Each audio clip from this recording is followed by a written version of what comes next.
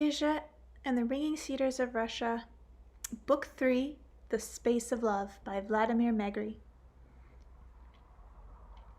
Chapter 1. Just Another Pilgrim. There she is again. Before mine eyes flows that mighty Siberian river, the Ob. I had finally reached the settlement where regular passenger service stopped, and was standing on the riverbank. In order to continue my journey to the spot where I could begin my trek through the taiga to Anastasia's glade, I would have to hire a small motorboat. Beside one of the many boats tied up along the shore, 3 men were laying out some fishing tackle. I said hello to them and mentioned I was ready to pay a good amount of money for transport to such and such a place along the Ob. Oh, he's learned now not to give away the exact location. That's Yegov's department. He charges 500,000 rubles for the trip there, answered one of them. I was concerned right off when I heard that someone here was already making passengers run to the tiny Siberian village, hidden way up north in the taiga. It was only 25 kilometers from there to Anastasia's glade, and the prices they were charging, I meant there must be takers. Demand creates a price like that. However, bargaining was something one did not do in the north, and so I asked, "And where do I find this Yergov?" "He's somewhere in the settlement, most likely at the store. See over where the little tykes are playing? That's his boat. His grandson Yavis with him. He'll run and fetch him. Go ask him." No sooner had I greeted Yavis, a bright-looking lad of 12 or thereabouts, than he started rattling off. "So you need to go there to see Anastasia? Wait, just a moment. I'll go call my grandpa in a sec." Strange writing. Without waiting for an answer, Yazas went dashing off to the settlement. I realized quite clearly he didn't need an answer. It was apparent that any stranger in these parts, in Yaz's opinion, had but one goal in mind. I made myself as comfortable as I could by the riverbank and began to wait. There being nothing else to do, I stared at the water and drifted into thought. The river was a good kilometer across at this point. Here amidst the bundles of taiga, which you couldn't see the whole of even from an airplane, the river had been flowing on down through the centuries. What had carried away of the past without leaving so much as a trace? What do these Ob waters remember from those times? Perhaps they remember how Yermak, the conqueror of Siberia, pressed by his foes with his back against the river Ob, single-handedly tried to repel an enemy attack, and how his blood from a fatal wound seeped into the river, which then carried off his enervated body to goodness knows where. What did Yermak in fact conquer? Perhaps his deeds weren't that much different from the racketeering that goes on in modern times. Probably it is only the river that is in position to judge today. Or perhaps, of greater importance to the river, may have been the raids of Genghis Khan troops in ancient times. His horde was considered great indeed. There is a regional center near Novosibirsk today known as Ordisko, which includes a village called Genghis. Perhaps the river remembers how Genghis's hordes retreated from their plunder booty, how they seized a young Siberian maiden while a mighty vizier, starry-eyed with love, eloquent, begged her to go with him of her own free will, with no resistance. The maiden remained silent, her eyes lowered. All the soldiers under the vizier's command had already fled, while he stayed and kept courting her with loving words.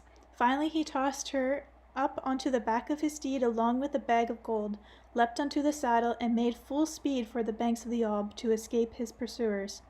They began to catch up. The vizier started throwing the gold at them, and when the bag was empty, he began tearing off his precious metals.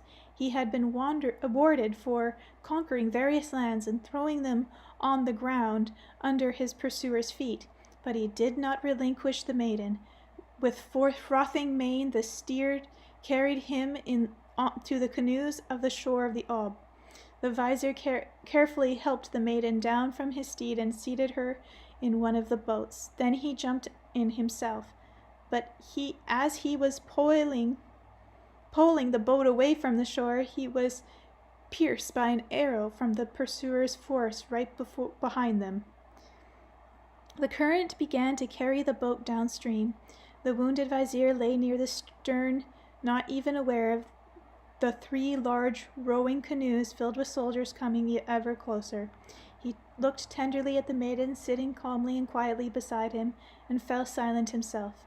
He had no strength left to speak, and the maiden looked at him, and then, with a glance at the overtaker's canoe, she smiled faintly at them, or maybe at something else, tore the ropes off her hands and threw them into the water.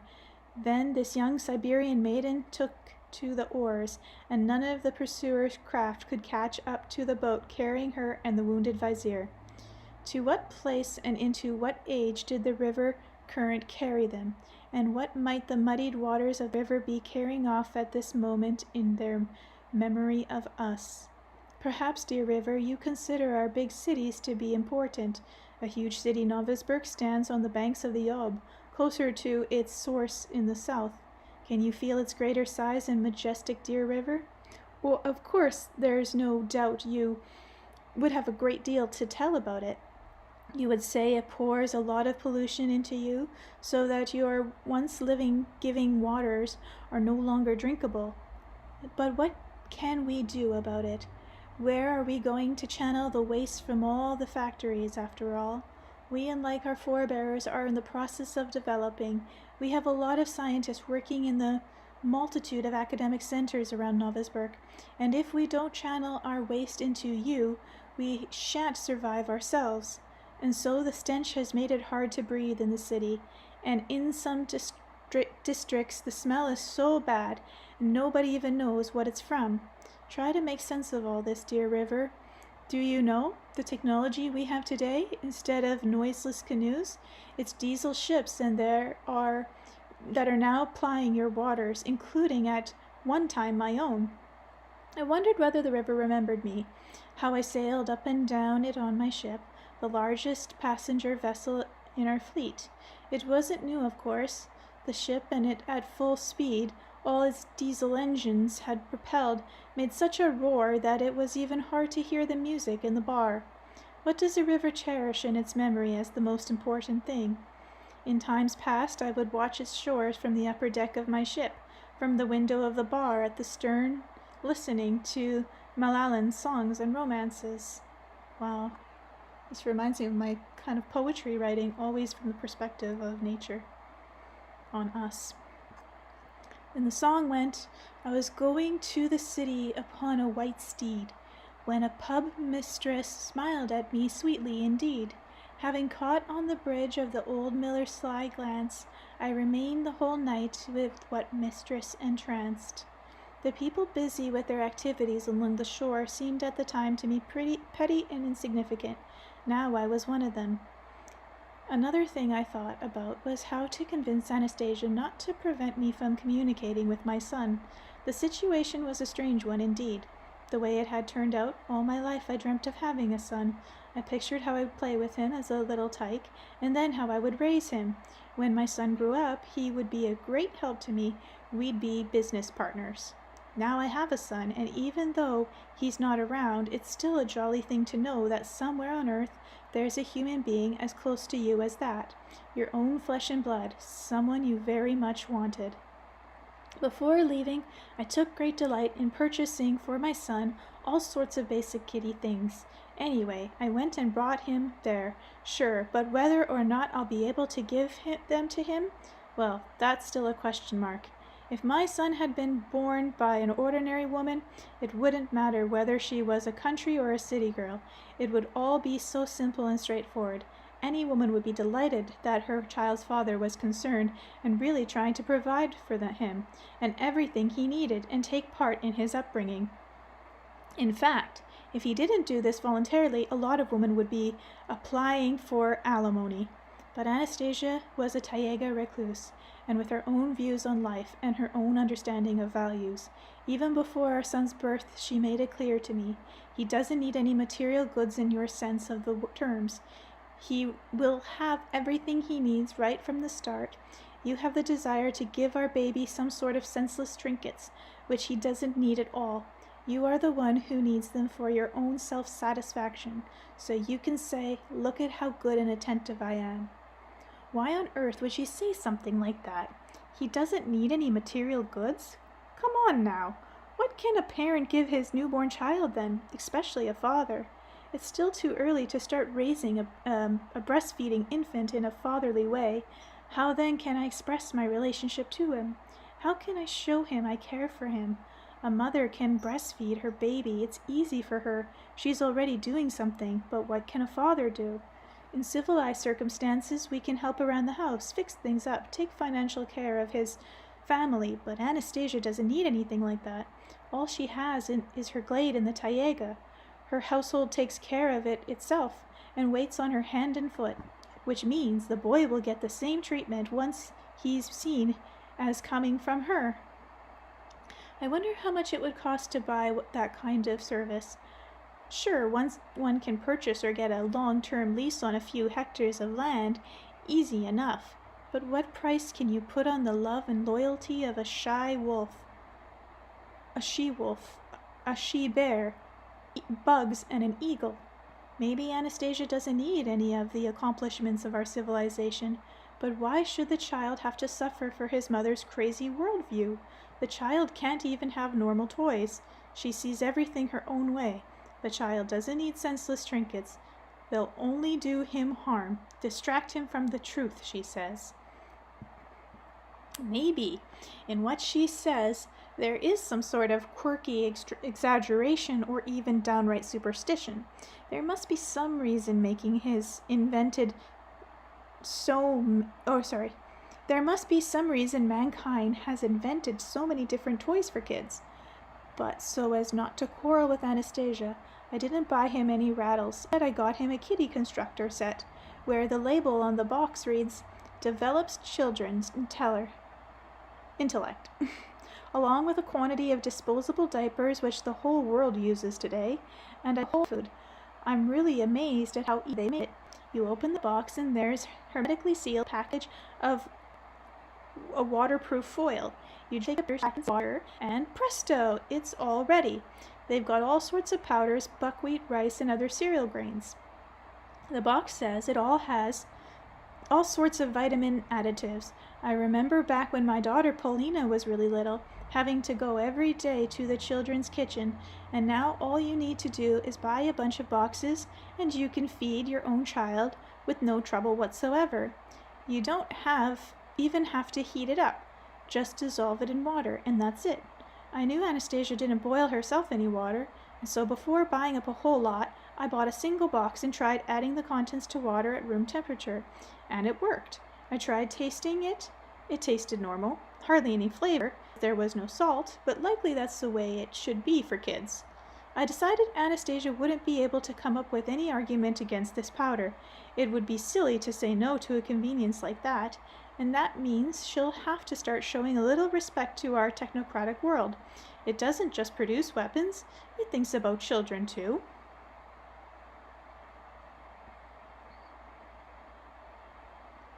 But the thing that disturbed me most about what Anastasia said, especially since it didn't seem to make any sense, was this. She said that in order for me to communicate with my son, I would have to achieve a certain purity of thought, i.e. cleanse my inner parts. Only it wasn't clear to me just what inner parts I should cleanse. It would have been understandable if she said I should shave or shouldn't smoke when I visited the child, or I should wear clean clothing, but she goes on and on about conscious awareness and inner purging, and just where do they sell the can purge anything therewith? Anyway, what have I got inside me that's so dirty? Maybe I'm not better than others, but I'm not worse either. Hey, if every woman started making a demand like that on her man, you'd have to set up a bloody purgatory for all mankind. It's illegitimate. That's what it is. I brought along a clipping from a civil code where it says that one parent has no right to deprive the other of seeing their child without due cause, even if the parents are divorced. Of course, our laws don't mean very much to Anastasia, but still, it's a pretty strong argument. After all, the majority of people do observe the law. I ought to be able to take a hard line with Anastasia, too. We should have equal rights to our child. I had thought earlier of taking a harder line with her, but now I've had some doubts about my initial decision, and here's why. Along with everything else in my backpack, I had brought along some letters from readers. I didn't bring them all because I kept getting so many. I wouldn't begin to have room for them all. Many of the readers care a great deal about Anastasia. They call her a messiah, a fairy of the Taiga, a goddess. They dedicate songs and poems to her, and some of them address her as though she were their bosom friend. This flood of letters got me reconsidering my words and actions in respect to Anastasia. I had about a 3-hour wait sitting beside Yurga's boat, and it was already late in the afternoon when I saw 2 men approaching the company of Yurga's grandson. The first was getting on in years. He looked to be at least 60. He wore a cloth raincoat and rubber boots. He was red in the face, obviously tipsy since he staggered slightly as he walked. The second was younger, around 30, and had a strong build, and as they came closer I noticed streaks of gray in the younger Siberian. Dark blonde hair. The elder of the two came up to me and said, "Hello there, traveler. So, you're off to see Anastasia. We'll take you. It'll be 500,000 for the trip, plus 2 bottles supercharge." It was already clear to me that I wasn't the only one trying to reach Anastasia. That was why the price was so high. To them I was just another pilgrim on my way to Anastasia's habitat. But still I asked, "How did you decide that I was going to see somebody named Anastasia, and not just to the village?" "If you be going to the village or no, you'd better have the 500,000 ready. If you don't have the right amount, we won't take you there." Yurgo's tone towards me wasn't exactly friendly. They charge so much for the trip, and yet don't talk very friendly, I thought. Why would that be? Still, there was no alternative, and I had to accept the terms, but instead of being happy at all the money, and especially the 2 bottles of vodka he spent his young assistant to buy at settlement, his attitude towards me only hardened. He sat down beside me on a rock and kept muttering to himself. "To the village. That village. 6 years, 6 houses, with people just barely alive. You call that a village? Who needs a village like that? And do you often take visitors to see Anastasia? I'll bet you earn a pretty penny transporting them." I asked Yurgov mostly to get a conversation going and soften his anonymity, but Yurgov only answered in irritation. "And who invited them to visit? We've got too many uninvited jerks bargaining in here. Nothing stops them. Did she invite them? Did she? No, she bloody well didn't. She told one bloke about her life. He goes and writes a book. Fine, write a book, but why give the location away? We never did, and here he meets with her once and writes about her life and gives the place away. That's something even females can understand. If you give it away, that's the end of her place and peace and quiet." "Does that mean you've read a book about Anastasia?" "I don't read books. Sashka, my workmate here, he's a real bookworm. Anyway, we can't get you to the village tonight. It's too far. The motor on the boat's not too strong. We'll make it as far as Fisherman's Hut. Spend the night there. Tomorrow Sashka will take you on while I do a bit of fishing." "All right," I agreed, thinking it was just as well. Yurgov had no idea I was the one who wrote about Anastasia. Sashka, Yurgov's assistant, arrived with the vodka. Then they put the fishing tackle into the boat, at which point Yurgov's grandson, Vasai, all but cut the trip short. He started asking Yurgov for money to buy a new radio receiver. "I've already fixed up a pole with an antenna. I've figured out how to set it up," says Yasa, "and I've got the antenna wire ready. All you have to do is plug the antenna into the receiver, and you pick up a whole bunch of stations right off." Chapter 2. Money for crap. You see what a bright lad I have for a grandson? Yurgov proudly declared with a warmth in his voice. A healthy curiosity, a budding craftsman. Way to go, Yasva. I can't read this name. Vasya. We'd better give him some money. The hint was all too clear, and I started to pull out my wallet. But Vasya, encouraged by the words of praise, went on. I gotta listen to everything about the cosmonauts, ours and the Americans. When I grow up, I'm gonna be a cosmonaut. What? What's that you said? Yurgov suddenly pricked up his ears. When I grow up, I'm gonna be a cosmonaut. The hell you are, Vasa. You're not getting any money from me for that kind of crap. That ain't crap, no way. Being a cosmonaut, everybody likes cosmonauts. I can't even say it. They're heroes. They show them on TV. They're always orbiting the Earth on their huge spacecrafts. They can talk with a whole lot of scientists right from space. And what good does all that chatter do? They're flying away up there, and in the meantime there's less and less fish in the ob. The cosmonauts can tell everybody about the weather. They know ahead of everyone else what the weather will be. Like tomorrow, anywhere in the world. Vasya continued his difference of modern science. So what else is new? You go see Babak Marha? Just ask Babak and she'll tell you that the weather will be tomorrow and the day after and the next year. She won't charge any money, not like your cosmonauts, eh? Those cosmonauts of yours are wasting Petya's money, your father's money. The cosmonauts get a lot of money from the state. And where do you think the state gets its money from? From where, damn it? It's from Petya, your father, that the state gets its money. I can catch some fish, and Petya later sells it in town. He wants to become this smart businessman, see? And the state tells me, pay your tax, give us all your money. After all, you know we've got a lot of expenses. And over in Duma, they just keep on fussing and fussing. Worse than a bunch of old biddies at a well. The way they've over-invented everything, they think they're the cat's whiskers. They've got all sorts of amenities, their own clean bathrooms to go to those smartasses, and meanwhile our river here gets dirtier and dirtier. You're not going to get any money, Vasya, till you wash that nonsense of yours right out of your head, and I won't make any more trips. I'm not going to earn good money for crap like that. Yurgov, probably because of his drunken state, got so angry he was just about ready to cancel the trip. Then he uncorked one of his vodkas Sashka had just bought him from the settlement and took a drink straight from the bottle. After lighting a cigarette, he managed to calm down a bit, and we all climbed into the boat.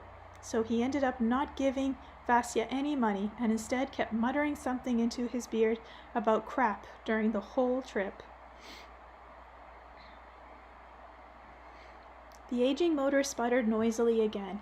It was hard to make conversation about the din. We scarcely said a word until we reached the old hunter's hut with a single little window. The first stars appeared in the night sky. Having finished off en route the bottle he had begun at the point of departure, Yurgov muttered to his Sashka, I'm off to sleep. You make yourself comfy here by the fire or on the floor of the hut. When it gets light, take him to our spot. Yurgov was already bending over to get through the tiny door of the hut, but all at once he turned around and repeated with an admonishing tone, to our spot. Got it, Sashka? Got it, Sashka calmly replied. As we sat by the fire eating fish cooked over the coals, I asked Sashka a question about a phrase Yurgov had used, which rather alarmed me. Alexander can tell me, what's the spot of yours is where Yurgov told you to take me? Our spot. That's on the opposite bank of the river from the village where you set out for Anastasia's glade, Alexander calmly replied. So that's it, I exclaimed. Here you go charging all this money, and you don't even take people where they need to go. You're right, that's the way we do things. It's about all we can do for Anastasia, to make up for what we've done to her in the past. What have you done to her? And why are you confessing this to me? How can you take me to your spot now? I'll tie up the boat wherever you tell me to, As far as money goes, I'll give you back my portion of it. So why do me a favor? I recognize you. I recognize you right off, Vladimir Megre. I read your books. I saw your photo on the cover. I'll take you wherever you want, only there's something I gotta tell you. You've gotta listen calmly to what I say, and thinking about it. You mustn't go into the taiga. You won't make it. Anastasia's gone. I think she's gone way back into some remote part, or somewhere else, off into the unknown. You won't make it anymore. You'll get yourself killed on the way, or the hunters will shoot you. The hunters won't tolerate any intruders on their lands. Intruders they deal with at a distance, so as not to subject themselves to unnecessary danger. Alexander was outwardly calm as he spoke. Only the stick he was stirring the embers with betrayed an awkward trembling, and the sparks flew up, alarming into the night like fireworks. Did something happen here? What was it? You recognize me, so tell me, what happened? Why did Anastasia go away? I've been wanting to tell this myself, replied Alexander in a hushed voice.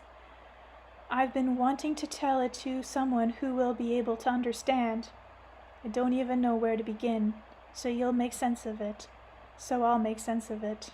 Tell it simply like it is. Simply. You know, it's true. It's all really quite simple. Only, it's so simple, it's terrifying. Just hear me out calmly if you can. Don't interrupt. I'm not interrupting. Give me the gist of it. Don't drag it out. Chapter 3. Uninvited Guests. Alexander began speaking quietly, the way Siberian people do, and yet at the same time there was no mistaking the feeling of inner tension in the heart of this young Siberian fellow, already showing streaks of gray in his hair. When I read your book, Anastasia, I was a postgraduate student at Moscow University. I was interested in philosophy and psychology. I studied Oriental religions and was really immersed in my studies. And then along came Anastasia, not in some faraway land, but right in my own neighborhood, Siberia, where I was born. And I could feel the tremendous power, logic, and significance in her words. I could feel a kindred spirit, something that really spoke to me. The foreign theories I had been studying paled in comparison to the extraordinary feeling that now welled up in me. I dropped my studies and rushed home as though from the darkness to light. I really wanted to see Anastasia and talk with her.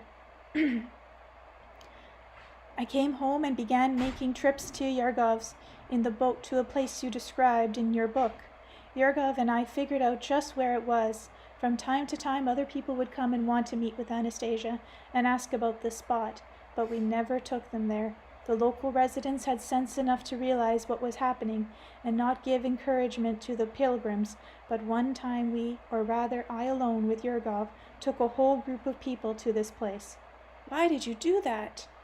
At the time, it seemed like I was doing the right thing, something good. It was a party of 6. 2 of them were prominent scholars, and from what I could tell you, they had considerable resources at their disposal, or those backing them. The ones who sent them had considerable resources. The other 4 in the parties were their security guards armed with pistols, and something else besides, and they had 2-way radios. I was invited to accompany them as their guide. I agreed, but not because of the money. I had a long talk with them first. They didn't conceal the goal of their expedition, a meeting with Anastasia. Their leader was a gray-haired, pleasant-looking chap named Boris. He realized that Anastasia all by herself could do more for science than many research institutes. They planned to take her out of the taiga and set her up in a nature preserve where she could live under conditions she was accustomed to, and they guaranteed her protection. Boris told me that if they didn't do this, someone else would, and anything might happen. Anastasia was an extraordinary phenomenon, and they felt obliged to protect her and study her. Boris had an assistant named Stanislav, a bright young man who claimed to be in love with Anastasia, even though he had never met her in person. I agreed with their arguments. They hired a small ship from a cooperative. They had a truck deliver barrels of aviation fuel to the ship. When we arrived at the spot, they set up tents on promontory and summoned a helicopter on their 2-way radio. The copter was outfitted for aerial photography, It also had a video camera and some other unusual equipment. Every day the helicopter would fly low over the taiga and take pictures, one quarter after another.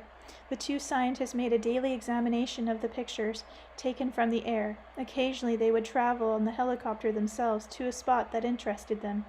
They were looking for Anastasia's glade, where they planned to land the copter. I could only imagine the noise the copter would make landing in Anastasia's glade, scaring all the living creatures around. I remember Anastasia had a baby and thought the roar from the copter might frighten him too. I tried to persuade the scientists that after determining the location of the glade, they shouldn't set the copter down there. I proposed that once they did determine the location, they should draw up a map and go to the glade on foot. But Stanislav explained that Boris would find it difficult making the long trek through the taiga. Stanislav shared my concerns about disturbing the peace of the taiga residents, but assured me that Boris would be able to calm down both Anastasia and her baby. It all came to a head on the fourth day. What came to a head?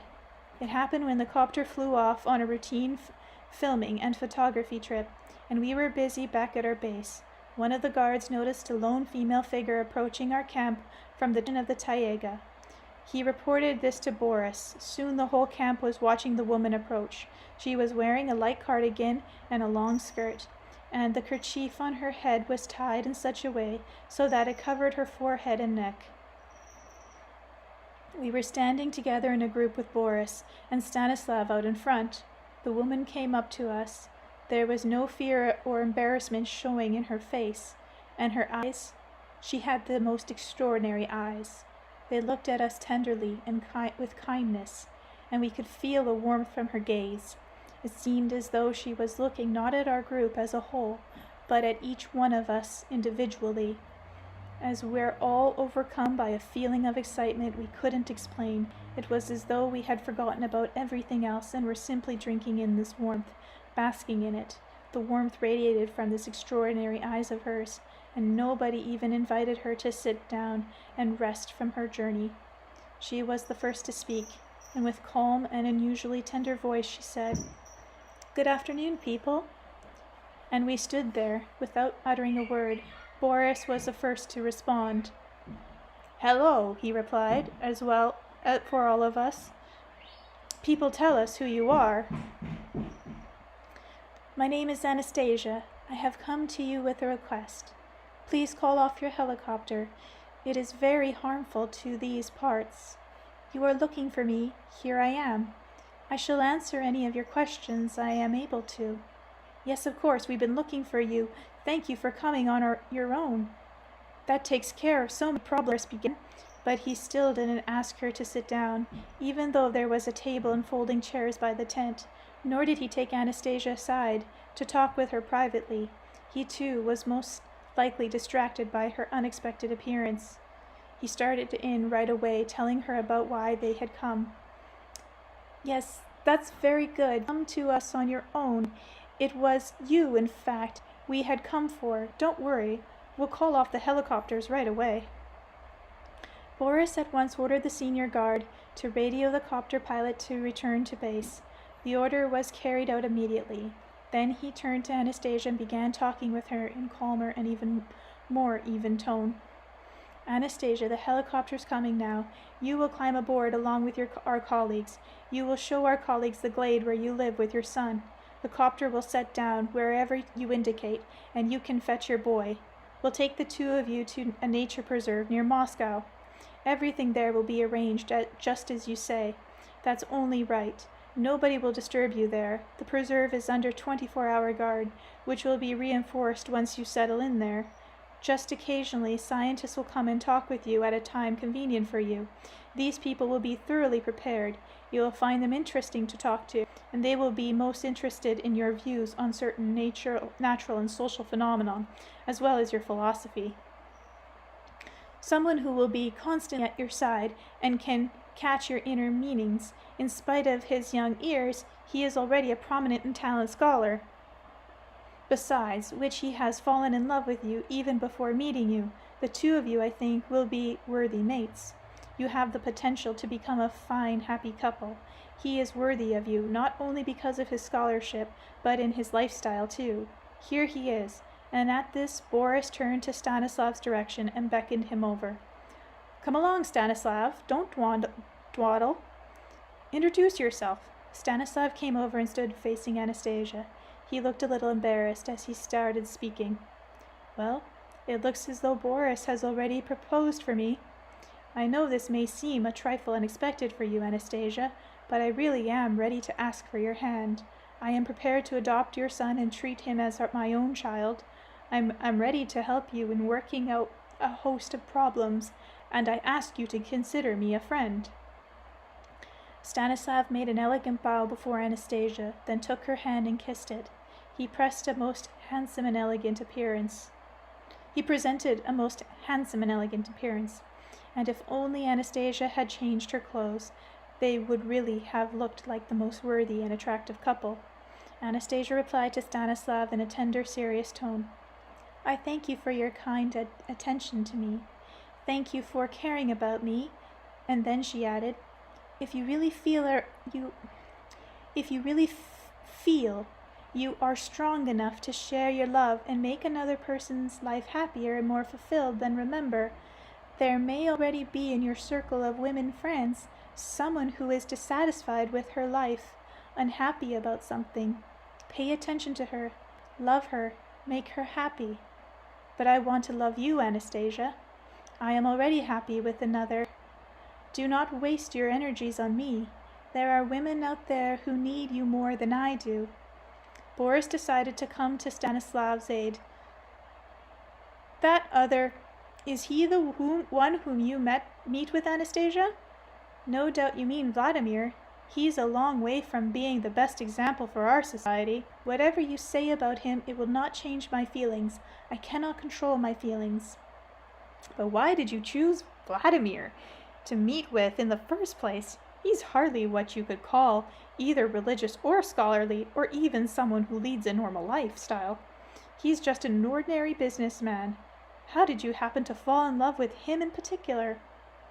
"At some point, I began to realize," Alexander went on, "that Boris, Stanislav, and the rest of the group had one clearly defined goal: to seize Anastasia, to take her by any means possible, and use her only in their own interests, against her will, and it didn't matter whose idea it was, their own or on orders from somebody higher up.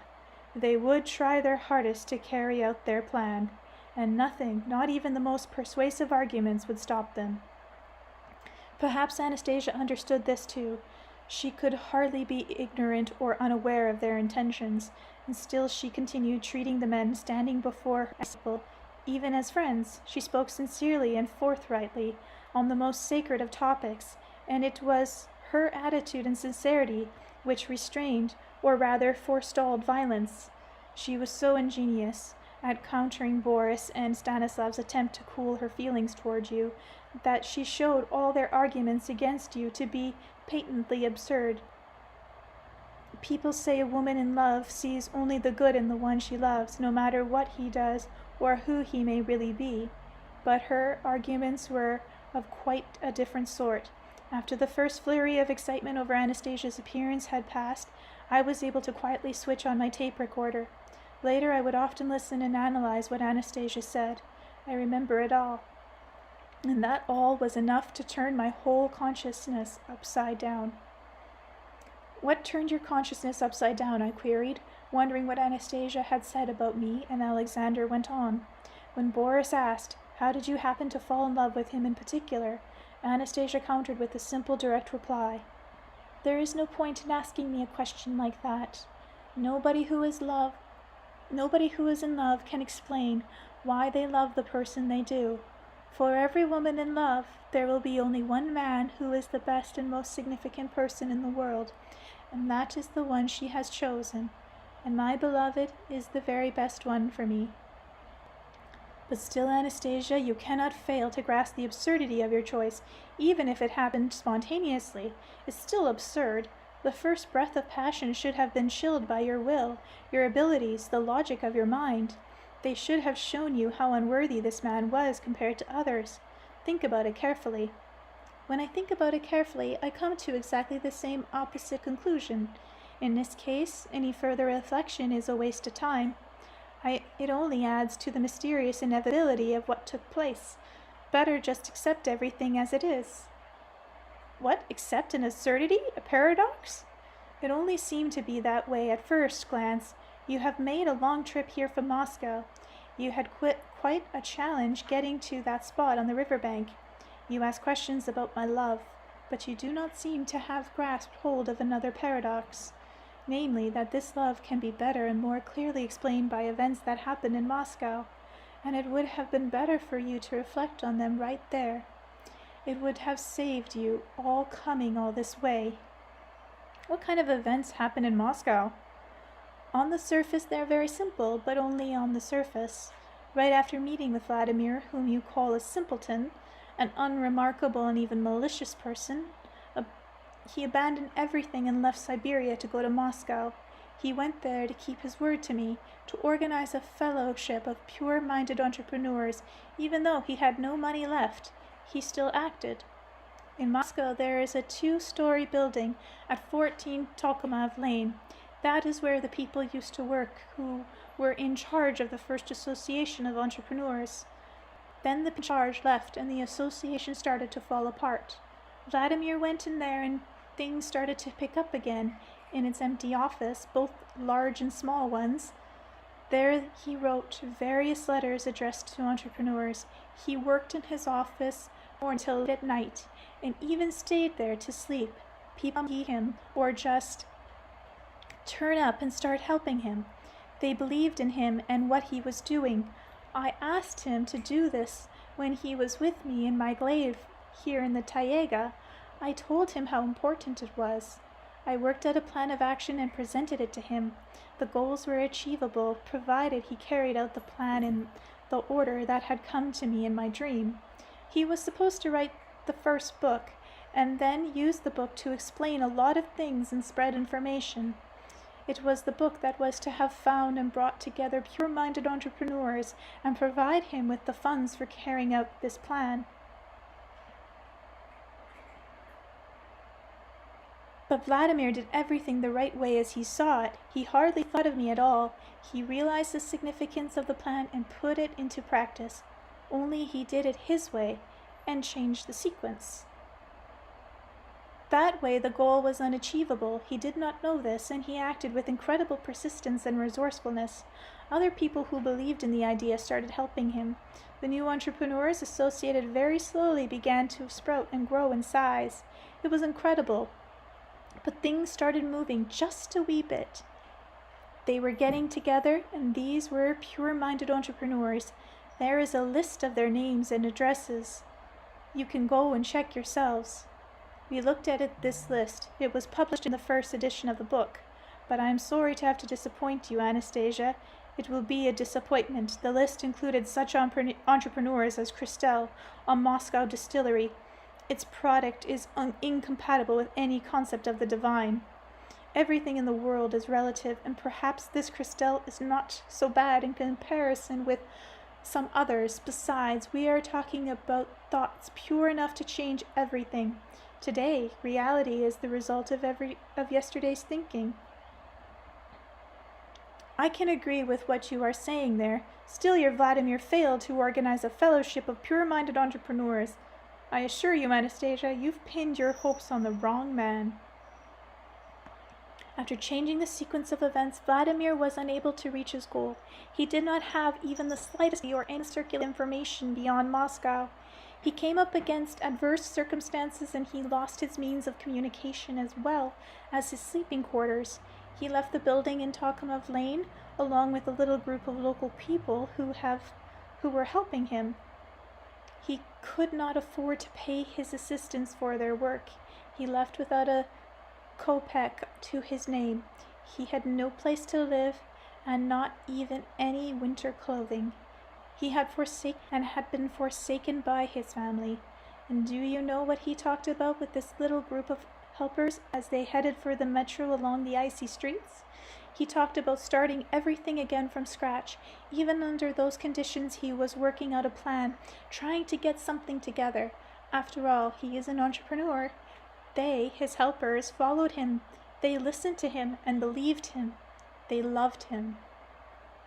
What for, if I may ask? You go ask them, these Moscow people, what for? Ask what they found in him. Go to the building on the Tokimov Lane and ask the security guards there why each time they came on duty they would bring him some food in jars or wrapped in cloth to give him a decent supper. They tried to do it in such a way so that not to offend him with their charity.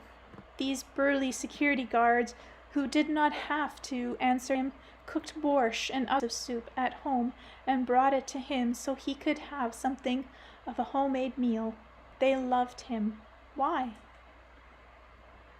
When you visit that building, go have a talk with a pretty woman who used to work as a secretary there. She is a former actress. She played the lead as the kind alien girl in the film Through the Thorns to the Stars. She played her very well.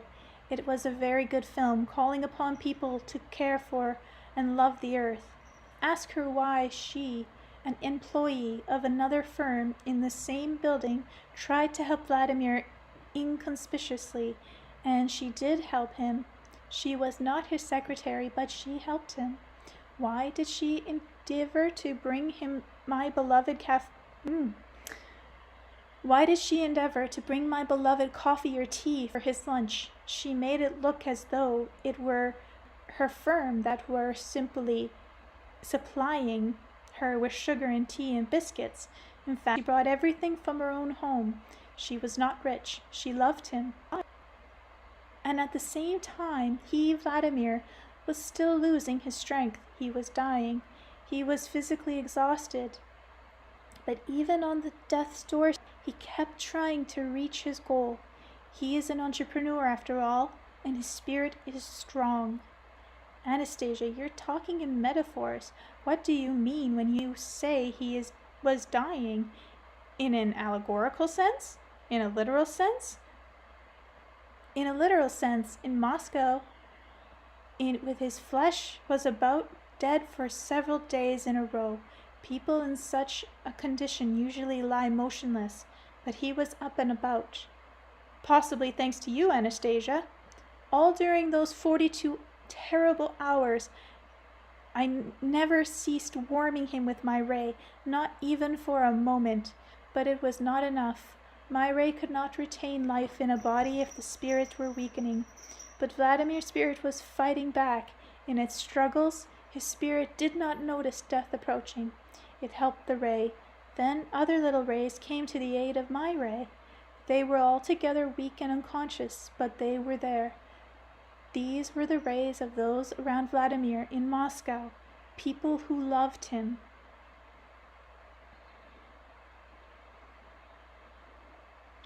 His practically dead flesh began to be filled with life. When confronted by sincere love, if it is strong enough, death retreats. The immortality of man is in love, in his ability to ignite love within himself. I see, Anastasia, dead flesh can't walk about. You're still speaking in allegories, not scientifically. The criteria of human science are always temporary. There are truths that are valid beyond the present moment. But how can modern scientists be convinced? We need results from objective measuring devices. Fine, go to Kursk Terminal. There is an atomic phone booth in one of the adjacent metro stations. During that bad period, Vladimir had his picture taken for an ID card. One of those small color prints, you may still be able to find it at the beginning at 42 Lensky Prusk, or Vladimir himself might have it. Take a careful look, and you will see all the outward signs of a dead body. The automatic camera captured even the death spots on his face, but you will also see life in his eyes and a fighting spirit. And yet, you were the only one who could rescue him, Anastasia. Tell me, how is it that you ended up spending so much of your energies on him? Why? I was not the only one who came to his rescue. As the 3 Moscow students, why, they rented an apartment for him at their own expense. When he finally realized the reason he was failing and set about writing the book. Why did they write in the middle of an exam period and trying to earn more money wherever they could, spend their evenings keyboarding Vladimir's text into their computers? Why? You can ask the same question of many Moscow residents who were at Vladimir's side in his time of need. The solution to the mystery lies in them, not in me. Why did Moscow and her people help him and take care of him? Why did they believe in him? The city of Moscow was also writing the book. I am thrilled with that city. I have fallen in love with it. No amount of roaring machines or senseless cataclysm devised by the technocratic world could nullify the embrace of kindness and love from the hearts of its people. Many, many residents from this city are searching for kindness and brightness, for love. Through all the bustles and the clamor of roaring machinery, they feel its tremendous power and grace. But Anastasia, what you say is really incredible and overwhelming. It couldn't happen all by itself. Once again, it shows the incredible scope of your abilities and extraordinary possibility of that ray you possess. You have evidently used it to enlighten the Moscow people who got in touch with Mir. You can't deny now that you did that and that you were the one who made all these miracles happen. Love is what makes miracles happen, and I did use my ray to make careful contact with all those in communication with Vladimir. But all I did was to give a bit of strengthening to the feeling of goodness, love, and bright aspiration that they already had. I only strengthened what it was in them already. And the book was published by Moscow. The first print run was small, and it was pretty slim volume. But people started buying it. It quickly sold out, far from the distorted events he had witnessed in the Taiga. It honestly described the feelings he had experienced in the eyes of many readers. I came out looking clever and good, while Vladimir appeared stupid and none too bright, which is the same thing. People in their homes reading the book did not take into account that Vladimir was with me, one-on-one in the remote Siberian taiga. Everything back then was extremely unfamiliar to him, and I do not know who else could go so far into the taiga with no gear at all, or how much a person would behave upon seeing what Vladimir saw. Vladimir was honest in the way he depicted everything, and yet for many people he began to look stupid. And here you are asking me, why did I choose him, and why do I love him so? In the process of writing the book, Vladimir was already turning his thinking around on a great many things. He grasped everything very quickly. Anyone who has the opportunity of talking with him cannot fail to notice that. But he never tried to paint a rosy picture of his former self. Chapter 4. Chords of the Universe. Anastasia spoke warmly about you, Alexander continued. She knew all about people and events. She told them that the first book you wrote came out in Moscow in the small print run, and it immediately led to enthusiastic reviews, poetry, paintings, and songs. She said that thanks to the sincerity of the writing of the book preserved in the combination of symbols she had sought out in the universe, and these were what aroused extraordinary beneficial Panician feelings in people. When Boris heard that, he began fidgeting and abruptly sat down on the table by the tent. I noticed he was surreptitiously trying to switch on a tape recorder. He was probably so caught up with the pursuit of important information that he completely forgot about everything else around. He didn't even offer Anastasia a chair. He was so bent on extracting so much information from her as he could, and quickly this old gray-haired fellow was excited and fired off more questions. Scientists in many countries of the world are trying to capture the extraordinary sound of the universe with their costly specialized equipment. These sounds are out there. They are known to science. Maybe not all of them, just a few for the time being. Maybe just a billionth part of the whole. What device do you use to capture them, Anastasia? What equipment will allow us to select the sounds that can exert an effective influence on the human mind? The equipment one needs has existed for a long time. Already, it is called the human soul. The attitude and purity of the soul will accept or reject sounds from the universe. Okay, fine. Let's assume you've managed to find and select some of the billions of sound, the best that the universe has to offer, and then recombine them in the right way. But sound can only be produced with the help of the device of a particular musical instrument. What's the point of a book, then, after all, if it can't make sounds? Okay. You are right. A book does not make sounds, but it can serve as a score, like a musical score. The reader will involuntarily utter within himself any sounds he reads. Thus, the hidden combinations in the text will resonate in the reader's soul in their pristine form with no distortion. They are bearers of truth and healing, and they will fill the soul with inspiration. No artificial instrument is capable of reproducing what resonates in the soul. How did Vladimir manage to preserve all your combinations if he himself knew nothing about them? I took note of Vladimir's speech patterns. Besides, I knew in advance that Vladimir would not distort the essence of the events or what he heard, that he would even present himself just the way he was. He did not convey all the combinations of signs he needed to carry on writing. After all, he set forth only a fraction of what he knew and was trying to make sense of when he started to write.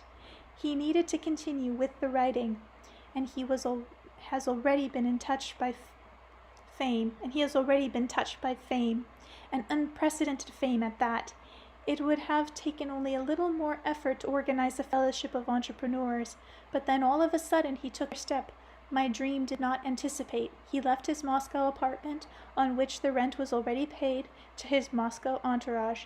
He left to them the privilege of receiving compliments from readers, while he himself boarded a train and headed out of town. Why did he do that? He had been wanting all along to seek out confirmation of some of the things I had said, scientific confirmation of the existence of various phenomena I had talked about, to investigate them. And that is why he decided not to write any more for the time being. And so he went off to Kashkais. He left Moscow to see the dolmens and the Kashkais with his own eyes. The ancient structures where living people went to die 10,000 years ago. I told him about them. I also told him about the important functional significance these dolmens have for people living today. Vladimir came to the city known as Geljanek in the museum there. Along the museums in Krasnodar and Novosibirsk, he collected material on the dolmens. Then he met with various scientists, archaeologists, and local ethnographers who are studying the dolmens. He ended up with considerable more information on them than was available at any one museum. Naturally, I tried to help him inconspicuously. I used the mouths of people who came to see Vladimir to calculate a good deal of new information in him, so that he would have the opportunity to make his conclusions. But he also did his part by acting quickly and decisively. This was after he had compared all the information he had gathered with what I had told him, after the archaeologist had shown him the dolmen closest to the road, and he discovered that there were others, but that they had fallen into ruin for lack of proper attention from the local residents. The local people had never been much interested in them. Vladimir then did something that might seem incredible. In 3 months he managed to change the attitude of the local residents towards the dolmens. They began bringing followers. The women ethnographers of the Geljanek Museum set up a public association which they called Anastasia, in my honor. This association opened a school for tour guides in order to get the right message out to the tourists about the dolmens, so they would preserve and take care of the dolmens instead of destroying them.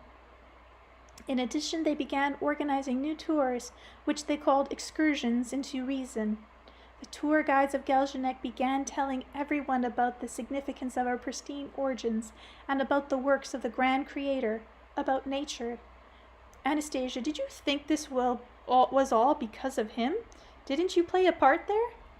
If I could have done as much as this without him, I would have done it long ago. I very much wanted to. It is in one of the distant dolmens in these mountains that my foremother's flesh approached its death. But how? How do one man, a nobody, manage to change people's attitudes in so short a time? And how could he have set up such an active association? You say that the local residents had access to scientific material and all sorts of publications, since people knew about them at the museums, but they didn't pay any attention. That is correct. They knew about them, but did not pay attention. But why did you then listen to him? How did he manage to pull it off? You can't change people's consciousness that quickly. But Vladimir did not know that. He did not know that consciousness cannot be changed quickly, and that is why he acted, and in fact changed it. Go visit the city. Ask the different people who joined this association. Find out how and why fortune smiled on Vladimir.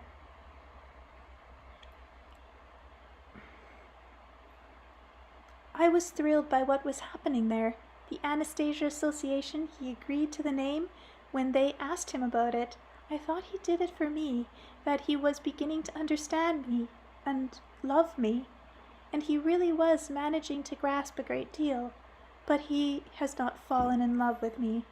He has not done so because of my many mistakes and transgressions. I soon began to figure this out. I began to realize that my dream was actually coming true, and that people would indeed be transported across the dark window of time. Yes, and that people would be happy. What I dreamt about would come true, except that my love for him was not to be requited. And this was payment for the many mistakes I had made, my lack of perfection and my own insufficient purity of thought. What happened? What made you come to that conclusion? Boris queried. In any case, everybody's known for a long time how coarse and uncivilized this fellow is. Believe me, Anastasia, as your senior and as the father of a family, I can tell you that your parents would not have approved of such a union. I beg you, do not talk that way about one who is so dear to me. Regardless of how coarse Vladimir may appear to some people, I know differently. What else is there to know about him? Everybody knows what people entrepreneurs are, and he's just a typical example of the species. That's clear to all. Anastasia, I must say, you have a rather biased opinion of Vladimir. No matter, it's still my opinion. Besides, your assumptions regarding my parents' view is wrong. Chapter 5. The Spirit of a Foremother. I realized it one morning, Anastasia said quietly, and her gaze looked as though it were immersing itself in the past, a morning when Vladimir was not at home in the flat he had rented temporarily. I could not find him with my ray. It was the morning of the day when my foremother went into a dolmen to die many centuries ago. I always think of her on that anniversary. I try to talk with her, and she talks with me. You people are accustomed as well to going to the cemetery on a day you remember your loved ones, to think about them, even talk with them. I can do this without leaving my glade. My ray helps me both see and talk at a distance, and they can feel my ray. On that day, I was thinking about my foremother, trying to talk with her as usual, but I could not sense any reply from her. Not at all. None at all. She was not responding to me. This had never happened before. Then I tried to locate her dolmen with my ray, and I found it. I shone my ray upon it with all my might. My foremother did not respond. Something had happened I did not know about. My foremother's spirit was not in the dolmen. Anastasia, please, explain what you mean by someone's spirit. What does it consist of? It consists of all the unseen elements in a man, including certain passions and sensations acquired during the period of existence in the flesh. Does the spirit possess an energy, analogous to any of the energies we know of? That is correct. It is an energy complex consisting of a multitude of different energies. After the end of human individuals' fleshy existence, certain of these complexes break up into separate energies, which are subsequently used in plant and animal aggregates, as well as in essential natural phenomena. What kind of power do they have? What is the energy potential of unbroken complexes?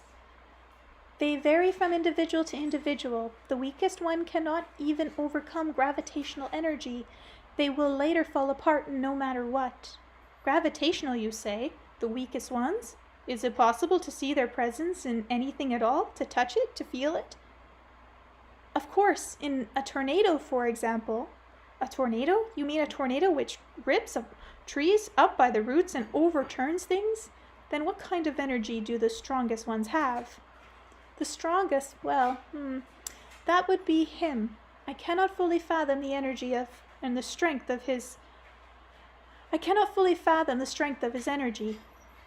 Then let's say, somewhere in between, something average. The energy complex of many average spirits already contains a released mental energy.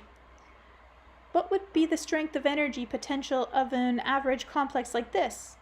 I already told you, it contains released mental energy. What does that mean? What can it be compared to? How would you define it?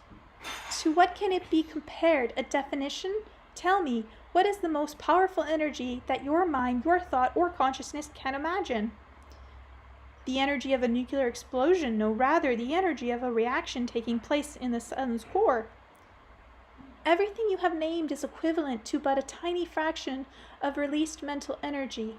As for definitions, those are things you keep up yourselves to use in verbal communication with each other. Not a single definition you have ever thought of is applicable here. You can use the ones you are familiar with if you multiply them by the power of infinity. Tell me, what is the strength of your foremother's energy? It contains released mental energy? How did you find out about your foremother? How and where did she die? After all, what happened 10,000 years ago? That information about my foremother who went into the dolmen to die was passed down from generation to generation of her descendants. Did your mother tell you about her? I was only an infant when my mother perished. I was not capable of taking in that kind of information. My grandfather and great-grandfather told me all about my foremothers. Can her spirit be seen with normal human vision? Partially, if one changes one's spectral perception along with one's inner rhythm.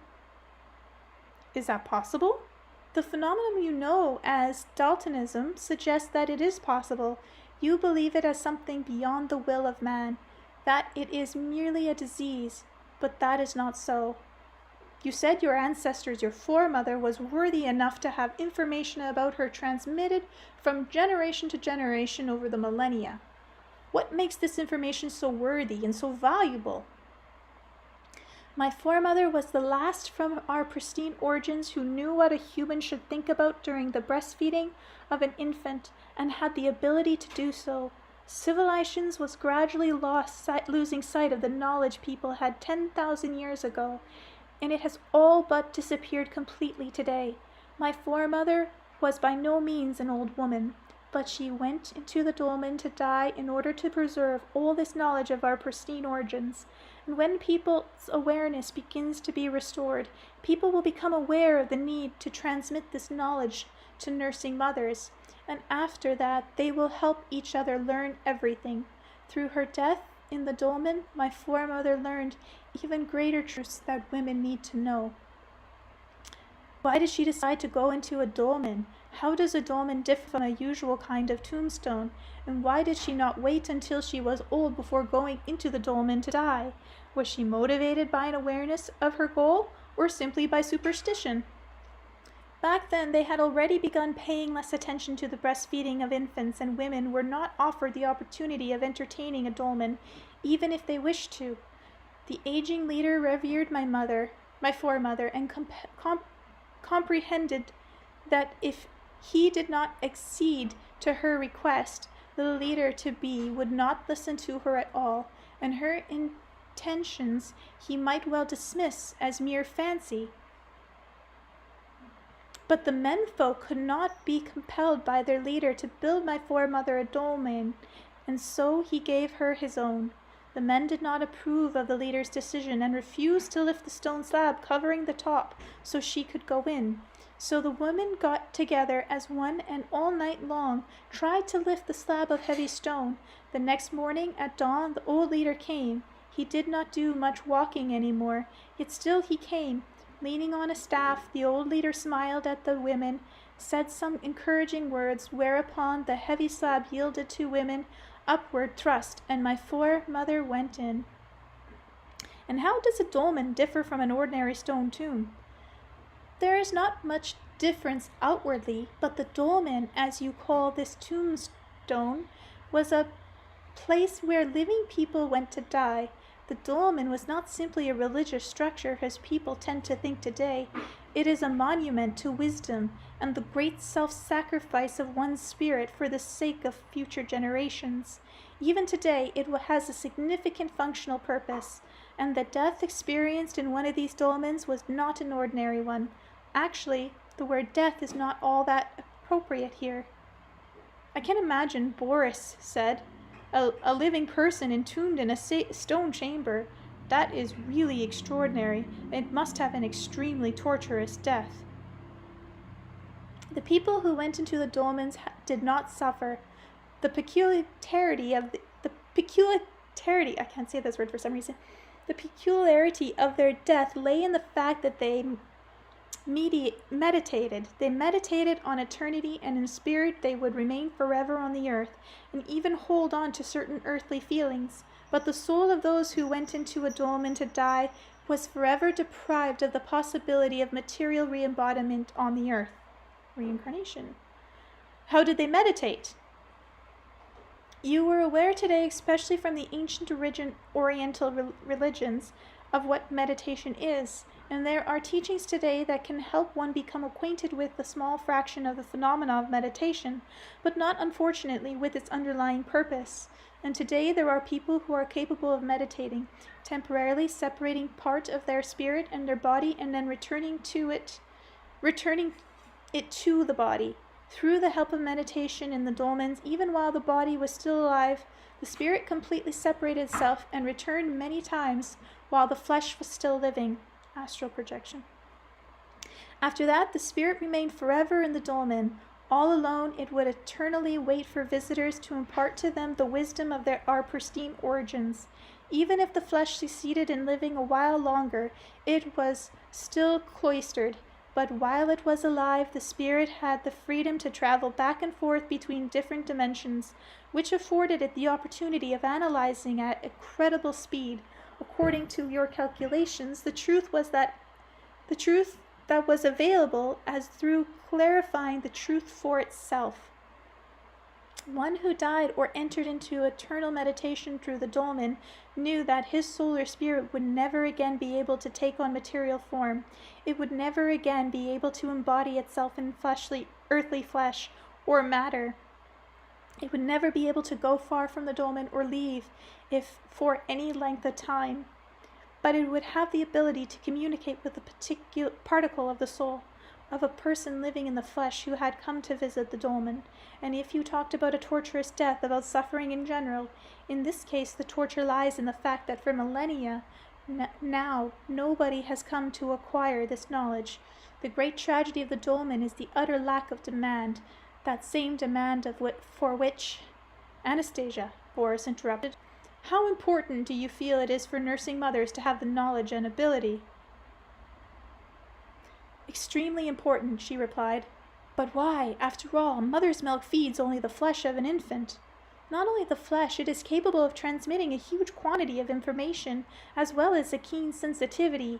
You must be aware, after all, that every substance includes its own kind of information, its own radiance and vibration. Yes, I know, but how can mother's milk transmit sensitivity? It can. It is extremely sensitive. It is inextricably linked to the feeling of the mother. The taste of the milk can change according to her feelings, and stress can even cause the milk to congeal or stop coming altogether. Yes, that can indeed happen. It can. And you say nobody's come to visit your foremother? That means nobody's come over many thousands of years?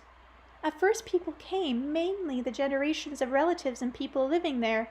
After that, a series of cataclysms began happening on the earth. People began migrating. The dolmens remained where it was. But over the past millennia, nobody has come to visit my foremother to find out. Now the dolmens are all being laid waste because people do not know. In the taiga, when I first told Vladimir about the dolmens of my foremother, he said that perhaps he would go visit her dolmen. Then I explained how it was impossible for him to comprehend or feel my foremother's spirit and accept the information she had to give. Men simply do not know the feelings and sensations inherent in a nursing mother. All these millennia, my foremother has been waiting for women, not men, to come see her. But no woman have come to see her dolmen, and I am the only one to communicate with her once a year. And on that particular day I wanted to be in contact with her and tell her something good, but I could not. My foremother's spirit was not anywhere close to the dolmen. I had no idea why, and began quickly searching with my ray all around in constantly widening radius. And then, all at once, I found her. I found her in a ravine among the rocks. Vladimir was lying on the rocks unconscious, and my foremother, her spirit, was bending over Vladimir, taking forms as a conglomeration of invisible energies. I realized then what had happened. I had known even earlier that Vladimir was looking for guides to take him to the dolmens located far away from the main road, but he could not find any. No one would volunteer to accompany him, and so Vladimir decided to go into the mountains alone. At one point he fell off the path into a ravine. He was wearing ordinary shoes, not suitable for mountain hiking. In fact, he did not have any mountain gear at all.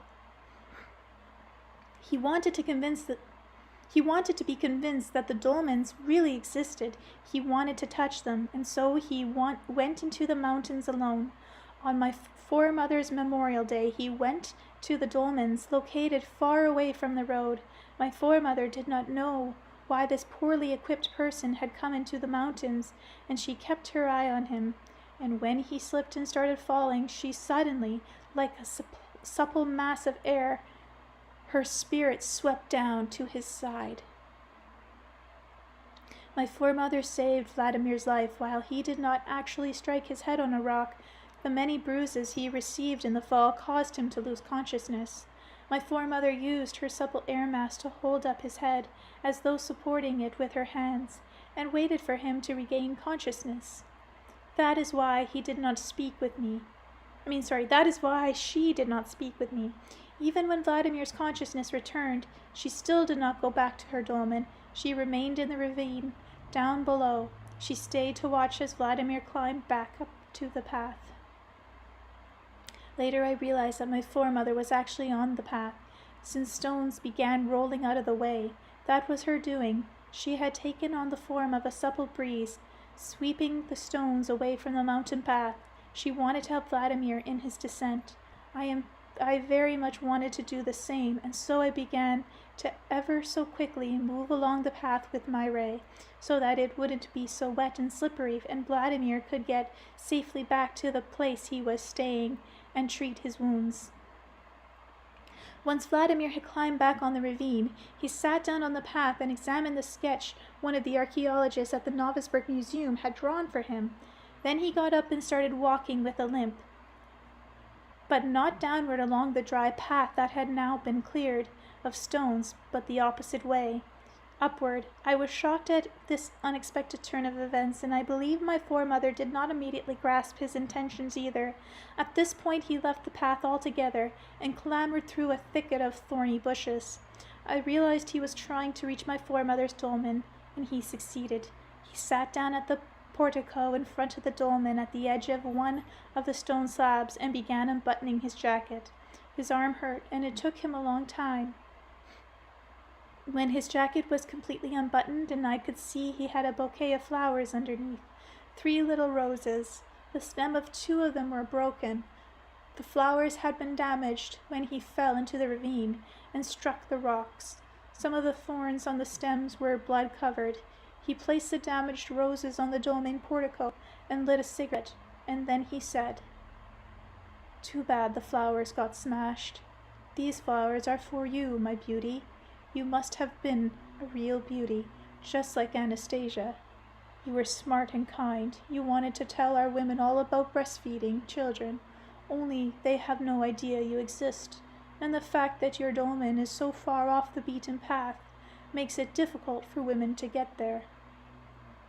Then Vladimir took out a shallow little flask of brandy and 2 little metal goblets and pulled out a fistful of squash candies from his pocket. He poured brandy into the goblet, he drank one of them, placed the other on the dome and portico, covering it with a piece of candy, and said, "This is for you, my beauty." Vladimir did everything people do today at cemeteries when they come to see their loved ones or dear friends.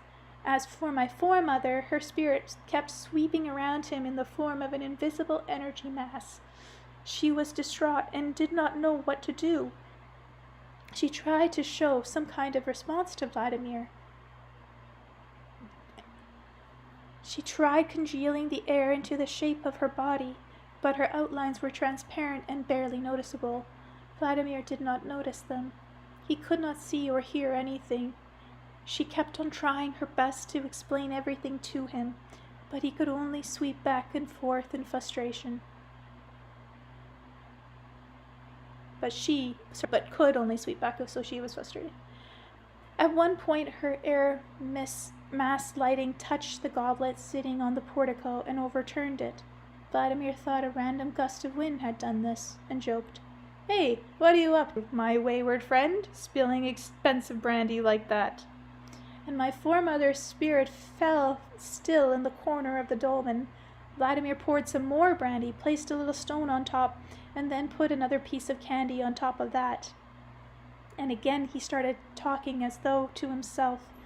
"We need to get a decent pathway in here. Just wait a bit. There will be a proper path to your dolmen, and that way women will come to see you. You will tell them everything they need to think about in breastfeeding an infant. Indeed, you must have had very beautiful breasts." Then Vladimir started his descent. It was late at night when he got back to the place he was staying.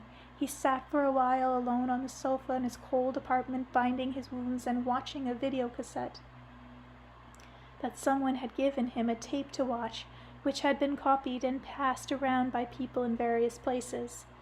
On the tape there was a speaker in front of a large audience, made up mainly of women. He was talking about God and how strong the spirit of a righteous man could be. Then he started talking about me.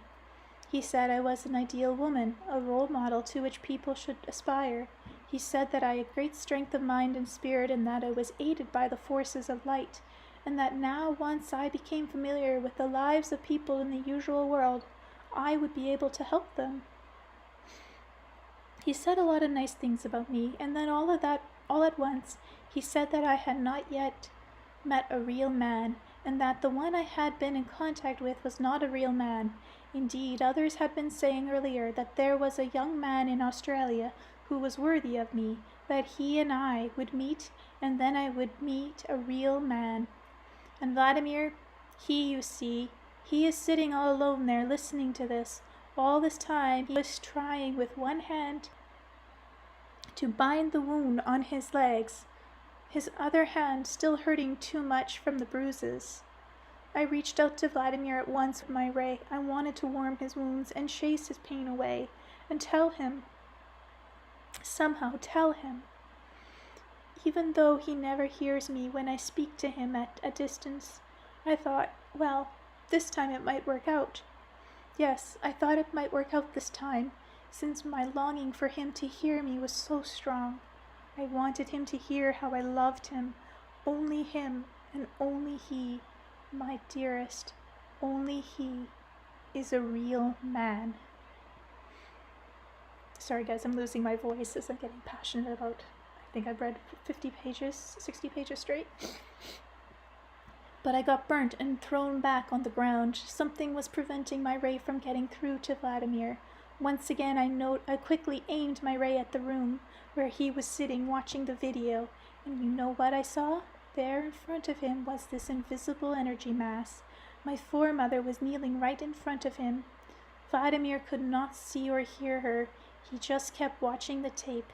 In the meantime, my foremother was warming the wounds on Vladimir's legs with her breath as he was pouring his terrible, painful cologne on his wounds, and my foremother tried speaking to him, but he was unable to hear. Another drink.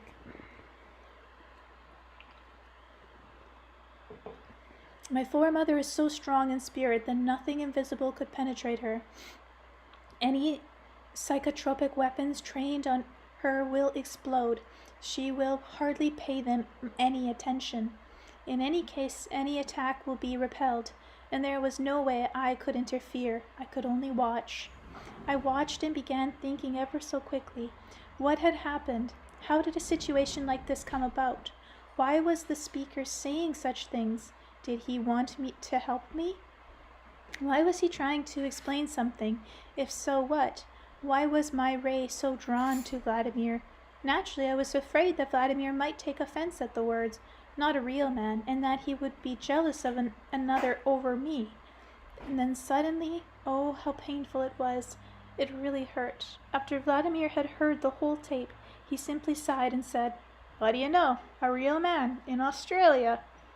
I heard, eh? They're going to meet. Maybe then they will give me my son. My ray began trembling. It was as though everything had somehow gone dark. You see, Vladimir was not jealous. Naturally, that is not a good feeling, jealousy, but I wanted to see him jealous. At least a little. Just a teeny weeny bit. But here was Vladimir handing me over to another with complete indifference. I could not restrain myself and started to cry. I began asking and pleading with my foremother to tell me what I had done wrong. What mistake had I made? Where had I transgressed? She did not reply until Vladimir had finished binding the last wound. Then she told me sadly, "All you had to do was love, daughter dear, to think about what was good for your beloved without elevating yourself in the process." I tried to explain that I did really want only that what was good, but once again she quietly said, "You wanted something for yourself, daughter dear. Pictures, music, poems, and songs. It will all come to pass. Your dream is powerful, I know. It is for everyone and for the one you love, too. But now it will be more and more difficult for you to obtain earthly love. You are becoming a star, daughter dear, beautiful, and people may admire and love a star, but not as a woman." That was the last thing my foremother said. I lost my sense of self-control. I screamed, and I tried to explain, to argue that I did not want to be a star, that I simply wanted to be a woman and be loved, but nobody could hear me. "Please help me. There is a lot I now understand. I am not afraid for myself. I can take care of myself. But it will take Vladimir much longer to understand, and in the meantime, listening to that kind of talk is leading him away from truth. The distribution of that cassette must be stopped. It suggested to people, including Vladimir, that I am some sort of ideal role model, a star, and that someone else instead of him ought to be with me. I am not a star. I am a woman. I want to love whom I myself want to love. My path is not determined by me alone. I was mistaken. I dreamt things work out so that people would talk about me, dedicate verses and songs to me, that artists would draw me, and that was all to come about. Whenever I dream, my dreams all come true, and this one has too. I am grateful for the verses and the songs. I am grateful to the poets, but I was mistaken all along. That was how I dreamt it. The poems are needed, but I was not supposed to become a star. I wanted to tell that so to Vladimir, would look at the images into the songs and remember, so he would remember me, but I did not know this when I was dreaming it. Now I realized. I am becoming a star. Everyone looks up at stars, but it is a woman they love. Anastasia, do you realize what you're asking for? There's no way to stop a cassette from being distributed, especially when it's one people copy themselves. That's not you can control it. You cannot, but Vladimir, he is an entrepreneur, and even it is said to be uncontrollable, he could still do something, but not do anything. He has resigned to the assumption that I am not a suitable mate for him. Forces of light. Alexander continued, forgot about everything else, and went on plying Anastasia with questions such as, "What are the forces of light?" "These," Anastasia replied, "are all the bright thoughts ever participated with them." "Can you freely communicate with them? Can you see them?" "Yes, I can." "Can you answer any questions confronting science today?" "Many of them, perhaps. But your scientists, indeed, every man can find the answers. Everything depends upon the purity of one's thoughts and the motives for asking." "Could you explain certain phenomena for science?" "If the answer does not come to you, it means your thoughts are not sufficiently pure. Such is the law of the Creator. I will not go against it if I feel it is not right to tell you." "Is there something higher than the bright thoughts produced by man?" "There is. They are just as significant." "What is it? How could you define it?" "In a way you are capable of relating to." "Are you able to talk to him?" "Yes, at least sometimes. As far as I know, I talk directly with him." "Is there some kind of energy that exists in the universe that we don't know about on Earth?" "The greatest energy in the universe is on the Earth. We need only to understand it." "Can you, Anastasia, give me at least an approximate description of this energy? Is it like a nuclear reaction? A vacuum phenomenon?" "The most powerful energy in the universe is the energy of pure love." "I'm talking about visible, tangible energy capable of infinite technological progress or producing heat and light, and if you like, an explosion." "And I'm talking about the same thing. All your humanity established installations taken together are not able to supply light to the earth for any length of time, but the energy of love can." "There you go, talking allegorically again. In some other metaphors?" "I am talking in literal sense. As you love a feeling, it's visible. It can't be applied or even seen. Love is energy. It is reflected. It is possible to see it." "What is it reflected? How is it possible to see it?" "The sun, the stars, the visible planets, they are all but reflectors of this energy. The light of the sun, which gives life to everything on the earth, is created by human love. In the whole universe, the energy of love is reproduced only in the soul of man. It takes upward flight, becomes filtered and reflected, and pours itself forth from the planets of the universe as beneficial light upon the earth." Do not combustive chemical reactions take place on the sun all on their own? You only have to do a little reasoning to realize the falsity of such a conclusion. It is like, as you put it, 2 plus 2. Can man control this energy? Not to any significant degree, at least for the time being. But do you know how to do it? Myself, I do not know. If I knew, my beloved would already love me. You say you can communicate with him, a being higher than the forces of light. Does he always answer you? I mean, willingly? Always, and he always answers very gently, because he could not do otherwise. Could you ask him how to control the energy of love? I did ask. And? To comprehend certain answers of his, one needs to have a certain level of consciousness, awareness, and purity, which I myself do not have. I do not understand all his answers. But you will still attempt to do something to obtain this love. Of course, I shall do something. What will you do? I shall think. Help me. I need to ask all the women out there who have ever loved, all who have or have not been loved.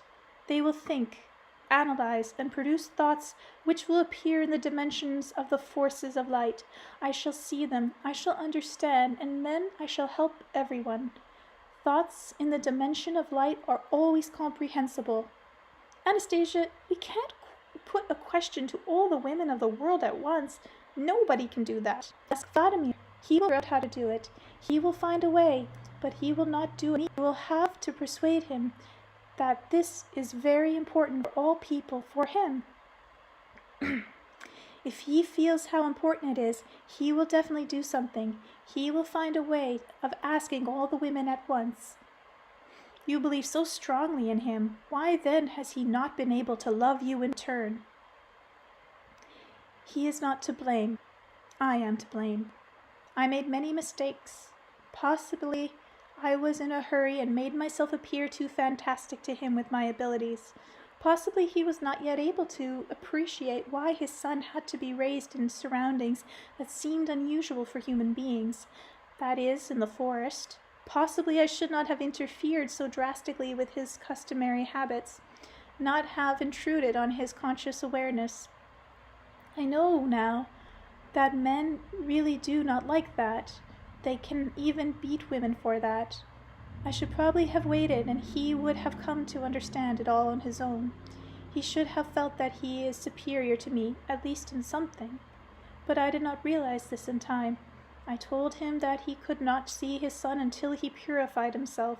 At that point I was thinking only of our son, about what was best for him, and I inadvertently said it would not be good for him to see his father as a dimwit.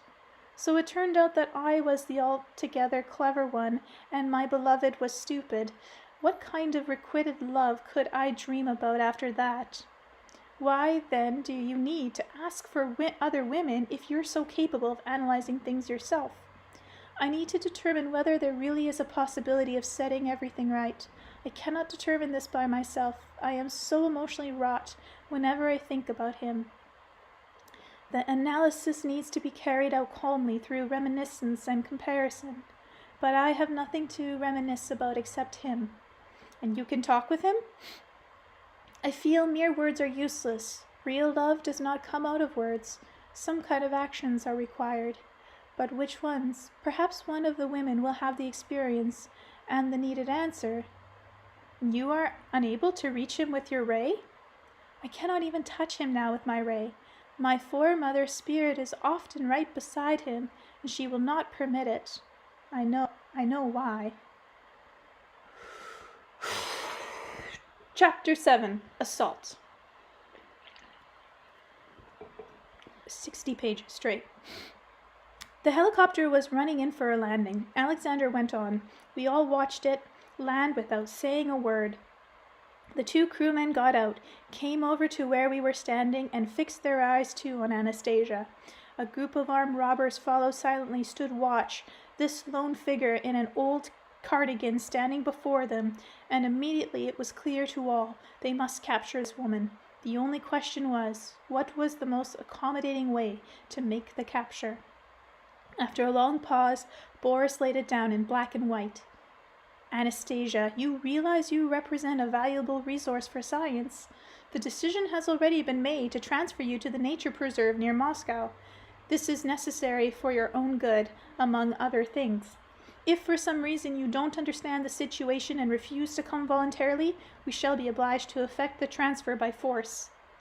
Naturally, you will want to have your child with you in the new place. You show us the location of your glade on the map, and the helicopter will go fetch your son. Later we can capture a few of the animals and transport them to your new dwelling place. I repeat, all of this is necessary for your own benefit, for the benefit of your son, and other people as well. You do what to bring benefit to people, don't you? Okay. You do want to bring benefit to your people, don't you? Yes, Anastasia replied calmly, and right away added, everything I know I am ready to share with all people, if they find it interesting, but only with all people. Science is not something that is available to everybody at once. Its achievements are used first only by localized groups, often for their selfish personal interests. The vast majority get to know about only what the localized groups are disposed to reveal. Who do you present? Who do you represent? Is it not a particular localized group? I cannot go with you. I need to... Oh. Who do you represent? Is it not a particular localized group? I cannot go with you. I need to raise a man. I need to raise my son. That can only be done properly where a space of love has been created.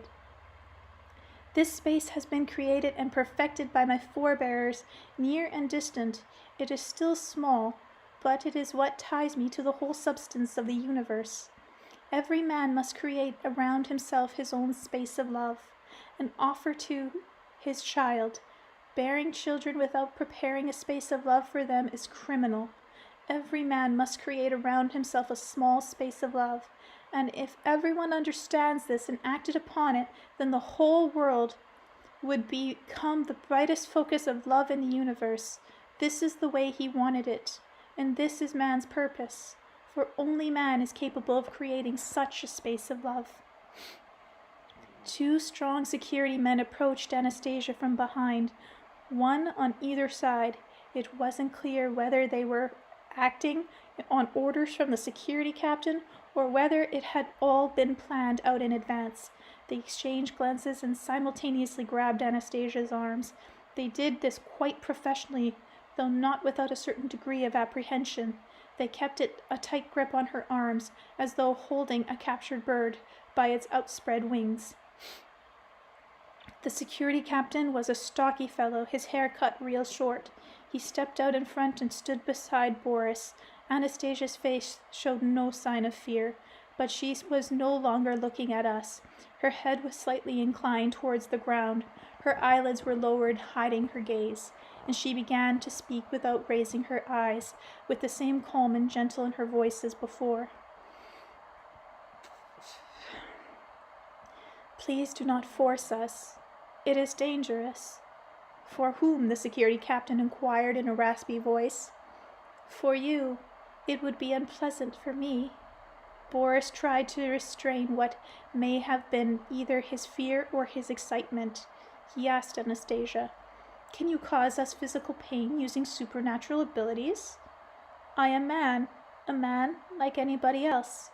But I am worried.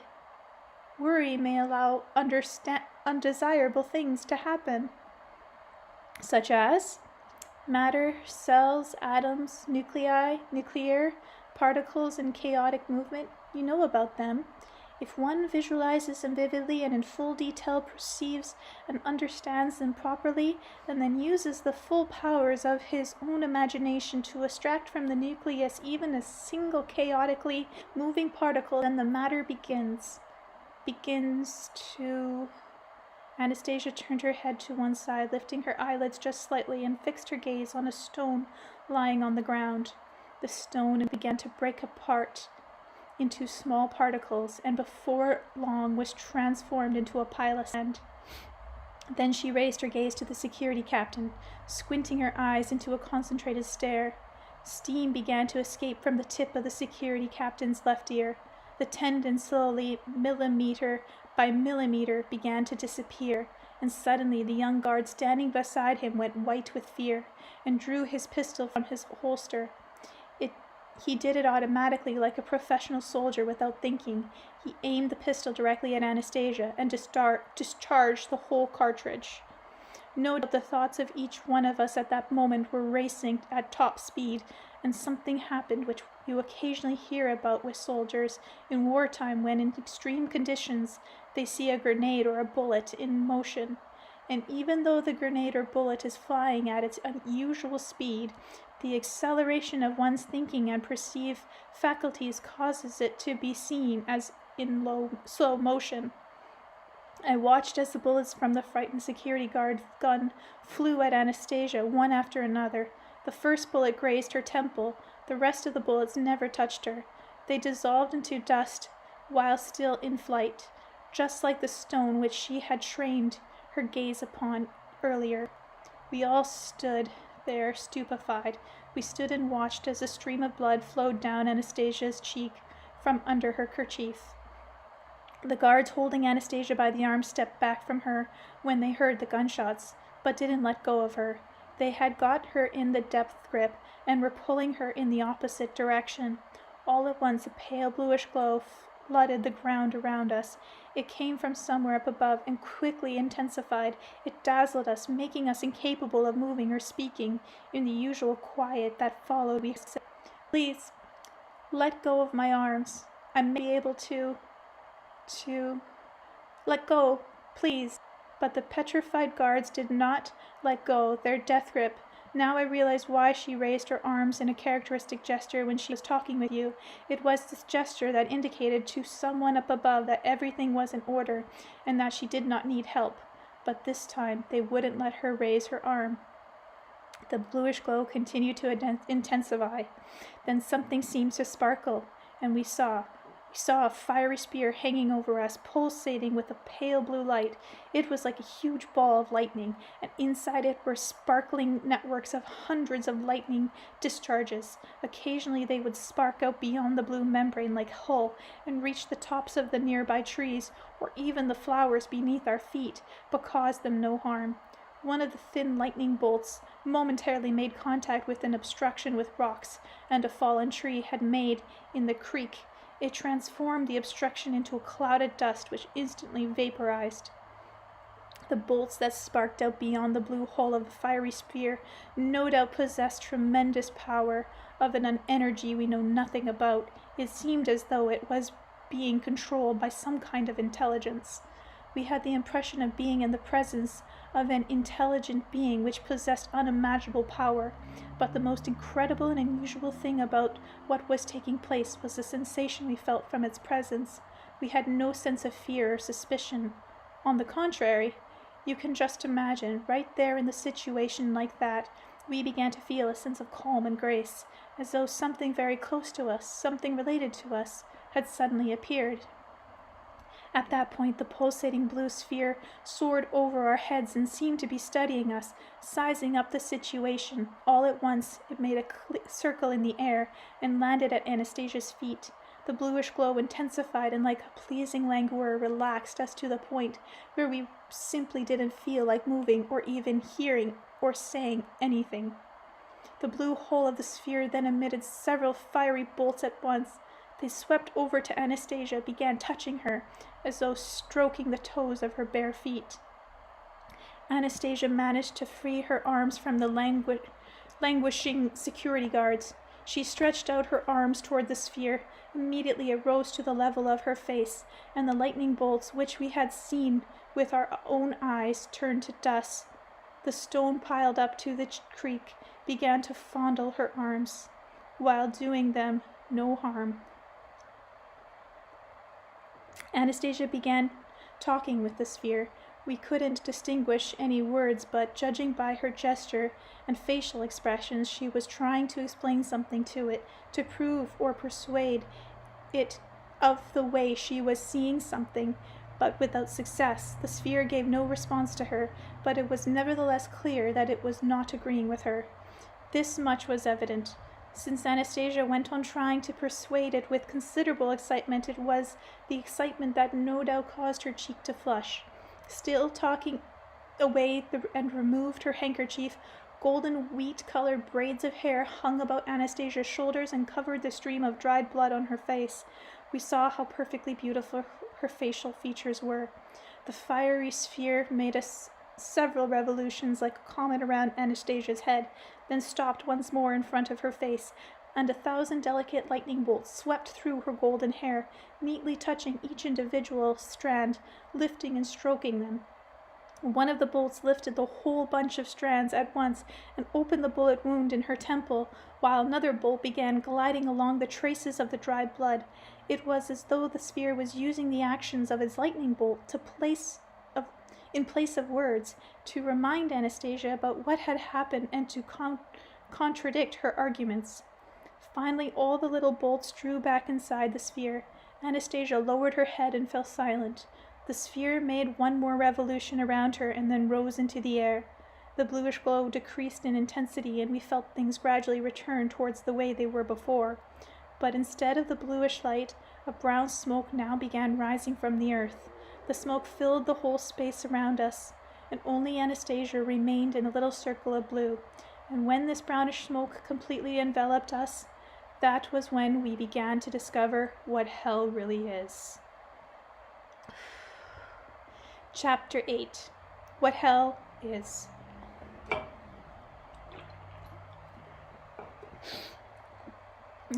Old Bible pictures showing the beastly tortures of sinners over hot coals, and even the most extreme portrayals of horror film monsters, pale like children's innocent fairy tales in comparison to the hell we went through there on the riverbank.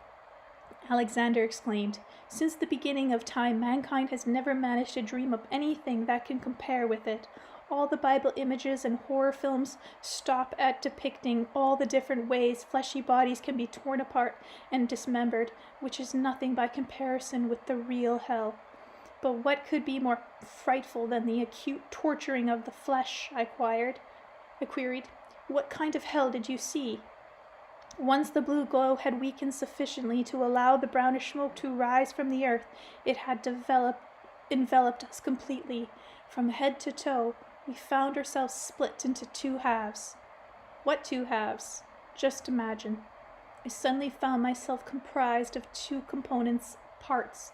The first was my body, enveloped in a transparent skin through which I could see all my internal organs, my heart, stomach, intestines, the blood rushing through my veins, along with various other organs. The other part, invisible, consisted of my feelings, my emotions, my mind, my desires, my pain, sensibility. In other words, everything about man that we can't see. What's the difference whether the parts are together or separate, as long as it's still you? What happened to you that was so awful, aside from seeing your skin transparent? The difference turned out to be incredibly significant. The thing is, our bodies began to act on their own, independent of our minds, wills, aspiration, or desires. We could observe the actions of our bodies from an external viewpoint, yet our feelings and pains, sensibilities remained with our invisible selves, and we were deprived of any ability to influence the actions of our own bodies, like hallucinogenic trips. Like someone who's terribly drunk? I asked. Drunks don't see themselves external, at least not while they're drunk, whereas we saw and felt everything. Our clarity of consciousness was extraordinarily acute. I could see how beautiful the grass, the flowers, the rivers looked. I could hear the birds singing and the creek bubbling away. I could feel the cleanliness of the air around me, along with the warmth of the sunbeams. But those bodies, all the transparent bodies standing in our group, suddenly trotted down like a herd of sheep to a pond formed by the creek. The pond resembled a little lake. The water in it was clear and transparent. The bottom was covered with soft sand and beautiful stones. Tiny fish were swimming in it. Our bodies ran down the splendid little lake and started splashing around in it. They started urinating and defecating in it. The water became dirty and clouded, yet our bodies began drinking from it. I saw the dirty, stinking liquid flow through my intestines and into my stomach. I was overcome with a sensation of nausea and revulsion.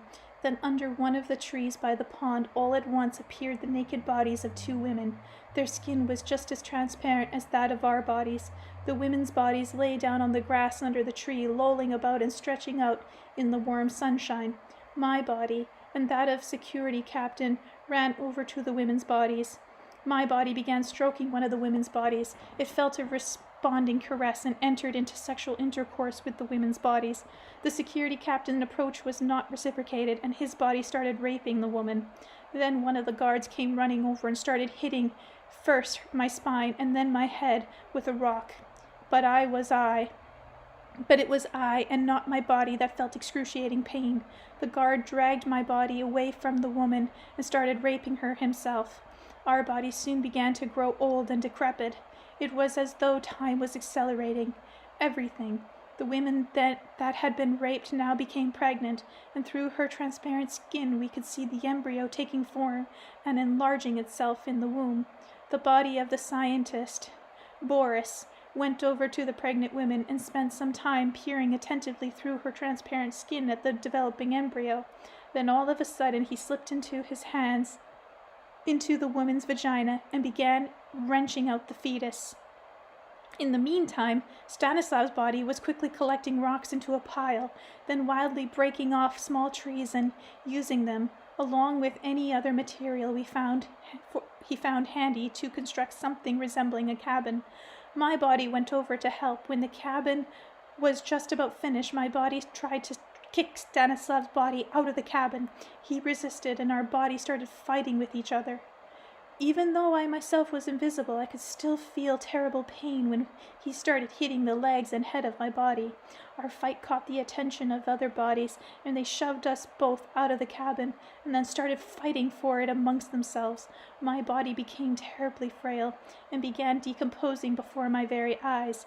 It could no longer walk, and just lay there under a bush, wasting away with a nauseating stench. Worms appeared on my body, and I could feel them crawling all over me, creeping into my internal organs, and eating away at them. I acutely felt them gnawing away at my insides, and waited the final decomposition of my body to escape from this excruciating torture. Then all at once a fetus emerged from the second woman that had been raped. It began to grow right before my eyes. Soon the little fellow stood up, and took his first timid step. Then another, and then it staggered and fell on its bottom. I could feel a painful sensation as it landed, and I realized to my horror that this was my new body, and it was doomed to survive, to exist among these abominable brainless bodies which were desecrating themselves and everything around.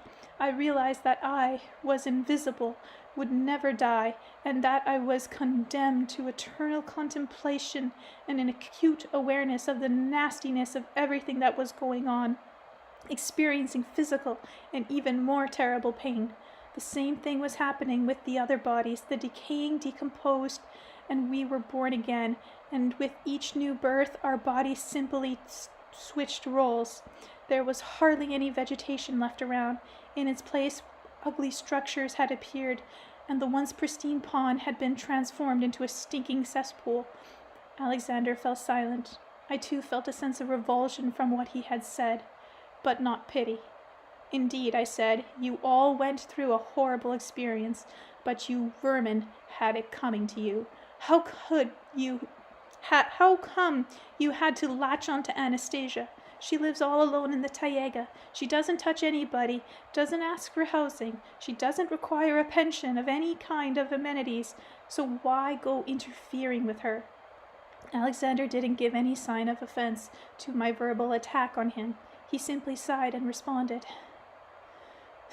You know, you said we went through the experience, but you see, it may seem hard to believe, but the thing is, I'm not completely out of it. I think those who were in our group, too, haven't fully come out of it. What do you mean, haven't fully? Here you are sitting calmly beside me, poking the ashes in the fire. Yeah, sure, I'm sitting here poking the ashes. But that acute awareness of something terrible has stayed with me. It still frightens me. This terrible thing is not just in the past. It is still going with us today, right now, with all of us. Maybe something's happening with you, but everything's okay with me and everyone else. But doesn't it seem to you, Vladimir, that the situation we are in this exact copy of what mankind is doing today, what we are shown in the microcosm and at an accelerated speed, only reflects what's going on today in the world? It doesn't seem that way to me, since our skin is not transparent and our bodies obey our commands. Maybe someone just taking pity on us, not letting us become fully aware of what we have done and are continuing to do. After all, if we were aware of it, if we could see our lives from an external viewpoint, we'd see them exposed, along with all the false teachings which we've used through the ages to justify what we are doing. We wouldn't last. We'd go out of our minds. We'd try to put on a decent front. We try to justify the evil we do by our own so-called insurmountable weakness. We couldn't resist temptation. We started smoking and drinking, committing murder, then we started going to war to defend some sort of ideals. We started setting off bombs. We were weak. That's the way we see ourselves today. We say there are higher powers. They can do everything. They decide everything. But as for us, we hide behind dogmas like that and feel we can get away with any kind of filth we like. And let's face it, what we do is filth. We all do it, every one of us, only we justify it to ourselves in different ways. But now it is absolutely clear that as long as my consciousness has not lost its control over my body, I and I alone must take personal responsibility for all its actions. And Anastasia is right when she says, as long as man is in the flesh. Don't go citing Anastasia, smartass. She is right, but you yourself practically had her in the grave. Too bad she didn't go just a little further, and then you would all have lost your marbles completely.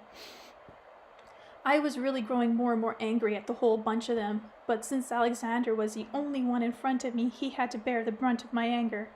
Just look at your own self, Alexander replied. Wasn't it thanks to you that we were able to get through to Anastasia? And not just us. You think attempts like ours won't be repeated? Whatever possessed you to specify the exact name of your ship, even the name of your captain? Don't play the documentarian. You could even have changed the name of the river, but you didn't do it, and you didn't think of it in time, and here you expect others to always know the right thing to do? I got what is coming to me, sure. Now my whole life I will have to keep making sense of that nightmare I witnessed. Tell me, how did it end, that nightmare of yours? How did you get out of it? We would never be able to come out of it all on our own. It was something we were to go on reliving forever. At least that was the impression each of us had. Anastasia appeared amidst our decomposing and still active bodies. Her skin wasn't transparent. She was still wearing her old cardigan and long skirt. She tried speaking to our bodies, but they wouldn't listen. They seemed to be programmed to die and be born again, repeating their actions over and over, with only a change of roles. At that point, Anastasia started quickly picking up the garbage near one of the structures our bodies had built. She quickly gathered the scattered stones and brushed into a pile with her hands, loosening the earth a little with a stick touched and fluffy up the grass where we had trampled it. And the little green blades began popping up again. Not all, but those that still could. Anastasia carefully straightened the broken trunk of the small tree, about a meter tall. She mashed up some earth in her hands to soften it, and then dabbed it in the broken part of the tree. She squeezed the tree between her hands and held it tight for a while. Then, when she carefully took her hands away, the tree remained upright.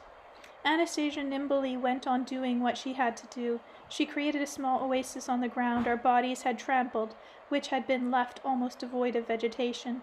Boris's body ran over to it, leapt onto the grass, and rolled around on it, then jumped up and ran off. A little while later, and returned with the body of one of the guards. Together they uprooted the small tree and began dragging stones and sticks to the oasis, where they attempted to put together yet another ugly-looking plain structure. Anastasia threw up her hands in frustration.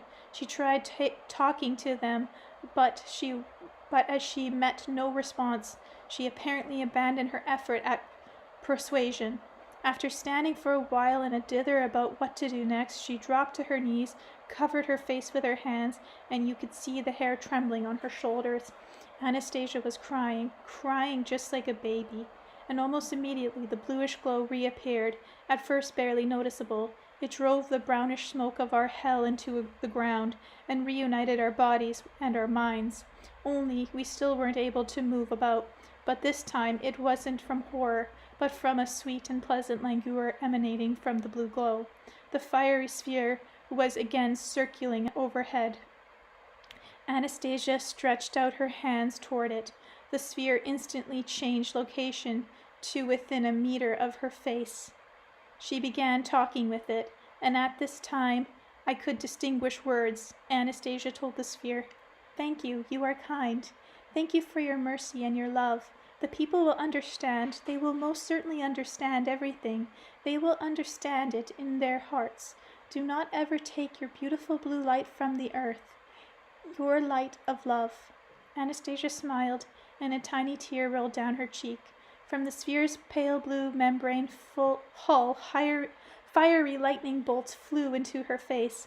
Carefully and dexterously, they picked up the tear on her cheek, glistening in the sun, and ever so delicately, as though it were a priceless gem, held the tear on their fiery tips as they placed it inside the sphere. The sphere gave a shudder, executing a circle around Anastasia, landed momentarily at her feet, then swept upward and dissolved into the blue sky above, leaving everything on the ground the way it was before. And there we were, standing where we had been before. The sun was shining, the river was flowing, as it had always done. The forest could be seen rising in the distance, And there was Anastasia standing in front of us right where she had been earlier. We stood there silently, taking in everything around us. I was overjoyed by what I saw, and I think the others were too. Only we weren't talking, perhaps because of what we had experienced and the natural surroundings, which had suddenly become so beautiful to our gaze. Alexander fell silent as though he had quite withdrawn into himself. I tried speaking to him. Listen, Alexander, maybe everything you told me really didn't happen that way at all. Maybe Anastasia's simply able to use some sort of powerful hypnosis. I have read that there are many recluses who can do that. So maybe she's hypnotized you and showed you a vision. Hypnosis, you say? Did you notice the gray streaks in my hair? Yeah, I did. Those gray streaks appeared after this all happened. But you could have got a huge fright under hypnosis, and that caused the gray streaks. Well, if you assume it was hypnosis, then there's another mystery you'll have to explain. And what's that? The stone and the log obstruction in the creek. It's completely disappeared. The creek runs freely now, but the obstruction was there before our vision. Everybody saw it. It was there. Okay, that's something to think about. Anyway, what difference does it make what happened to us? There's something more important than that. I'm not the same person I was before. I don't know how to live now, what I should be studying, or where.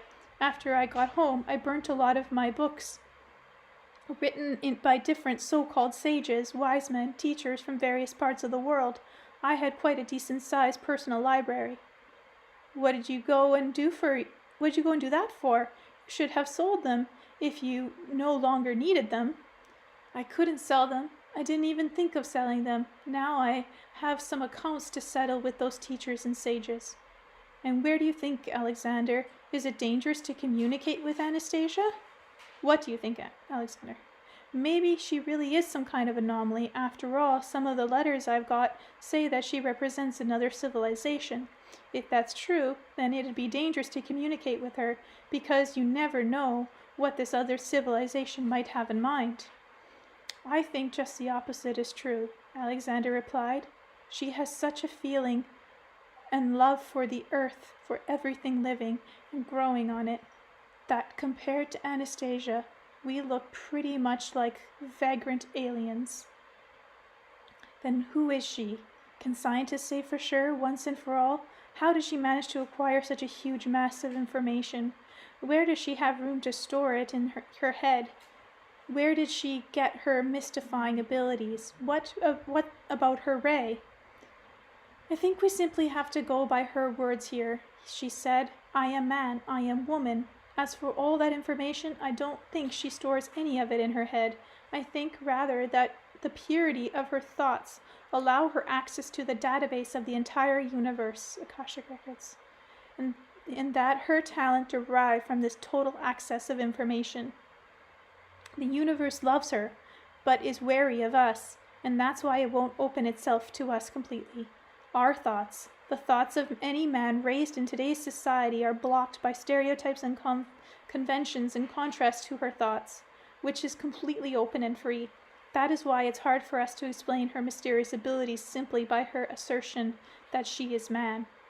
Of course, she can perform incredible feats, miracles in our perceptions. I know that from personal experience. During our visit, other incidents happened which can only be described as a miracle. It's even more mystifying than what had happened with our group, and much grander. Alexander uttered these last few words with a certain degree of excitement in his voice. He got up and walked away from the fire into the night. In the twinkling light of the stars and the dusky glow from the smoldering fire, I could see the young Siberian lad pacing back and forth. I could hear his brief, exciting phrases.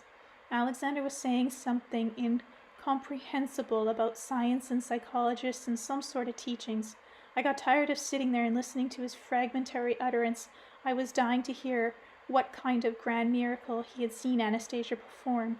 I tried to calm him down. Relax, Alexander, sit down. Tell me more specifically what grand thing you witnessed. Alexander tossed some dry branches onto the fire and sat down again beside it. But I could see he had not fully regained his composure. Out of nervousness, no doubt, he had stirred the smoldering coals so forcefully that the sparks flew up, upward and landed on him and on me, causing us to jump up and away from the fire.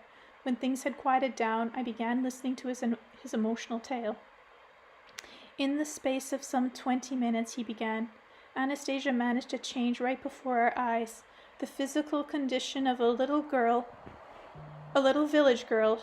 She did this before our very eyes.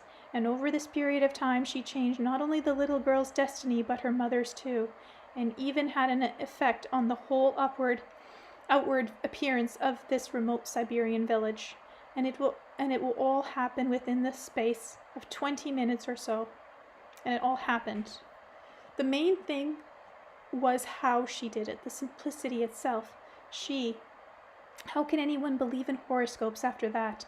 Alexander wondered. I saw it happen. That's why I burnt my books with all that wise men nonsense and all that religious stuff. See, I countered. You yourself admit that she performs superhuman miracles, mystical wonders, even if she smashes horoscopes in the process. She makes these things happen all by herself, and then expects to be called a normal human being. If only she tried to act halfway normal, but no. I spoke to her about that too. I said she should just act like everyone else, then everything will be normal. But it seems she's not capable of acting like everyone else. Pity, she's such a kind and beautiful woman, so smart. She can heal people, and she's borne me a son. But to live with her the way I'd live with another woman, well, that's simply impossible. I can't imagine anybody being able to sleep with her after everything you've told me. Nobody could. Everybody needs a woman plain and simple. Not a far-out eccentric like that, but she herself is to blame for that. What with her mysticism and all? Hold on, Vladimir. Now it's my turn to tell you something. Just think carefully about what I'm going to say. It may seem incredible, but try to understand. Everybody has to understand it. Everybody. Perhaps. Together we can make some sense out of it. Perhaps. You see, Vladimir, Anastasia performed this incredible miracle with the little girl, but there was no mysticism or magic involved. No sorcery, no shamanistic gimmicks or mystery. If you can imagine, Anastasia, did this miracle using just a simple human words known to everyone. Simple everyday words only spoken in the right place at the right time. If psychologists were to analyze Anastasia's conversation with this little village girl, they would realize how psychologically ineffective it is. Anyone uttering these same words could have achieved a similar effect. But to have these words come to mind at the right time, the sincerity and purity of thought Anastasia spoke of are an absolute requirement. So it's not just good enough to memorize the words. We've all known them for a long time. That's not the point. The real question is, what lies behind each of the words we say? Somehow you're losing me. You'd better tell me the rest of what happened with you there. What words could change people's physical condition and their whole destinies? All right, of course. I should explain. Listen.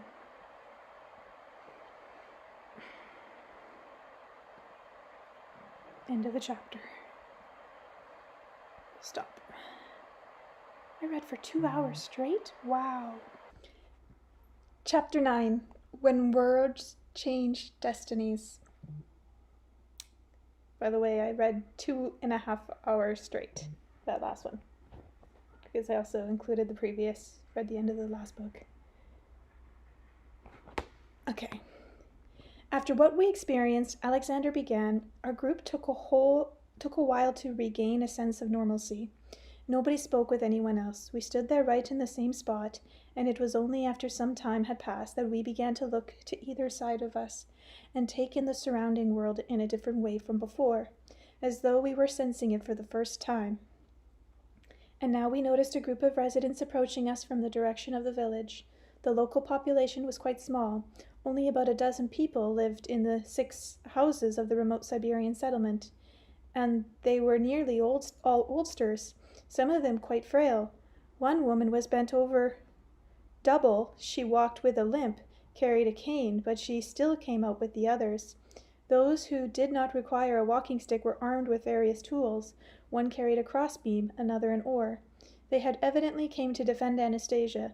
These old and frail people were advancing against youth Healthy, stalwart fellows, carrying weapons. They advanced without fear, determined to come to Anastasia's defense, no matter who might be standing in their way. Their resolve was terrifying. When they drew near to us, the old fellow carrying the oar and wearing rubber boots, who was walking slightly ahead of the others, stopped, which brought a halt to the group of villagers as a whole. They paid no attention to us, treating our group as empty space. With a ascetic stroke of his beard, he looked right at Anastasia and greeted her respectfully. Sorry, guys, I'll get it in a second. Reading. I wish you good health, my dear Anastasia, on behalf of all of us. Good day to you, kind people, Anastasia responded, clapping her hand to her bust and bowing to the elderly villagers. The water in the river is dropping early this year, the old fellow went on. The summer hasn't been too rainy. Not so rainy just now, Anastasia confirmed, but more rain will come. The water level will rise, and the river will return to its former strength. As they continued talking that way, out from the group of elderly villagers emerged a frail little girl, about 6 years old, with pale yellow skin. She was wearing an old jacket pieced together from fragments of some old garment. Her thin legs were covered by patched pantyhose, and she had little old boots on her feet. Later I found out the girl's name was Anita. She was a sickly child with a congenital heart disease. Her mother had brought her from the city when she was just 6 months old and left her with the Ulsters, not coming back even once to see her daughter. They say she works somewhere as a painter for a construction firm. Anita went up to Anastasia and started tugging on the hem of her skirt, pleading with her. Bend down, Auntie Anastasia. Bend down to me. Anastasia looked at the little girl and squatted down in front of her. The little girl quickly took off the old white handkerchief she was wearing on her head. She salivated on one edge of it and began to carefully wipe the blood which had already dried on Anastasia's face and temples, saying, You don't come any more, Auntie Anastasia, to sit on your little log by the shore. Grandpa said that earlier you used to come more often. You would sit on a log and watch the river. Now you don't come. Grandpa showed me the little log where you used to sit. Grandpa showed me. I started coming to your log myself. I sat there all alone waiting for you to come, Auntie Anastasia. I really wanted to see you. I have a secret to tell you. But you wouldn't come to sit on your log and watch the river. Maybe because the log is quite old. I kept asking Grandpa, and he brought a new little log for you. There it is, lying right beside the old one.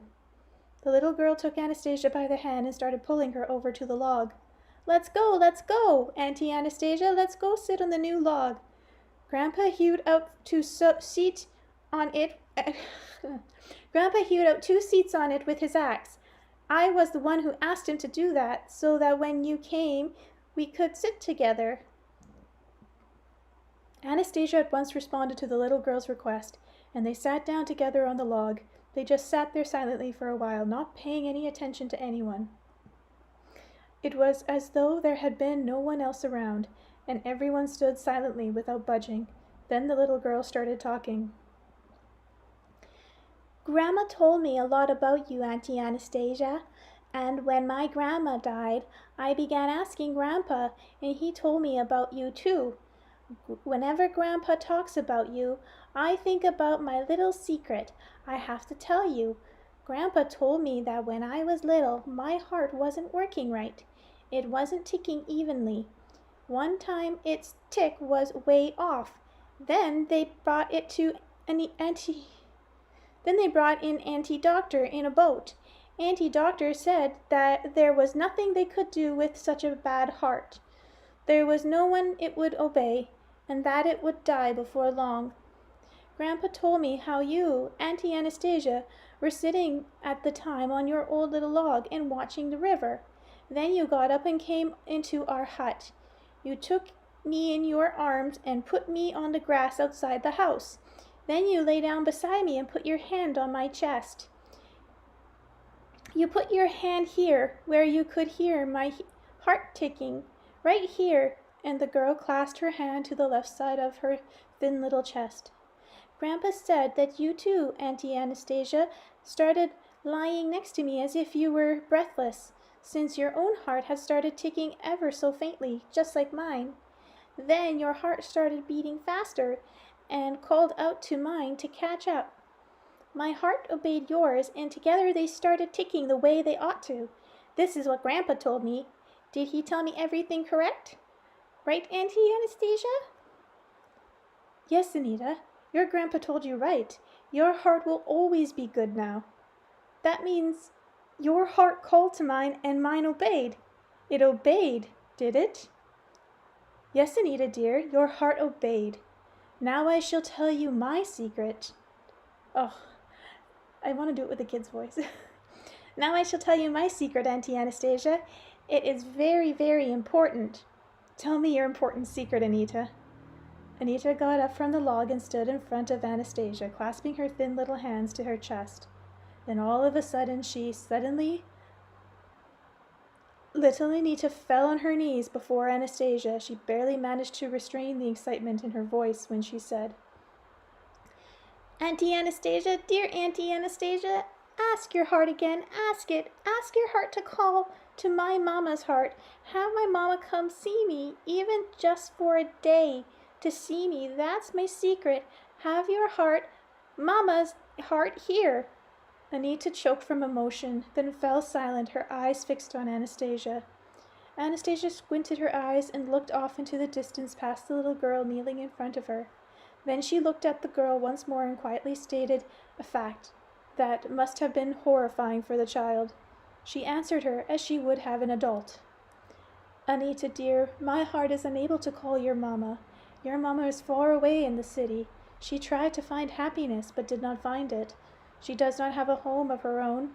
She does not have any money to buy you gifts, and unless she can bring your gifts, she does not want to come and see you. It's hard for her in the city, but if she should come and see you, it will be even harder for her. A visit with you would become a sad and tormenting experience. It would be more difficult and frightening for her to see you so sickly and so poorly clothed. She would see how the houses in your village are falling apart, and how dirty and shabby the house you live in is. It would be all the more difficult since your mamma no longer believes she can do anything good for you. She simply does not believe it. She feels she has tried everything, and this is what fate has determined for her. She's given into the very hopelessness she has imagined for herself." Little Anita listened to the terrible truth, and her wee body trembled. It seemed to me awfully cruel to talk to a child that way. I thought a white lie would have been more appropriate here, like stroking the poor little girl's head and promising her mother would arrive soon, and saying they would have a happy meeting. But that is not what Anastasia did. She told this helpless, defenseless little girl the whole bitter truth. Then, after spending some time watching her body shake all over, she began talking to her again. I know, Anita dear, you do love your mama. I love my poor mamachkikin," the girl replied, her child's voice on the point of breaking into tears. "Then you make your mamachka happy. You are the only one in all the world who can make her happy. It is very simple. You become healthy and strong, and learn how to sing. You will be a singer. Your marvelous pure voice will sing together with your heart. Your mamma may meet you in 20 years, and seeing you will make her very happy. Or your mamma may come to see you next summer. By that time you should already be healthy and strong to welcome her. Get some presents ready for your mamachka. Show her how strong and beautiful you are, and you will make your mamachka very happy, and your meeting with her will be a joyful one indeed. But I will never be able to be healthy or strong." "Why not?" "You know, Auntie Doctor, she wears a white coat. Auntie Doctor told Grandma. I heard her say, I'll always be a weakling because I was a bottle baby. My mamma wasn't able to give me any mother's milk. My mamma had no milk in her breast, and children when they are small always drink milk from their mamma's breasts. I saw it once when a lady came to the village with a little baby. I went over to the house she had come to. I really wanted to see how babies drink milk, and their mother's teats. I tried to sit there ever so quietly, but they kept chasing me out. The mamma lady wondered why I was sitting there without blinking. I was afraid to blink my eyes in case I missed something. Do not you think, Anita, that Auntie Doctor might have been mistaken when she said you would never be healthy and strong? How could she have been mistaken? She wears a white coat. Everybody listens to her. The grandfathers and grandmother, she knows everything. She knows that I was a bottle baby. And why did you go to see how babies are breastfed? I thought I would see how good the baby felt when he got fed from his mother's teat. I thought I would see how good he felt, and then I would feel better too. You will feel better, Anita dear. You will be healthy and strong, Anastasia said quietly and confidently. And then Anastasia gradually unbuttoned her cardigan and exposed her breasts. Anita stared at the exposed breasts in amazement, quite overwhelmed by the unexpected action. From the ends of the nipples, tiny drops of breast milk emerged. Mother's milk. Auntie Anastasia, are you feeding a baby too? Are you a mama? This milk is to feed my little son. Drops of breast milk kept coming out of the drops, fluttering in a passing breeze. The breeze tore the drop from Anastasia's breast.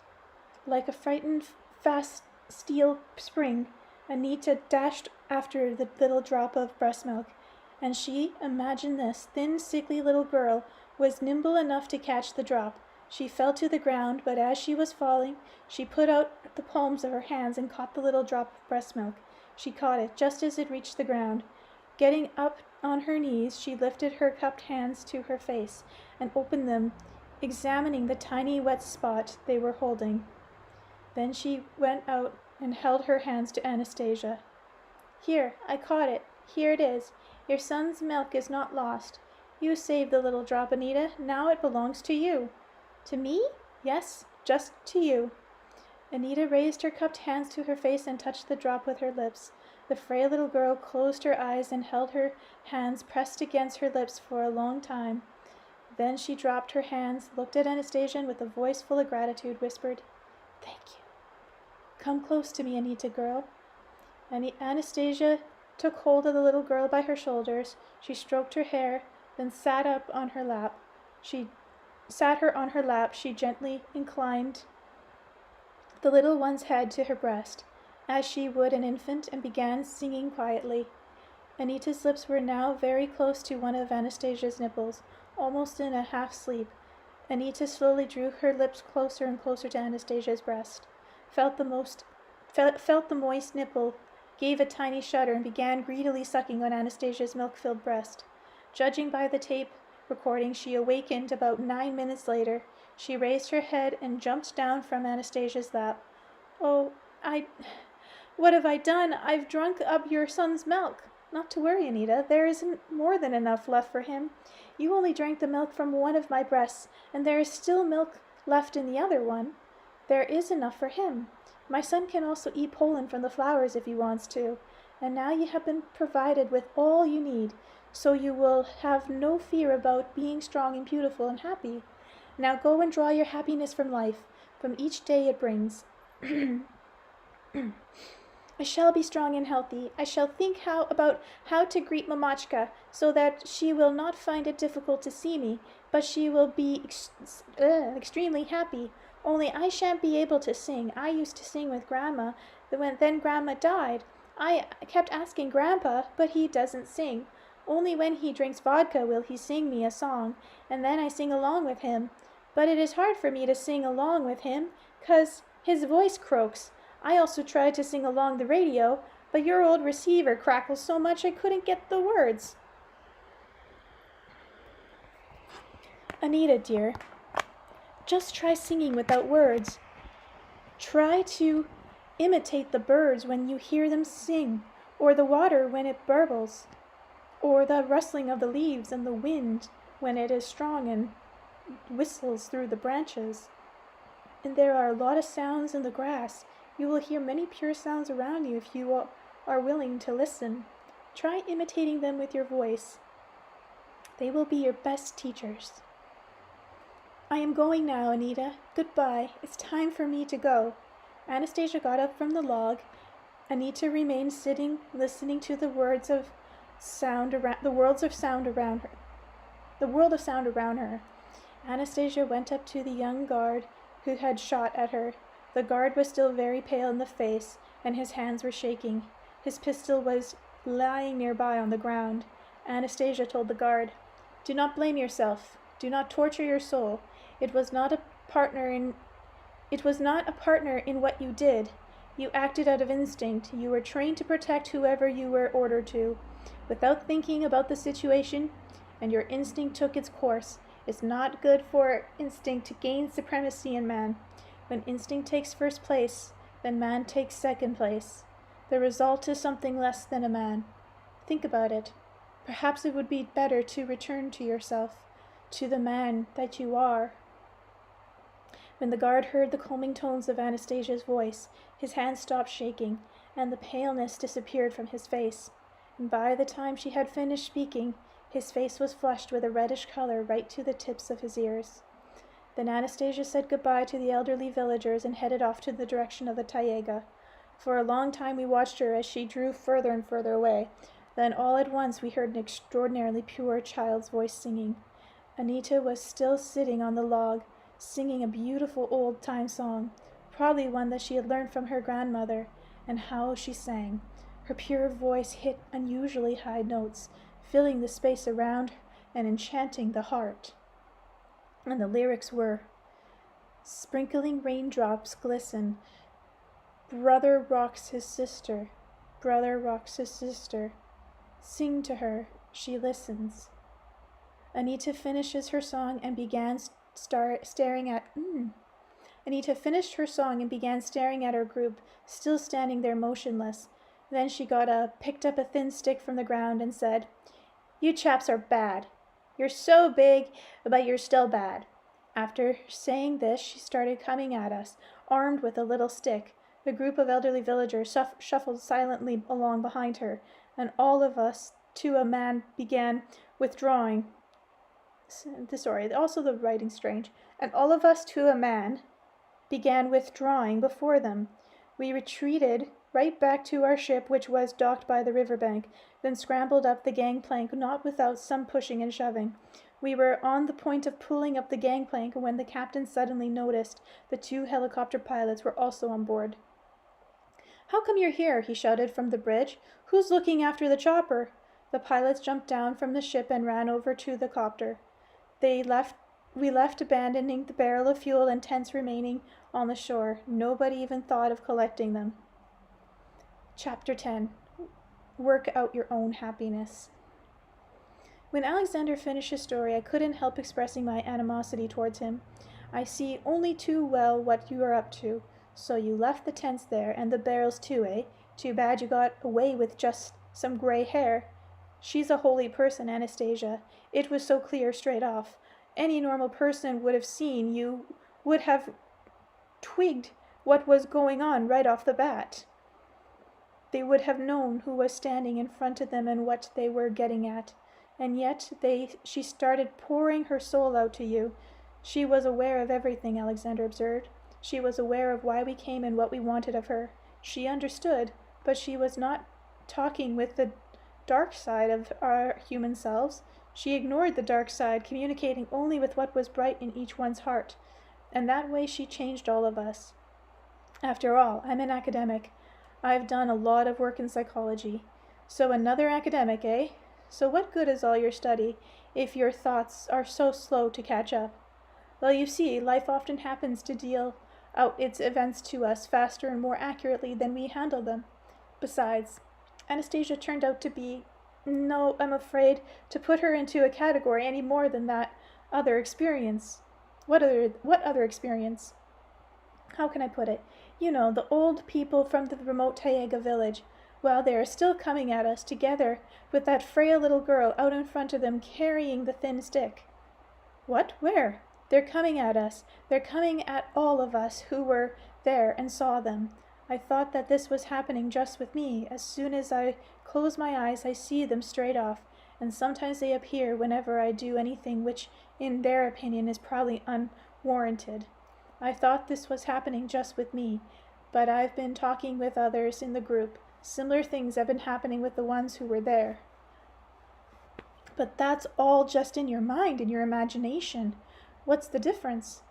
We still have to retreat before they advance, even in our minds. What could be so frightening about helpless and unarmed oldsters? What are you afraid of? I really don't know what there is to be afraid of. Maybe our own. Maybe we've overstepped some line of permissiveness. What kind of line would that be? That sort of fantasizing can drive one crazy. Maybe you just have to think things through as you're doing them before it's too late. Maybe think things through in time. We all have to think things through. And where did you get the notion that after her conversation with Anastasia, the little girl's destiny changed, and her mother's too, and the destiny of the other villagers? I told you, I'm into psychology. As an academic, I can say this. Anastasia completely changed Anita's whole internal program. After being abandoned to the care of her grandparents, the little girl had been spending her time sitting sick and helpless in a corner of a dirty hut, waiting for her mother to come. They kept assuring her that her Mamochka would come and play with her and bring her presents. They did this, thinking they were doing a good deed by lying. In the meantime, her mother in the city went on drinking to relieve her feeling of hopelessness. The false assurance had condemned the girl to a state of fruitless expectancy. We too sometimes sit around waiting for a dispensation from above. Someone is supposed to come along and make us happy and change our destiny. Maybe that's why we act so lethargically or don't act at all. We don't reflect on the fact that we already have more than enough, and that maybe we should be greeting the one coming with gifts of our own. Anastasia changed destinies in the future with her simplicity and sincerity. Just think, the simplest human words can change destiny. I've listened to the recording of Anastasia's conversation with Anita many times. I have an idea if anyone else spoke that way to the girl, it would have had the same effect. It doesn't actually take much to speak the way she did. The main thing is not to lie. One need only have the sincere desire to help, and helping doesn't just mean sympathizing. You have to be free of doctrines or karma, of predestination, or rather rise above them. Of course, one can do a lot of talking about karma, the hopelessness of an inevitable predestination, and what it means for a sick little girl. But Anastasia rose above this sense of inevitability. She simply didn't pay any attention to it, and any other person could do the same. After all, everything was done with words, simple words we use every day, only they need to be spoken at the right time and in the right place and in the proper order. It is quite possible that the purity of thought Anastasia talks about causing these words to automatically fall into place in the right sequence, and that is why they are so powerful. Well, Alexander, those are all theories of yours, assumptions. You still have to look at real life and see whether any destinies will change on account of a bunch of words, or not. On account of a branch, sure, why not? Anyway, what could possibly change in life for that little girl unless some sort of miracle happened? A miracle has happened. It turns out that all miracles we need are within ourselves. What kind of miracle happened? Little Anita's whole mind and life got reprogrammed. She broke all the bonds of karma for herself and those around her. What do you mean, broke? How do you know this? I know it. Sometime afterward I went back to the village. I decided to offer Anita my radio receiver, since hers was too crackly, and set up an antenna for her on the roof. So I'm walking along to Anita's house, and I notice that the boards on the wooden sidewalks have been fixed. Before they were quite decaying. And now all the rotting boards have been replaced with new ones. Wow, I thought, what's all this renovation going on here? I saw Anita's granddad sitting on the porch, washing his boots in a pail of water. I said hello to him and explained why I'd come. Well, fine, said the grandfather. Come on in, if you like. Only you have to take off those shoes of yours. You see, we've got new rules around the place. I took off my shoes and left them on the porch and accompanied the grandfather into the hut. Everything was simple inside, as you'd expect in a small village, only extremely clean and cozy. You see, our granddaughter got this new order set up for us. The grandfather told me she worked at it for a long time. She cleaned the floor and then washed everything, spick and span. She was at it from morning till night for over a week, like a wound-up spring. She would have a rest and then start cleaning again. She persuaded me to paint the walls a fresh coat of white. And now, when I come into the hut with my boots on and leave tracks, right away she gets out a rag and starts cleaning away the tracks. So I guess it's better not to leave any tracks. We don't have any slippers. Instead of slippers, she adapted some old galoshes. Here, we can put these on. Make yourself comfortable. I sat down at the table. It was covered with an old but clean tablecloth. The cloth was torn in one place, and the tear was patched as neatly as a child's hand could make it, with a piece of colored cloth cut in the shape of a bunny rabbit. In the middle of the tablecloth stood a cut glass tumbler, out of which corner cut from notepad sheets neatly produced instead of serviettes.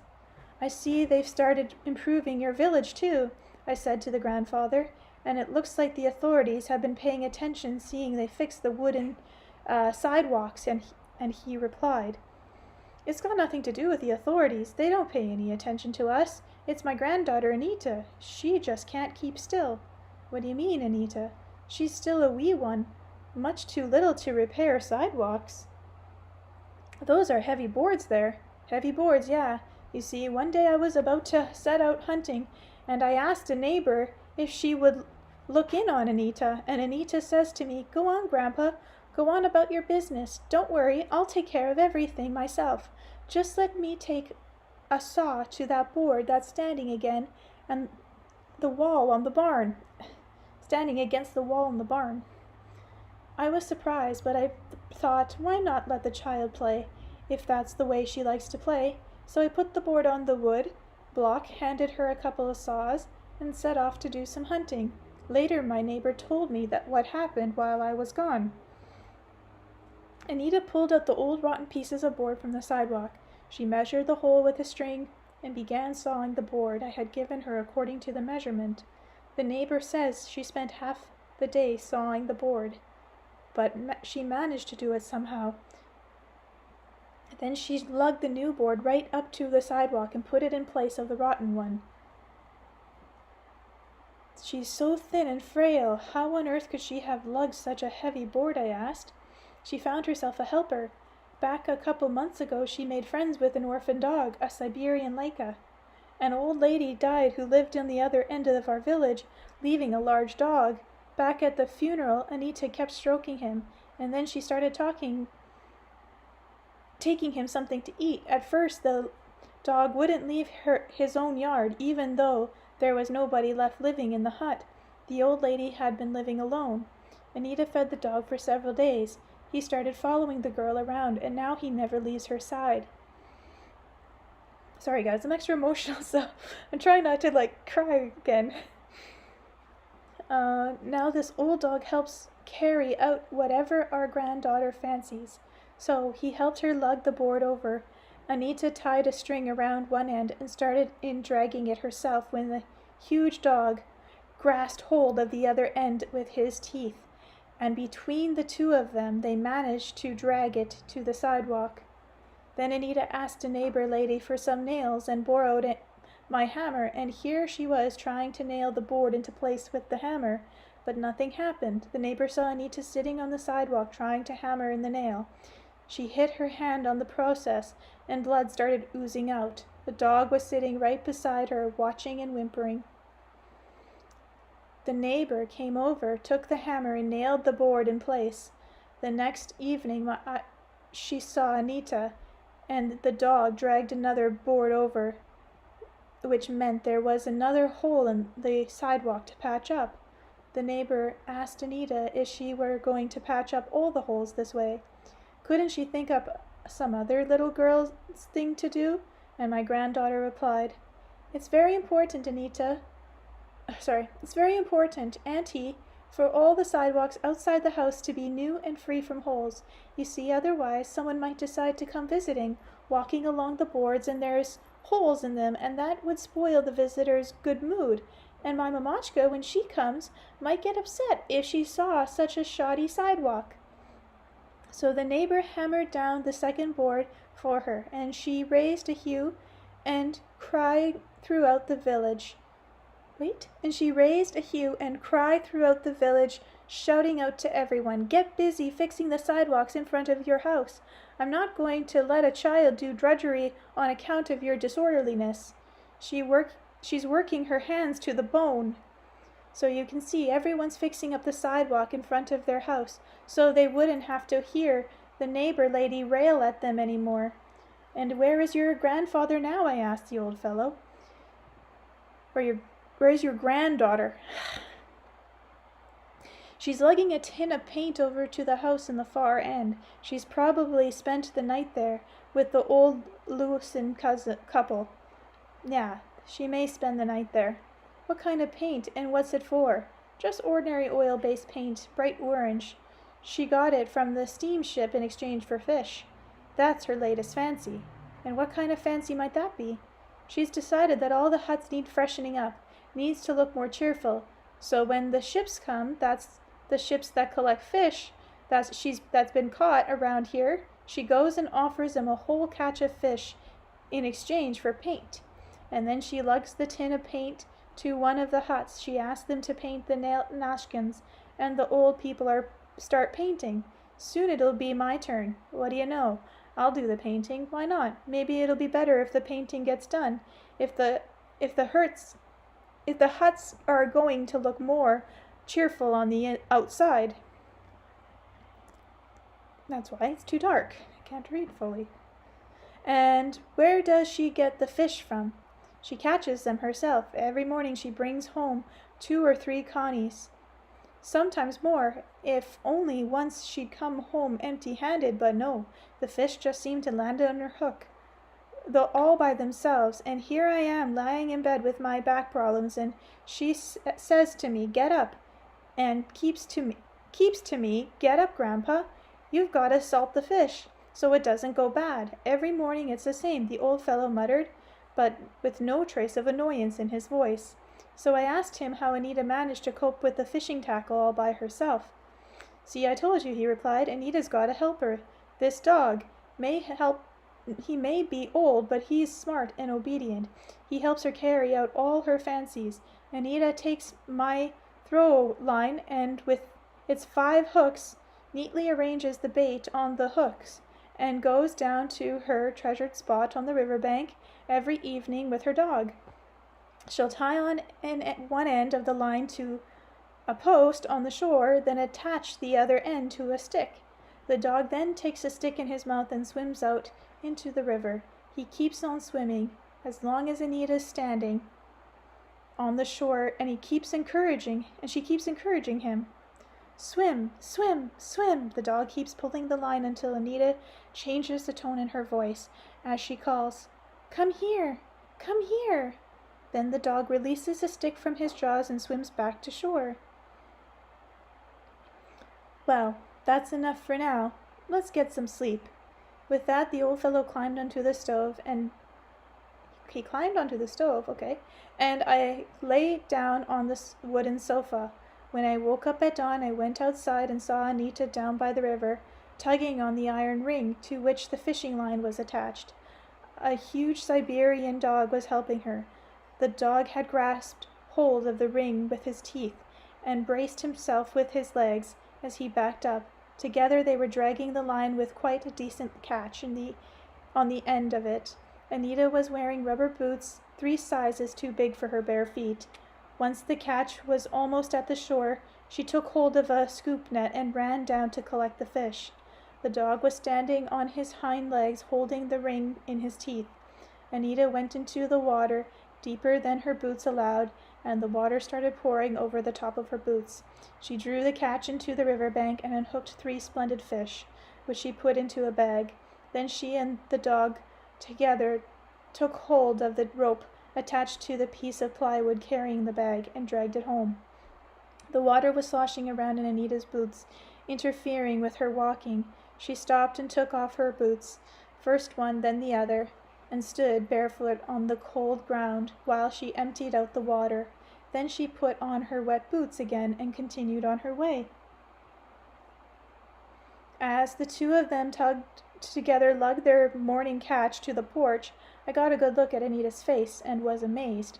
Her cheeks were a rosy red and her little eyes were sparkling with determination. These, together with the hint of a smile on her face, made her virtually unrecognizable by comparison with the sickly, sallow-skinned little girl I had met earlier. Anita set about rousing her grandfather. With a rather loud wheeze, he climbed down from the stove and put on a jacket. Then he took a knife and salt and proceeded to cut up the fish. In the meantime, Anita served me tea, and I asked her why she got up so early every morning to bring home the fish. "Those fellows on the steamship on the river, they come and collect our fish," she said. "They give me money, and I ask them to bring me paint for the house in our village. They brought me the paint in exchange for the fish, along with some lovely material for a dress. For what I gave them all the fish I had caught that week, and when they said that, she went and fetched a huge piece of magnificent silk fabric. 'Well, and Anya,' I observed, 'I see there's enough here for more than one dress. How come so much?' 'This isn't for me. I've got it ready as a present for my mamachka when my mamachka comes to see me, and I'm also going to give her a beautiful shawl and a long beaded necklace.'" Then Anita opened an old worn suitcase and pulled out a pair of imported women's pantyhose, a pearl necklace, and a magnificent bright-colored shawl. "I don't want mamachka to be upset that she can't give me any presents. I can buy everything for her now myself. I don't want her to think she's been wasting her life." Sorry. I'll try to keep reading. It's not for me. I watched as she joyfully showed me the gifts she had prepared for her mother. She was so happily admiring them, and I realized what had happened here.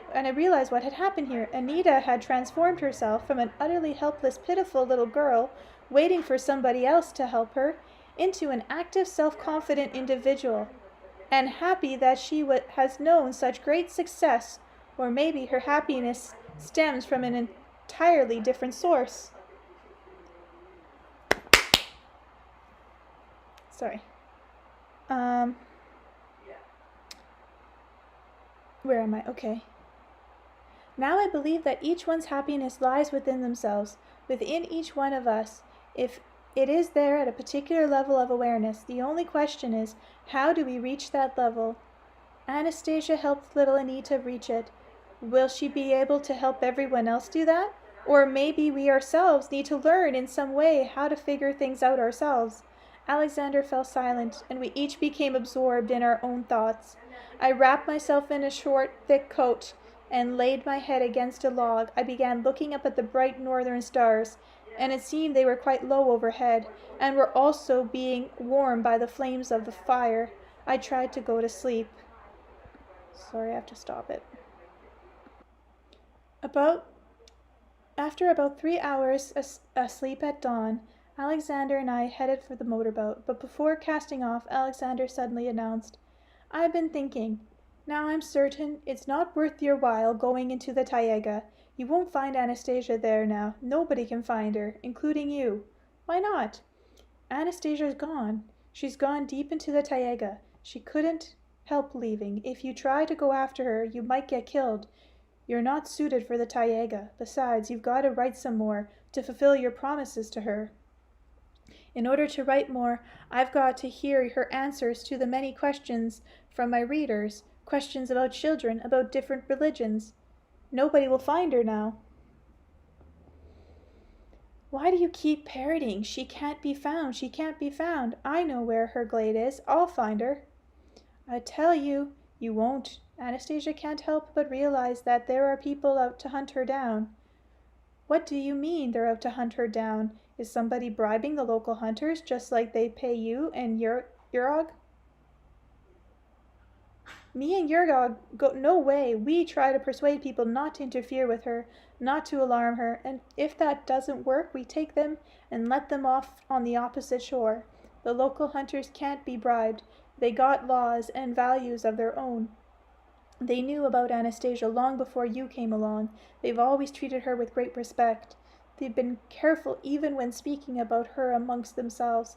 They don't like it when strangers show up in the taiga, and they're pretty good shots.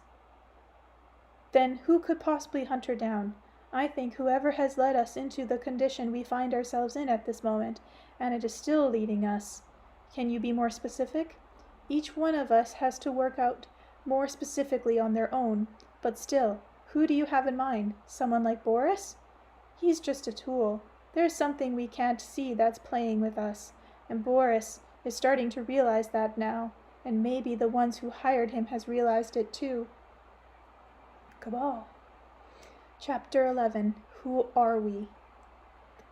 A month ago, Boris returned to these parts, Alexander told me. This time he had no assistants or guards with him. He looked me up. He was quiet and pensive. He and I talked for a whole day.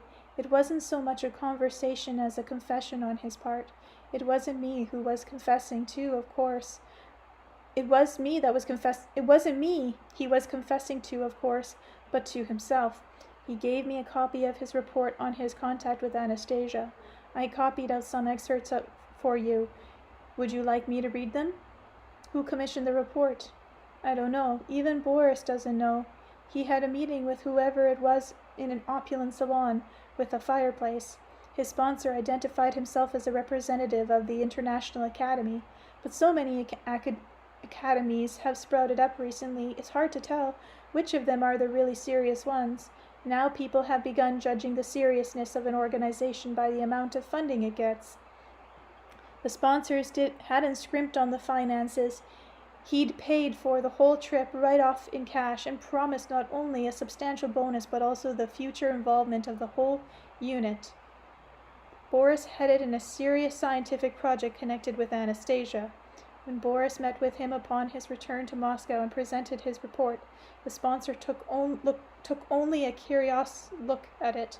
No doubt he had already been informed of its contents. He threw the report into a fireplace and said to Boris, he didn't look at it curiously, he looked at it cursorily, and threw it in the fireplace, and he said, "You were supposed to establish contact with Object X, as you yourself referred to Anastasia. In carrying out the project, you employed not only your own scientific method and techniques of persuasion, but also violence. The violence was your own initiative. We have decided to double your fee for organizing the expedition, and at the same time cancel our agreements with you for any future activity. Here, take your money," he said, pointing to a briefcase standing beside his chair, and forgot about the whole thing. Boris tried to explain that the violence had erupted spontaneously and that he himself found the whole episode quite distasteful, and he realized what harm his group's inexpertness had inflicted on future contacts with Anastasia, and for that reason he would not take any fee at all. At that point the man sitting by the fireplace got up from his chair, and in a tone that brooked no contradiction articulated, "You will take it, and you will leave. You didn't care about the cause, only the money, so here, take it. We don't need you anymore." Boris took the briefcase with the money and left the spacious office salon. He tried to share the money in equal amounts among the members of the expedition, but not all of them accepted it. It only seemed to emphasize the tremendous feeling of unpleasantness at what had been brought by the participants. "How come you only copied out excerpts of the report for me?" I asked Alexander. "Judging by your book, you don't really fancy reading documents filled with terms you don't understand. I tried to copy out only the important points and place where there wasn't too much specialized terminology." "So what do they say about Anastasia?" Alexander pulled some printed pages out of his pocket and began reading them to me. "Object X cannot be studied by traditional scientific research methods known to us today. The evaluation criteria currently accepted in scientific circles inevitably post particular frameworks which automatically exclude properties hitherto unknown and the possibilities of encountering phenomena arising out of and connecting with isolated situations and the changing psychological state of object X. As an information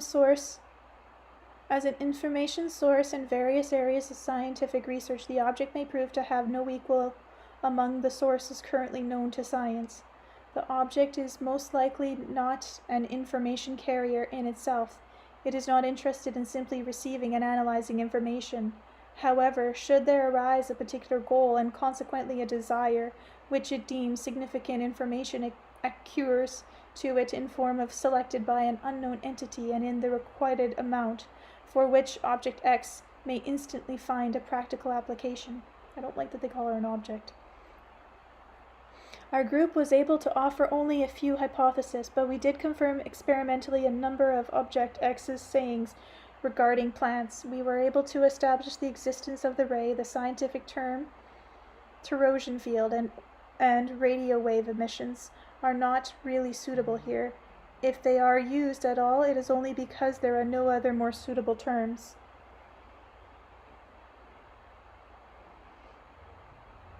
The most incredible and doubtful hypothesis in our view was the possibility of infusing the text of the book with the hidden combinations and signs according to Object X terminology on the depth of eternity and infinity of the cosmos. The objects affirm that these signs may have beneficial effect on people. We were recommending conducting a series of experiments compared to the parameter of the psychological changes in human beings before and after reading the book with the help of a measuring device used in medical practice. This does not make much sense to anymore. Already we were compelled to confirm that the fact of their existence is indisputable. These charges are not affected through the material psychological organs of the body, but at some intangible non-material level of society as a whole. One has the impression that within the milieu of the community of people living on the earth, a reaction is beginning to take place which we are not in position to arrest, or, for that matter, not even control. The basic evidence of such a reaction is the psychic response observed in those who have come in contact with the book. Questioners, along with the examination and analysis of readers' correspondence, attest to the fact that a majority of readers have experienced a creative urge expressing in the form of poetic compositions, sketches, drawings, along with the writing and performing of songs. Many readers have felt the impulse to make contact with the cultivate plants, or to change their profession. In certain cases, the reading of the books is followed by a significant improvement in one's sense of well-being and the disappearance of symptoms of disease. We conducted an experiment on 30 people having various ailments. In a psychotherapy, sleep therapy unit, they asked to read the text of the book. In the case of 27 of them, an emotional concentration was observed along with a lack of sleep and an increased hemoglobin count in the blood. If we assume that the reaction on the part of these readers is due to the vividness of the image of literary art, one can confirm that in terms of psychological effect, this particular image far surpasses by several degrees all those hitherto unknown, including classical and biblical images. The indisputability of such a conclusion is confirmed by a percentage of readers who have expressed their relationships to the book in poetic and other creative forms. According to our statistical survey, this has happened with as many as 1 in every 19 readers. Moreover, it should be noted that the author's expository style is primitive to the extreme. It does not follow any established norm of the literary arts, and the text is replete with grammatical errors. Sounds like my writing. But a computer analysis of the book's readability shows that it has a readability rating of 80% or higher. In our direct contact with Object X, we noticed a phenomenon encountered nowhere else before and with no counterpart in any data observed or recorded by ufologists. We observed a spheroid energy mass resembling large ball lightning, its energy potential far surpassing existence scientific concept of the power of natural energies. Its ability to change the Earth's gravitational field in a specific location affords it the possibility of instantaneously transforming anything not rooted in the ground into cosmic dust. During the period of our contact, the Earth's gravitation was changed slightly, but with any increase in its power output, we and all material objects might have simply found out themselves somewhere out in space. By contrast, the gravitational field around object X was not changed, which attests to the possibility of selective influence. It was evident that the change in the Earth's gravitational attraction was preceded by a reduction in the blue spectrum of natural light. One could hypothesize that the so-called gravitational attraction of the Earth is not dependent on the Earth itself, but the pressure of light emanating from certain celestial bodies and objects, energies, or the Earth's atmosphere as created by an intelligent being. Despite its ability to acquire large quantities of information, Object X does not attempt to subject it to analysis. It processes the information it receives on the level of feeling and intuition, from which rises an impression of naivety. The interrelationships between Object X and the energy mass are simple and commonplace, established on the basis of feeling, with no trace of servility or idolization. They are characterized by full freedom of action in the context of mutual respect. The luminous energy mass we observe possessing an intelligence and even more incredibly feelings, something which ufologists have not noted in connection with a single UFO. This is evident by the fact that during contact with Object X, the rays of the energy mass stroked its feet and hair, and that the mass itself, through its movements, reacted to Object X's emotional state. Along with the capability of exerting a psychological effect on matter, the phenomenon perceived by us also has the capacity to produce a psychological effect. It may be hypothesized that Object X may represent an earthly human being who is periodically contacted by representatives of extraterrestrial civilization, or that it is in communication with some kind of natural phenomena, which does not lend itself to scientific investigation. It may be further hypothesized that Object X itself represents an extraterrestrial civilization. However, the object's own declaration, "I am man, I am woman," contradicts this hypothesis. Such a declaration places us in an unresolvable dilemma, as the question inevitably arises, who then are we? Or, to put it another way, has mankind been treading a path of progress or regression? Chapter 12. Man-Made Mutants. Okay, that's enough, I interrupted Alexander. For me, Anastasia is just a recluse. Maybe she's got some unusual abilities, but I would say she's human. She's man. Let's hope so. Anyway, if I think about everything too much, I could go nuts. So, start up that old rattle-trap motor of yours and let's go. It took us about 4 hours to get to the remote settlement. After I had set foot on the familiar stretch of shoreline, Alexander also got out of the boat and once again tried to persuade me. Anastasia's gone, Vladimir. Really, give it some thought. You can still change your mind about trying to reach her blade. You won't make it. I am going. I was hoisting my backpack to sling it over my shoulder when I suddenly noticed Alexander unsheathing a large hunting knife. I threw the backpack down and rifled about on the ground for something I had to defend myself with. But Alexander, having bared his right arm on the elbow, suddenly slashed his own arm with the knife and covered the gushing blood with a white linen scarf he had. Then he asked me to fetch the first aid kit from the motorboat and bind his wounded arm. I did this. Still in a state of bewilderment, he handed me the blood-soaked scarf, saying, "Tie this around your head."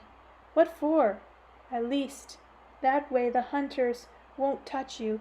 They will not fire at a wounded man." "You think those hunters of yours are dumb or something? They only have to come close and they'll see right off it's a prop." "They won't come close. Why take the chances? They all got their own territories and pathways. If someone needs to go into the taiga for a good reason, he'll talk to the hunters first, tell them about himself and what he intends to do, and coordinate his route with them. If they think he has a good reason, they'll help him, give him advance, and may even provide an escort. But they know nothing about you. They may shoot first and ask questions later, but they won't fire at a wounded man. I took the blood-soaked scarf and tied it around my head. I guess I'm supposed to say thank you, but somehow I don't feel like thanking you.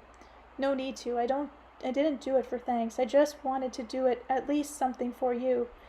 When you get back, light a fire on the riverbank. I'll be passing close by from time to time, and if I see the smoke, I'll come and pick you up. If that is you manage to get back. As I walked along, I noticed a couple of dogs about 100 meters away, probably from the settlement, I thought. I wish they would come closer, as dogs had a quieting effect on me. I even tried to attract their attention, but they didn't approach, only kept a parallel course into mine, and so we went deeper into the taiga. It was pointless for Alexander to try and scare me. I thought the taiga didn't seem hostile to me at all. Maybe it was because I knew at the back of my mind that there, amidst the trees and moss-covered logs, lived Anastasia, and even if she was strange, she was still a kind person. I held to the notion that here in the taiga, with all its tangled undergrowth, its sounds and airs so familiar to city dwellers, lived my very own son. This thought made the taiga feel just a bit more like home to me. The 25 kilometers from the riverbank to the glade represented much more of a challenge than walking along an ordinary road, since there were fallen trees to climb over and thickets to go around. The time I had been walking with Anastasia, I hadn't noticed all these barriers immersed as we were in conversation. The main thing now was not to lose my sense of direction on account of them, and I began checking my compass more often, all the while thinking, how did Anastasia find her glade with no compass? It certainly didn't look as though there is any kind of pathway. Stopping to rest after every hour, by noon I got to a shallow stream about 2 meters wide. Anastasia and I had also forded a stream, I remember. I decided to go across and stop for some time in a glade. Just on the other side, I made my way along the trunk of a partially rotted tree which had fallen into the stream. The tree didn't extend all the way across, so after tossing my backpack, I made a jump for the shore. But something happened. My leg fell on some kind of protruding snag and got twisted or sprained somehow. I felt a searing pain through my whole leg, and it even spread to my head. I lay there a few minutes and then tried to get up. I realized I couldn't walk, so I lay there, reflecting on what to do next. I tried to remember what you're supposed to do when you twist or sprain your leg, but I had a hard time remembering, probably because the pain was so intense. Then I decided I would lie still for a while, have a bite to eat, and maybe the pain would go away. If need be, I would light a fire and spend the night there. Maybe by morning my leg would even be better. After all, everything with man heals itself eventually. It was at this point that I caught sight of the dogs again. There were 4 of them now, and 2 more on the other side, and they weren't going anywhere. They took up their position on either flank, about 10 meters from me. The dogs were of various breed. One was an Airedale, another was a Boxer, the remainder were mongrels. And there was a little lapdog among them. Their coats were ragged. They were terribly thin. The Airedale's eyes were festering. I remembered hearing my first mate telling me about dogs like this, and my sudden awareness of the precariousness of my situation made even the pain in my leg disappear temporarily. The first mate of my headquarters ship told how people who didn't want their pets around anymore would take them off somewhere and abandon them. If they dropped them off within the city limits, the cats and the dogs would hang around the various scrap heaps and at least get a little something to keep them going. When dogs were taken out in the remote area, they outside of town would group together in gangs and get their food by attacking a living creature, including people, especially people all by themselves. These dogs are actually more frightening than wolves. They'll lie in wait for a wounded or exhausted victim and then attack their prey simultaneously.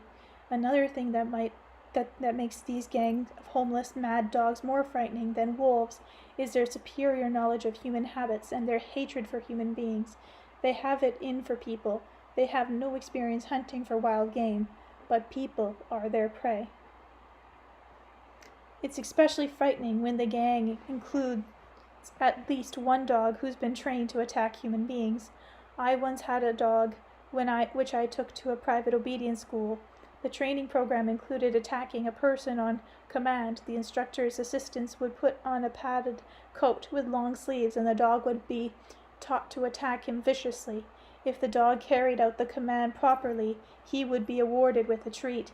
They sure went through their paces, these smart asses. I wonder if there is any other creature on earth apart from man that finds it necessary to teach another species to attack one of the teacher's own kind. The dogs around me began to tighten their circles. I needed to show them I thought that I was still alive, that I could move about and defend myself. I picked up a short stick and chucked it at the closest mangy bitch. I managed to dodge the stick. It managed to dodge the stick and take up a new position. There weren't any other sticks within reach. Then I got a couple of tins of preserves out of my backpack. As I was getting them, the smallest of the gang, the lapdog, stole up from behind, tore a piece out of my trouser leg with his teeth, and then jumped back. The other dogs watched, probably to see my reaction. I took one of the tins and chucked it at the nearest large pooch. The other I threw at the lapdog. There was nothing else to throw. My consciousness was overwhelmed with a sense of hopelessness. I began imagining how the dogs would tear apart my body and eat it in pieces, and how I would still be conscious for some time and witness it all, and writhe in pain, since the dogs would be able to finish me off all at once, and I had nothing with me to bring on a quick death and escape extended torture. One thing I felt especially bad about was that I wouldn't be able to deliver my backpack containing the gifts for Anastasia for my readers, along with various kitty items a young child would need. Half my backpack was taken up with reader letters, full of questions and requests. A lot of letters, most unusual letters. They wrote from the heart. They wrote about their lives, and there were lots of poems. Maybe not too professionally crafted, not always rhyming, but still there was something good about them, and now they would all be lost, rotting away here in the taiga. And then a thought struck me out of the blue. I decided to write a note and place it on the plastic bag with the letters. A note. If anyone found my backpack, they would take all this content and the money too, and they could send in the readers' letters back to my daughter Paulina. I told her in the note to publish them once there was enough royalties from my book to cover the expense. It would be a crime for so many soul-inspired poems to be lost forever. Many of their authors were likely writing the first poem in their life, something that came straight out of their heart, and now the only poem they ever wrote in their life would be lost. It was quite a challenge writing the note. My hands were trembling from fear, most probably. And just why does man cling so tight to life, even in a situation where it is absolutely clear that it's all over? But I managed to finish the note and put it in a plastic bag with the letter. I tied the bag tight so moisture wouldn't get in, and then all at once I noticed that the dogs, which had already come quite close to me, were beginning to execute a rather strange maneuver. One by one they started crawling away from me. Some of them were sitting up on their haunches looking in the other direction, away from me, and then lay down again, as though in ambush.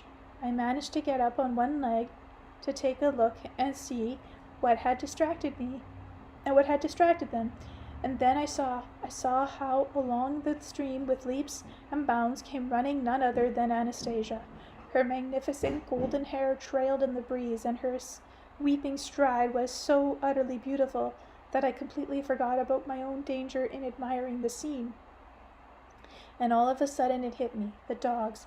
They were no doubt under the impression that their prey might now be taken from them, and they were getting set to attack the newcomer running so determinedly towards them. These starving dogs, brutalized by the wild, would viciously fight for their prey to the end. Anastasia would not be able to do anything about them all by herself. The dogs would tear her apart, and I cried out as loud as I could, "Stop, Anastasia, stop! Dogs! Wild dogs here! Don't come this way!" Anastasia stopped. Anastasia heard me, but didn't let up her bounding stride for a moment. But while she ran, she waved her hand in the air. What has she done now? I thought. The extraordinary phenomena she could call upon wouldn't be able to help her now. As quickly as I could, I pulled out my backpack, the little glass jars of baby food. I started throwing them at the dogs, trying to attract their attention to myself and away from Anastasia. One of the jars hit its mark, but the dogs paid no attention to my effort. No doubt they realized who their real threat was. No sooner had Anastasia entered their circle than the dogs attacked her from all sides at once. And then, oh, what a sight it was! You'd have to see it to believe it. Anastasia transformed all the energy of her run into a spin. All at once she broke her stride and spun about sharply like a top, or a ballerina twirling on stage, only faster. Upon striking Anastasia, rotating body, the dogs flew off in different directions, without causing any harm. But then, once she had stopped spinning, they got ready to launch a new attack. I crawled over towards Anastasia. She was wearing her short, lightweight dress. If only she'd been wearing her quilted jacket. It would have been harder for the dog to bite through. Anastasia got down on one knee. As she knelt there in the circle of the vicious dogs, they were half crazed by hunger.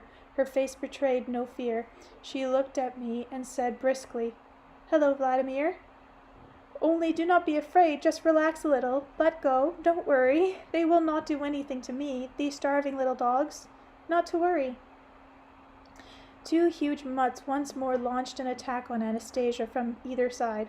Without getting up and without ceasing her talking, a lightning-fast movement of her hands caught each dog in midair by its front paw and spun it around.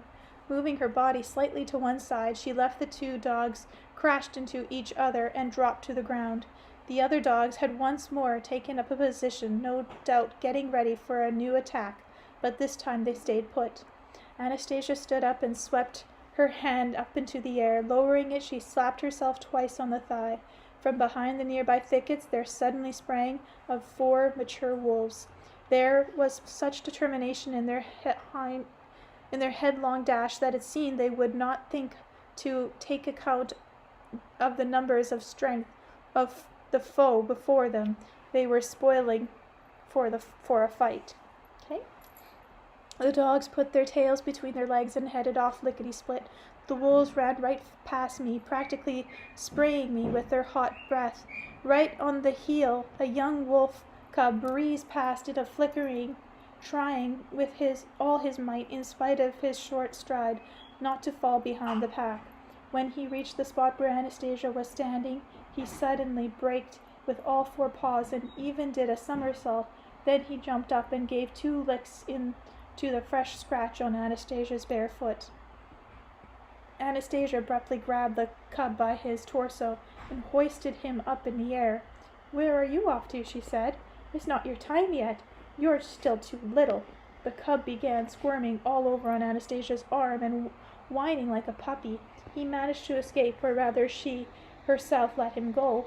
Once more on the ground, the cub gave one more quick lick to Anastasia's scratch and set off to catch up with the pack.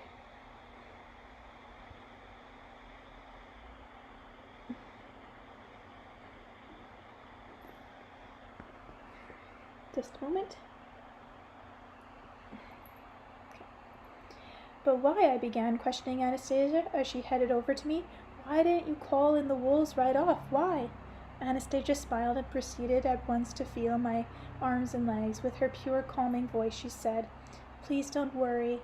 I need to show the dogs that man is always superior to them. The wolves will fear in any case, but the dogs have begun making attacks on man. Now they will no longer attack man. Not to worry. I felt your presence and could tell you were coming. I ran to meet you. Why did you take such a risk in coming into the taiga all by yourself? At first I could not find you, and then I guessed you must have set out on your own. Anastasia ran off to one side and plucked up some kind of grass. Then she looked in a different place and did the same. She rubbed the grass between her hands and carefully soothed my sore leg with moist palms, and she kept talking non-stop. It will go away. It will pass quickly before you can say Jack Robinson.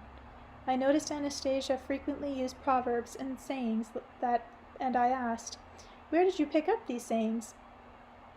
I sometimes listen to how various people speak, to learn how to express a greater meaning in just a few words that displeases you?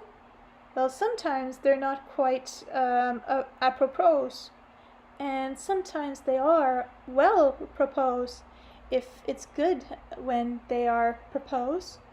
How do you mean propose? That was your word. I was just repeating it. Tell me, Anastasia, is it still a long way to your glade? You have come halfway. Together we shall get there quickly. It probably won't be very quick as long as my leg hurts like this. Yes, it may still hurt a bit longer. Let your leg rest and I will help you walk. Anastasia hoisted the heavy backpack onto her shoulders, then turned her back to me, squatted down on one knee, and invited me to climb on. Take hold of me and climb onto my back, she said. She said this with such briskness and determination that I immediately obeyed. Clasping my arms around her neck, Anastasia promptly rose to her feet and skipped off at a sprightly gait, and throughout our journey she kept talking on the run. Not too heavy for you? Not too heavy for you, I asked after some time. One's own burdens are light, replied Anastasia, adding with a laugh. I'm a horse, I'm an ox, I'm a wench, and I'm a jock. Stop, let me down, I'll try it walking on my own. But you're not too heavy for me. Why do you want to try on your own? What's that about a jock? I'm a wench, I'm a jock, you said? Just another saying. It was not apropos, eh? Did it offend you? It's okay, I simply want to try walking on my own. If you could just carry my backpack a little while longer. If you want to walk on your own, you will have to rest your leg at least another hour, she advised as she gently lowered me to the ground. You sit there for a bit. I shall return before long. At that, Anastasia ran off a little while on her own. She presently returned with a bundle of various grass and once more began rubbing them onto my leg near my ankle. Then she sat down beside me and smiled as she slyly eyed my backpack. All at once she asked, Vladimir, please tell me, what is in your backpack? Some letters from readers, also gifts they sent me to give. To you, and I brought a little something for the baby. Could you show me the gifts now while we are resting? And will you show me the baby, our son? You're not going to tell me that he can't see me until I cleanse myself. Fine, I'll show you your son, only not right away. Tomorrow I shall show you. The first thing you need to do is learn a bit about how to converse with him. You will learn quickly once you see him. Tomorrow's okay. I undid the backpack and began to take out its contents. First the gifts for Anastasia. She took each item carefully in her hands and looked at it with interest, caressing it. She started playing with the Vladabels, a present from Olga, and when I handed her a beautiful, large, colorful shawl, a gift from another very kind woman, Valentina, I realized right off women are women, and they all have a lot in common. Anastasia took the shawl and turned it over in her hands. Then she performed a whole series of manipulation with it. She tied the shawl around her head, just like the picture of a chocolate bar on the chocolate bar, and then on other variations as well. Then, with a laugh, she tied the shawl around her waist in gypsy fashion before throwing it over her shoulders and parading before me in some kind of folk dance. Then she neatly folded the shawl and placed it over the presents spreading out on the grass and said, "Please, Vladimir, say thank you for them. To each person, thank these women for the warmth of their heart that they sent along with each of these things. I'll thank everyone I see, but I have nothing more to show you. The remaining things aren't for you. They're for our son. All the things he needs. You can't use these things. I'll show them to you on the spot when we get there." Why do you not want to do this now? We are just sitting here resting. I would be most interested to see what you have." I didn't want to show Anastasia right off what I had brought for our son, since I remembered what she had said back at the first time we met. "You will want to get our son all sorts of senseless toys, but he will not need them at all. You're the one who needs them for your own self-satisfaction, so you can say, 'Oh, look at me, I'm so good and caring.'" But then I still decided to show them to her, since I myself was interested in how she would react to the achievements of our civilization on matter of childcare.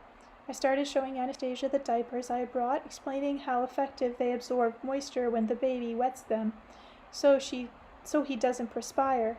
I told her everything I had seen on the TV commercial. I showed her the baby food. "You see, Anastasia, this baby food is simply a marvel. It contains all the substance a baby needs. Vitamins, supplements too. The main thing is, it's so easy to prepare. Just dissolve in warm water and the food's ready. Got it?" I got it. "Well, now you see the factory chimneys of our technocratic world aren't just blowing smoke for nothing. We've got some factories producing baby food like this, and the packaging for it. You see that beautiful baby picture on the package? All smiley and rosy-cheeked?" "I see." Finally, I showed Anastasia my last gift and commented, "This is a children's construction set. A construction set not like a senseless noisemaker. It says here it's especially designed to help the child develop. He can build a car with it, like in the picture, or a steam engine, or an airplane, or a house. Well, maybe it'll suit our son a little later. Right now, of course, it's still early for him to make sense of what moves and flies and how." "How early?" "He can make sense of it all right now," replied Anastasia. "You see, the construction set will help him in this," I observed. "Do you think so? Are you certain about that?" "I'm not the only one who's certain, Anastasia. There's a whole bunch of scientists and psychologists who study children's mental development. You see, their endorsements are printed right here on the box." "Fine, Vladimir, fine. Not to worry. We'll do everything the way you feel you should. Only I would ask you to take a look first. Observe how our son lives. Then you will be able to determine what his first priorities are." "Right. Whatever you say."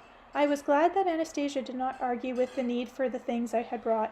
I would be able to have to look for myself and decide. "In the meantime, let us hide your backpack here," she said. "Then once you determine what things is needed first, I shall run and fetch it, or I shall fetch the whole backpack if necessary. Right now it's too heavy to carry. Your legs still hurt after all, and you do not wish me to carry you." "Well, okay, let's hide it for the time being," I agreed. "Only I'll take the letters with us. There are a lot of questions in them for you. I didn't memorize them all." "Fine, we shall bring the letters," Anastasia agreed, taking the packages. Once she had hid my backpack in a safe place, I leaned my arm on her shoulder, and the two of us headed off in the direction of her glade. It was late at night by the time we arrived. As before, the glade was empty, no structures, not even a lean-to, but somehow I got the feeling that I had come home. Even my mood was uplifted, and a sense of calm had set in. I felt like going to sleep, probably because I had been talking all the previous night with Alexander. Wow, I thought, there's absolutely nothing in this glade, and yet I get the feeling I'm home. Evidently, one's sense of home is not the size of one's living space or even a castle, but in something else. Anastasia once took me to her lake and recommended I bathe. I really didn't feel like bathing, but I thought I should be obedient to her in everything, at least for now, so I get to see my son sooner. When I came out onto the shore after bathing, it was colder than in the water. Anastasia dried me off with the palm of her hands, wiped me with some kind of grasses, and my body began to feel warm, even hot. Then she handed me her dress and said with a laugh, Please put it on, Vladimir. It'll be like a nightshirt for you. I shall soak and wash your clothes, which has a strong odor coming out of it. I put on Anastasia's dress. I knew the odor must be eliminated, and that was that. So our son won't be scared off. For him too, Anastasia replied. But it'll be cold for me, and to sleep in nothing but a dress. Not to worry, I've already arranged everything. You will have a good night's sleep, and you'll not be cold.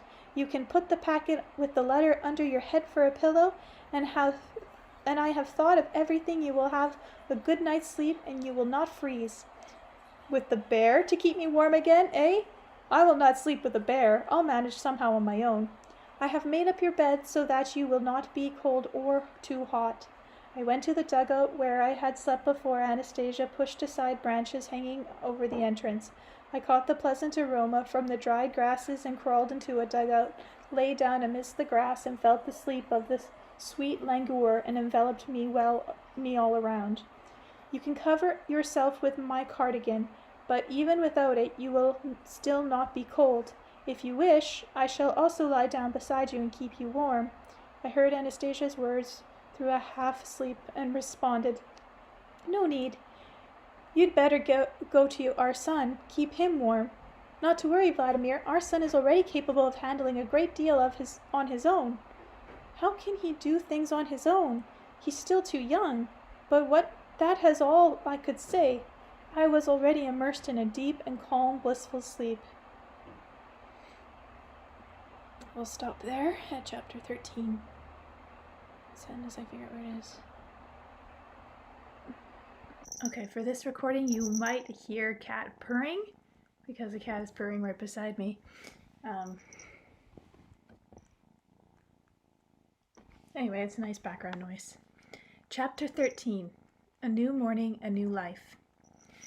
I woke up in the morning and I felt such an extraordinary good mood that I just lay there thinking I'd better not budge for the time being, lest the good mood suddenly vanish. What kind of night did I have anyway? And why did I get the impression in the morning that over the past night my whole body and consciousness were literally bathed in love?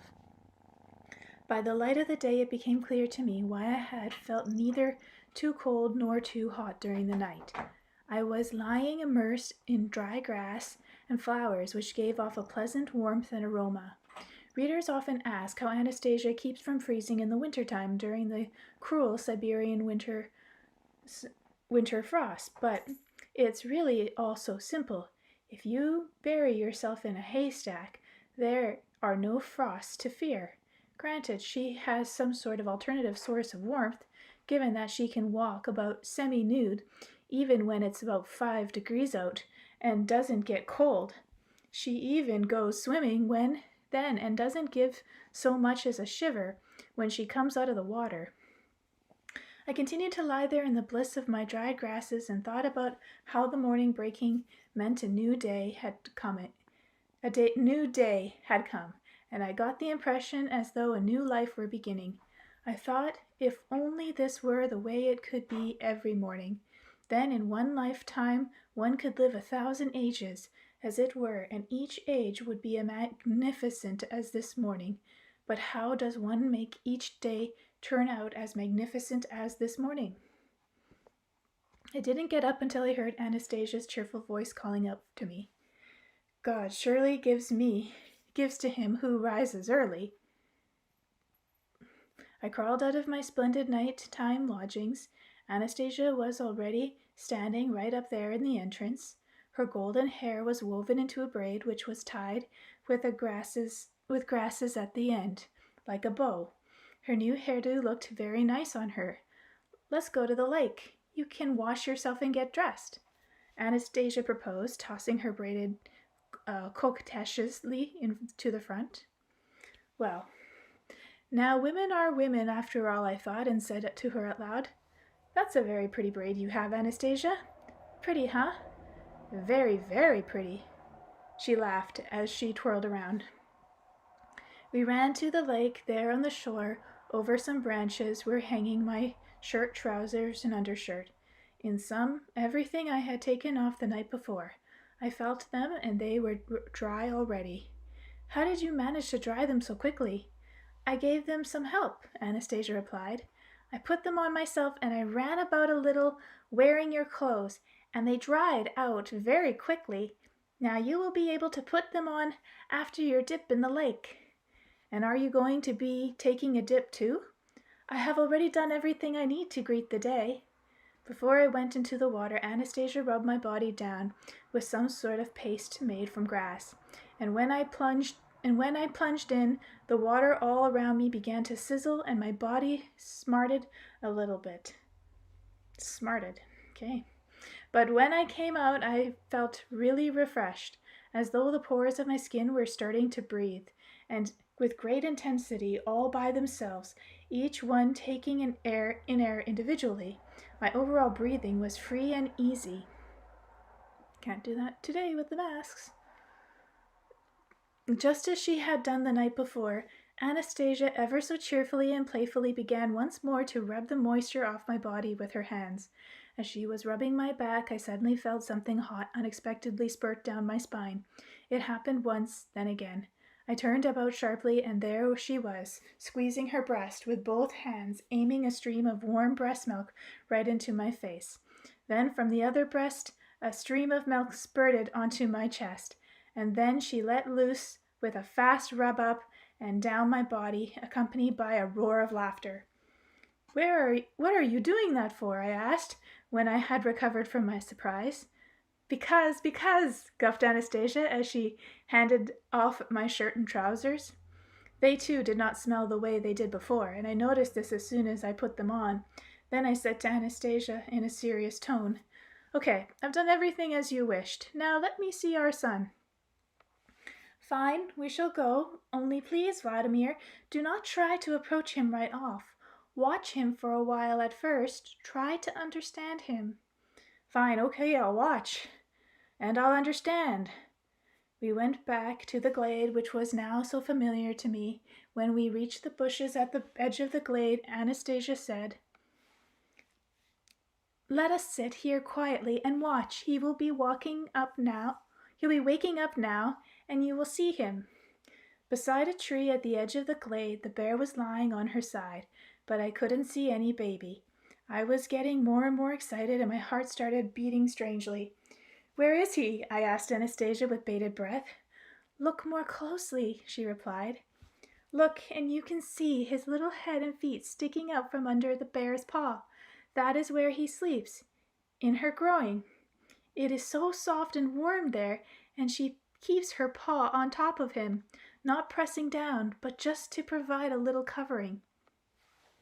And I saw the scene. The boy's tiny body was resting in a cradle of thick bear fur in the huge breast beast's growing, under her slightly raised front paw. The bear was lying on her side without stirring, turning only her head from side to side as she looked around, and the wee little legs wiggled in the thick fur, at which point the bear raised her paw a little more. The baby was waking up. When he moved his arm, the bear raised her paw. When his arm dropped back to his side, she lowered her paw a little. Only her paw and head moved. There was not a stir from the rest of her body. How can she lie like that without stirring? Isn't it uncomfortable to maintain that one position the whole time? I asked. She can lie like that without stirring for a long, long time, and it's not hard for her at all. She is just so thrilled when he crawls into his little bed, and now she has started to take herself very seriously. She has a sense of responsibility. When the time approaches to start a family, she did not even let her intended mate come near her. That's not too good, but when our son grows a little, she will allow her mate to approach her again. As I listened to Anastasia, I couldn't take my eyes off my son. I watched as the little feet once again wiggled beneath the bear's huge paw. Then the paw went up in the air. The baby moved his arms and legs, stretching himself, raised his head, and then all at once stopped moving. Why did he stop moving? Is he going to go back to sleep? I asked Anastasia. Look more closely. He is going piddle. The bear did not manage to let him down to the ground on time, or perhaps she did not want to. She really spoils him, you know. The little fountain kept trickling out onto the bear's fur, like the boy. She too had stopped moving, even her head and her paw, until the fountain had ceased its trickle. Then the bear began to turn over onto her other side, and the baby slid down to the ground. All right, you see, she thinks you will go on to do his number two. Our little man, Anastasia said cheerfully. The tiny human body lay on the grass, tensing its abdominal muscles in preparation for his number two, while above it hovered the enormous bear. It seemed as though the bear was helping the baby along with her rumbling sounds, as if going through the similar preparation herself. The boy turned over on his stomach, started moving his arms and crawling across the grass on all fours. His little bottom had got dirty from his pooping. The bear went over to him and lapped his tiny bottom with her enormous tongue, wiping off the poop, just like a nanny. She gave the boy a push with her tongue, and he plopped on his tummy, but got up again on all fours and went on crawling. The bear followed him and gave his bottom still another lapping, even though it was already clean by now. What do you think, Vladimir? Do you think she would be able to take off his dirty diapers or underpants and put new ones on? Anastasia asked quietly. Okay, I responded also in a whisper. I get it. The little boy turned over onto his back, and when the bear persisted in lapping his thighs, he made a nimble move, and his little hand latched onto the fur on the bear's muzzle. In response to what looked to be an insignificant movements by the boy's hand, the bear proceeded to rest her huge head on the ground at his feet. He grabbed hold of her muzzle, reached up with his other hand, and started climbing up the bear's head. Where on earth is he going? I queried. To the bear's eyes, responded Anastasia. Her eyes sparkle. They fascinate him, and he always wants to touch them. The boy lay on his tummy on the bear's muzzle and looked at one of her eyes. He then tried touching it with his fingers, but all at once her eyes snapped shut. The boy's fingers poked at her eyelid. After waiting a little while longer and still not seeing any sparkling eye, the boy began climbing down from the bear's muzzle, then crawled a little way across the grass and stopped to look at something on the ground. The bear got up and roared twice. She's calling the wolf. She needs to clean herself up and have something to eat. Now you will see how they have a friendly conversation again amongst themselves, Anastasia commented. A few moments later, the she-wolf appeared at the edge of the glade. The bear did not show any signs of welcoming her presence, but greeted her with a threatening roar. The wolf's own behavior was far from friendly. She surveyed the whole glade. She pranced a bit around the edge, lay down, then took a big leap and lay down again, as though ready to pounce. What kind of friendly conversation do you call that? I asked. Why did the bear call her and then roar at her like that? And the wolf seems pretty threatening herself. That's the way they talk with each other. The bear stopped the wolf with her roar, and to make sure everything was in order with her, to check that she was not sick with anything, and that was not dangerous to let her approach a child of man, that she was strong enough to defend him. The wolf showed that she was completely prepared. She showed it by her actions, not with words. You saw how she walked past and jumped pretty high? Indeed, the bear often observed the wolf calmly shuffled out of the glade. The wolf lay down on the grass, not far from the little one.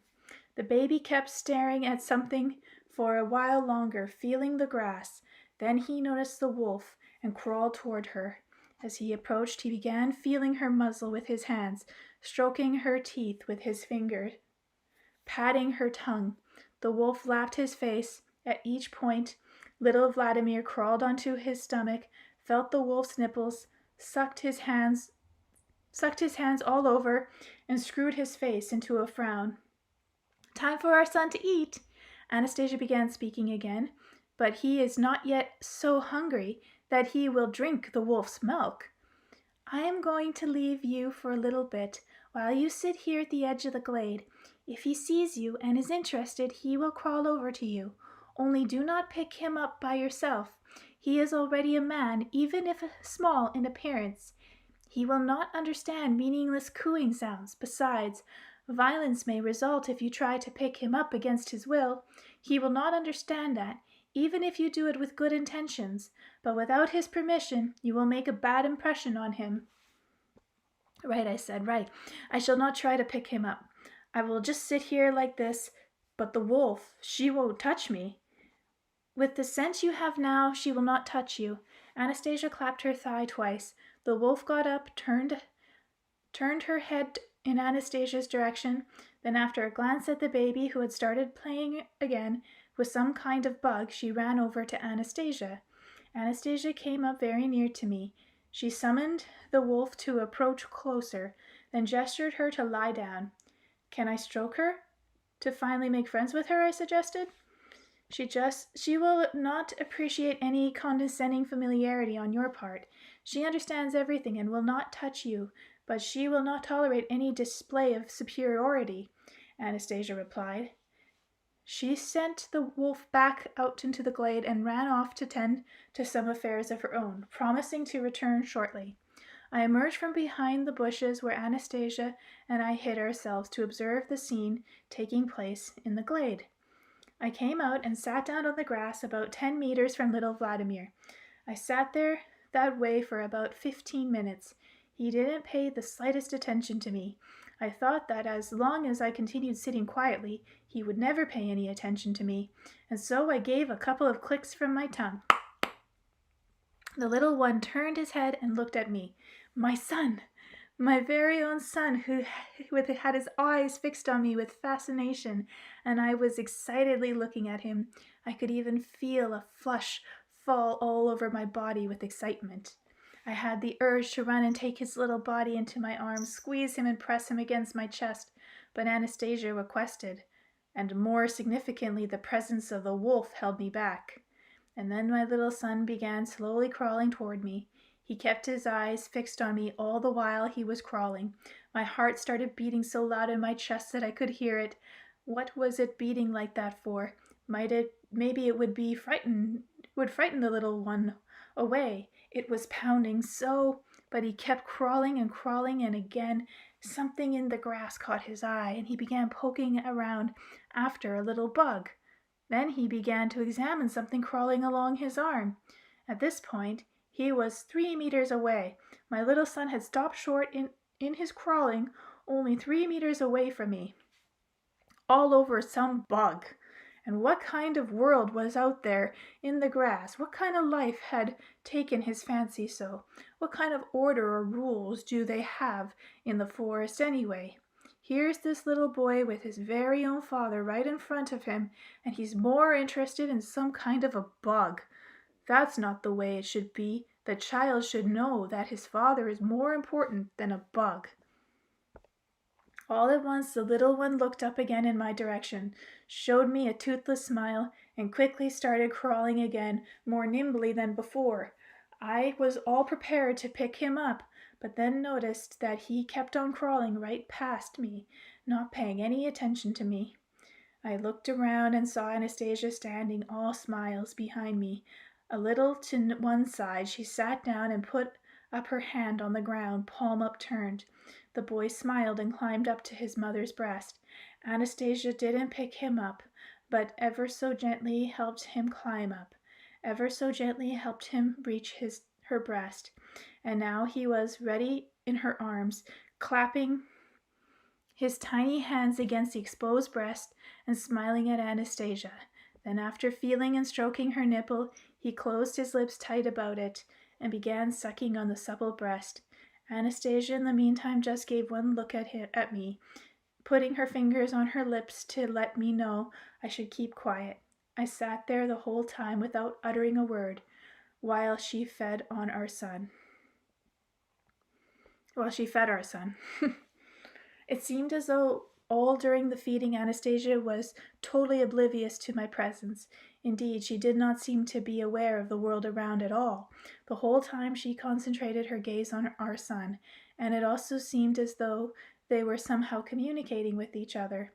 This impression came from the fact that after sucking for quite a while, the baby would suddenly stop, turn away from the nipple, and look into Anastasia's face. Sometimes he would be smiling, at other times his face would have a serious expression. Then he became very still and slept for a while in his mother's arms. When he awoke, his face once again broke into a smile, and Anastasia sat him in the palm of her hand, supporting his back. Their faces were very close together, and the baby would feel Anastasia's face with his hands and press his cheek against hers. Then he spied me once again, and once more he fell still for a while, staring at me in fascination. All at once he reached out his little hand toward me, inched his body forward in my direction, and uttered the sound, "Eh!" Involuntarily I reached out my hand up to him, and at that point Anastasia handed him over to me.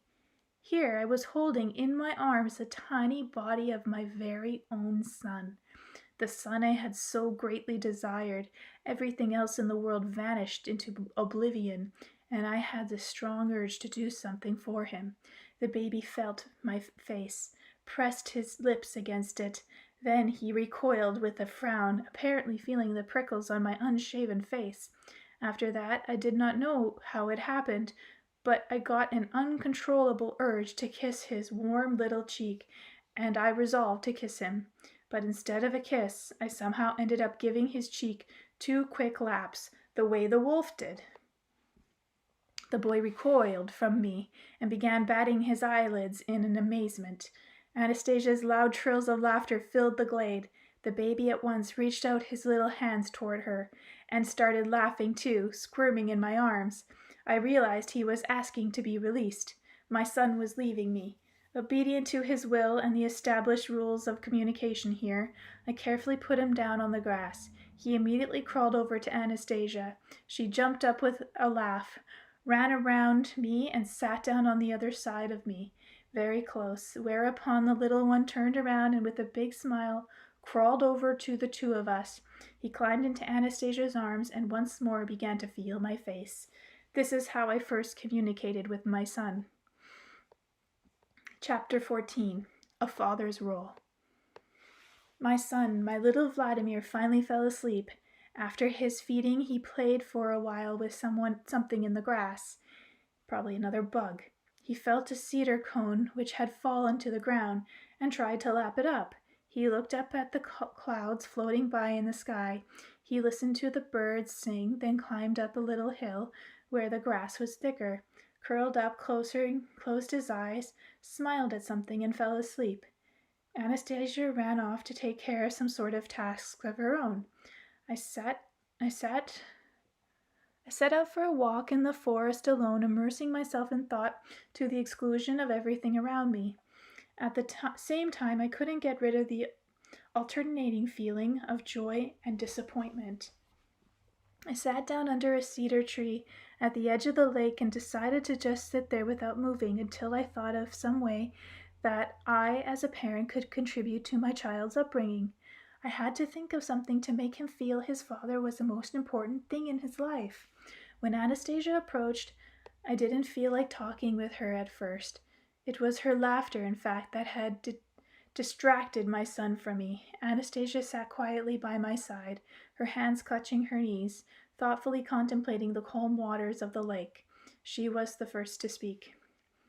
"Please do not be offended to me. Your communication struck me as so funny. I could not restrain myself." "That's not what I'm bothered about. What is it then?"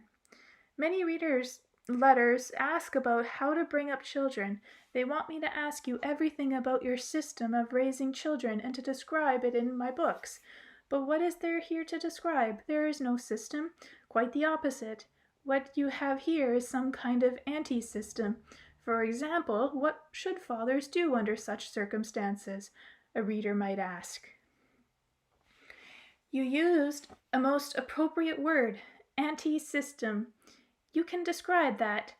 But who could be interested in that? People are looking for practical guides where it tells them what they should do with their baby when he said when he says when he's say 1 month old, and then when he's 2 months old, and so on. An hourly schedule, books that offer a dietary program, a complete timetable of bringing up the child according to his age. But here you have only a complete indulgence of the child's whims, an all permissive attitude. Tell me, Vladimir, what do you want our son to be like when he grows up? What do you mean? What do I want him to be like? Of course I want him to be happy, normal, successful, individual. Are there many happy people amongst your acquaintances? Happy? Well, if you're talking about completely happy people, I'd have to say probably not very many. Everybody's got something not quite right with their lives. Either there's not enough money, or they're plagued by illness or family squabbles. But I want my son to avoid any kind of unpleasant experiences. Then think about it. How can he avoid them if you deliberately squeeze him into the system everyone is brought up in? And think, might there not be a certain pattern in the fact that all parents want to see their children happy, and yet they grow up and turn out just like everyone else? Not very happy? A pattern, I queried. What kind of pattern? If you know, tell me yourself. Let us ponder this question, Vladimir. This is something people have been thinking about for ages. All kinds of scholars, I went on, all kinds of scholars and specialists are pondering it. For this, they have invented all sorts of systems of child rearing, worked out schedules, trying to find the most efficient system. Take a more careful look around you, Vladimir. See the trees, grasses, and flowers growing? How could one possibly draw up an advanced schedule of the day and hours when they should be watered? You would not be watering flowers when they were being washed and with water from heaven simply because someone worked out a detailed schedule for watering them. Now you're going too far. That's just nonsense. That's not an example of raising children. It's not something that can happen in life. But you know, Vladimir, this is exactly what does happen in life.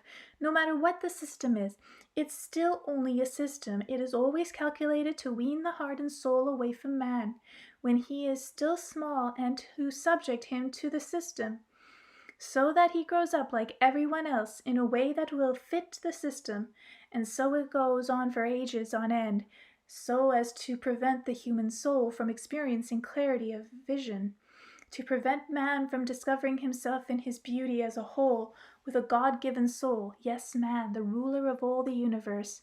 Hold on a moment. Don't get carried away beyond my reach. Speak calmly. Use everyday speech. What do parents need to do to make it so? So that children will grow up, as you say, with a soul that is free, to be rulers of the universe and happy as God himself has wished. He must not interfere. They need to see their children clearly in their own thinking, the way God himself has wished. It is this aspiration of all the forces of light in the universe that each newborn child be endowed with the very best of creation. It is the parent's duty not to hide the creative light under the irradiation of invented dogmas. For ages upon the earth debate have arisen as to which system might be the wisest. But think about it yourself, Vladimir. Debates arise with truth, where truth is hid from sight. Fruitless debates can go on forever, so as what might be found within and behind the closed door. But one has only to open the door, and it will be clear to all, and there will be nothing to debate, since everything will be able to see the truth for himself. But in the final analysis, who will open this door? Is it already open? All that remains is for the eyes of the soul. It is already open. All that remains is for the eyes of the soul to be open to see and gain awareness. Gain awareness for what? You were asking about my system. You were mentioning the schedules and everyday regimes and how someone set them forth for people in books. But think about it, who can tell more clearly about creation than the Creator himself? But the Creator doesn't tell anything up to now. He has said hardly a word. Nobody hears his words. Words thought up by man have many meanings. The Creator patiently and lovingly speaks with each one of us through splendid, imperishable acts. The rising of the sun and the silvery sheen of the moon, the soft mist and tender dew, playing in the sun's ray and drinking in the heavenly blue. The universe is filled with so many clear examples like that. Just look around you. They touch you, and everyone else too. Again, if everything Anastasia said about what child rearing were to be laid out, the result would probably be the complete opposite of how we handle this matter today. I have already said that Anastasia, along with all her forebears through the ages, treats newborn as a deity or an immaculate angel. They consider it totally unacceptable to interfere with the child's thought process. Anastasia's grandfather and great-grandfather were able to observe for long periods at a time how their little granddaughter would be fascinated by a bug or a flower, or the contemplation of something. They tried their best not to distract her with their presence. They would converse with her only when she herself paid attention to them and showed a desire to communicate. Anastasia maintained that at the very moment I was observing little Vladimir contemplating something in the grass, he was becoming aware not only of the bugs but of all creation. According to her, a bug is a more perfect mechanism than any manufactured product, let alone a primitive construction set. A child provided with the opportunity to communicate with these perfect beings will himself become more perfect. Then through the communication and primitive lifeless objects. Besides, as she maintains, every blade of grass, every bug is interrelated with the whole of creation, and subsequently aids the child in becoming aware of the essence of the universe, and of himself as part of it, to become aware of his innate purpose. Artificially created objects have no such connection and do not arrange priorities and values in the child's brain in the right way. To my observation, that the condition in which she and our son were being brought up were totally different from those in which children of our civilized world are to be raised. She responded as follows.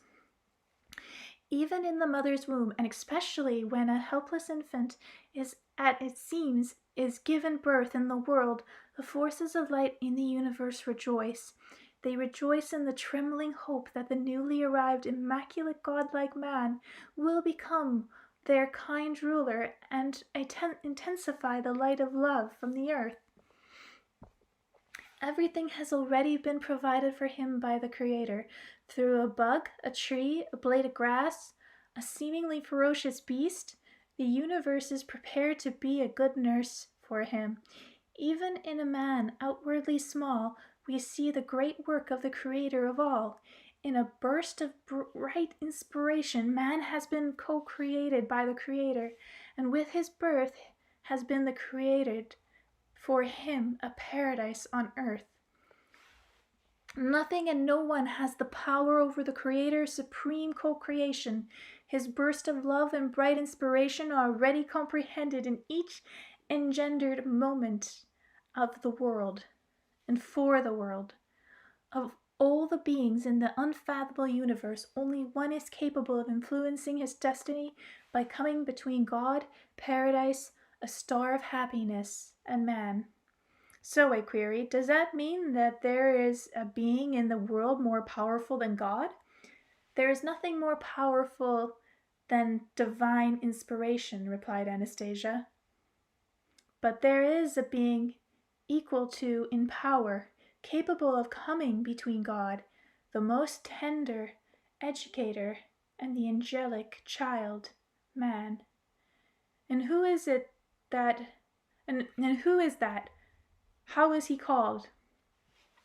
That being is man the parent. What? But how can it happen that parents can wish unhappiness for their children? Everyone wants happiness, but they have forgotten the path to happiness. That is why they are perpetuating violence out of good intentions. Can you offer proof, even just a little, for what you say? I asked. You spoke of various systems of raising children, Anastasia. Think about it. There are many systems, but there is only one truth, and this one alone means that the many are leading in the wrong direction. How can one tell the true system and the false one?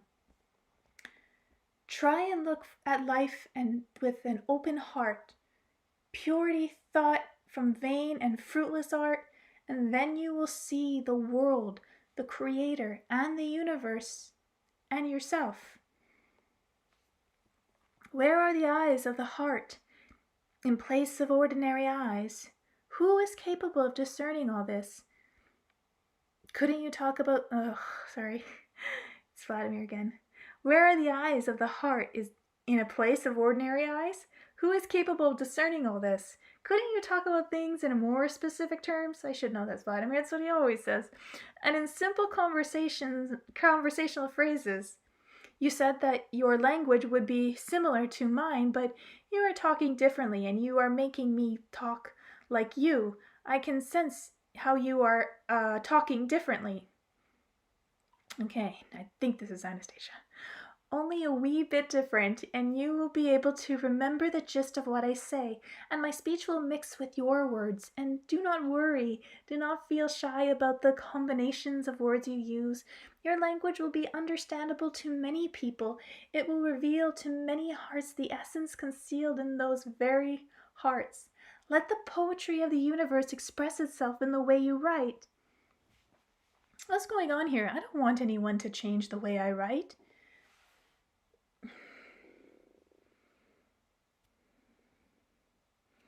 But yet you were offered when a journalist called out your language stilted. You were offended. Is that it? Yeah. I, along with your readers, can make it so your language may leap from stilted into the best sounding of all time. Well, okay, let's have it that way down the road, but for now I just want to hear simple language as it is. The issue is so complex, it is incomprehensible. How does it all happen, and how come parents are closing off the path to happiness for their children? And is that in fact what is really happening? First of all, I have to be convinced that that's really the case. Fine, if you want to be convinced, try recalling scenes from your own childhood. But that's hard to do. Not everyone can recall things that happened in their infancy. And why might it be? Is it not because memory attempts to spare our feelings and exercise what is empty and fruitless? It tries to erase any suggestions of hopelessness, to rub out what you experience in your mother's womb when you sense the world verbal abuse through the suffering of your mother. Do you want me to help you recall the other things? Well, you can give it a try. What other things were there that have gone from my memory? Some people do remember being in the womb. I know a few. Very fascinated with memory. The other things are not things you wish to remember. You are reluctant to remember how you, the ruler of the universe, lay all by yourself, helpless in your crib. You were so tightly wrapped up, it was like being bound in a cocoon, and smiling people decided when you should eat and when you should sleep. You wanted to think everything through for yourself to make sense of what was going on, but so often they would simply make cooing sounds and toss you up towards the ceiling. But what for? You never got a chance to think about that. After growing a little, you began to see a great many things around you that had no voice and no heart. But you were not allowed to touch them. You could touch only those things which people handed you, and you resigned yourself to trying to figure out where was the perfection in any of the joy toys you were offered. But there was no way you could have found in this absurd primitive object what you have never been there in the first place, and you never could. But still you kept searching, and you did not completely give up. You felt things with your hands, you tried to bite them, but to no avail. You did not find any explanation. That was when you first wavered. You who were born to be ruler of the universe, you decided that you were unable to decide anything for yourself. You were betrayed by those who gave you birth. and you betrayed yourself. You talk about the event of my life. Was there anything in which I was different from other kids? I am talking specifically about you and about those who are listening to me at the moment. So that must mean there are many rulers of the universe, if each one of us is born to be one. But how can that be? What sense does it make being a ruler if there are many ruling over the same thing? Or does that mean there are many universes? There's only one universe, just one, invisible. But in that one universe, each one has his own space and is responsible for the whole. Each one is responsible. So where is it? My space, I mean. It has been lost. But you will find it. When did I manage to lose it? When you gave up. What do you mean I gave up? I was just like all the other kids. Like all the other children, you believed in the kindness of people around you. You believed in your parents. You began more and more to repress your own desires, and you accepted their belief that you were nothing but an ignorant, insignificant youngster. And the sensation inoculated in you by the abuse of your childhood keep on haunting you throughout your life, even to the point of attempting to reproduce themselves in your offspring. You went to school like everyone else. There you were told how man was nothing but a monkey, how he was a primitive creature, how foolish he was to believe in God. You were told about how there was just one leader who knew everything, a leader chosen by the people, a leader who alone was more worthy and more intelligent than anyone else. And you got carried away with poems about that leader. You began glorifying him without a second thought. It wasn't just that I extolled the reader verse as I was told. I actually believed it back then. Yes, many people read verse. There were even competitions who could extol him better than anyone else, and you tried to be the best. So did everyone else back then. Yes, the whole system demanded that everyone have the same aspirations, and thereby perpetuating violence on everyone. It tried to break people to preserve itself. But then all at once, part way through your life, you discovered that there were a lot of systems out there and that they were all different. Then you discovered that man, quite possibly, was never a monkey. And the very wise leader turned out to be a very stupid tyrant. And it turned out that your generation had been living life all wrong. Now there was a new system to live by. Communism to religion. And then you became a parent, and unthinkably you handed over your daughter to a new system, as though you were doing her a favor. You were not thinking as you did before. You used to wonder when your toys made noise, but you don't wonder anymore. Having accepted abuse yourself as normal state of affairs, you began abusing your own child. Century after century, various systems have come and gone, one after the other, but all the while with a single goal: to kill you, a ruler and wise creator, and transform you into a soulless slave. The system always operates through parents and through those who proclaim themselves to be wise teachers. They will come up with new teachings, thereby engendering a whole new system, and it does not take much investigation to see clearly that they are motivated by the age-old ambition to separate you from God, to come between you and make both you and God try to live and work only for them.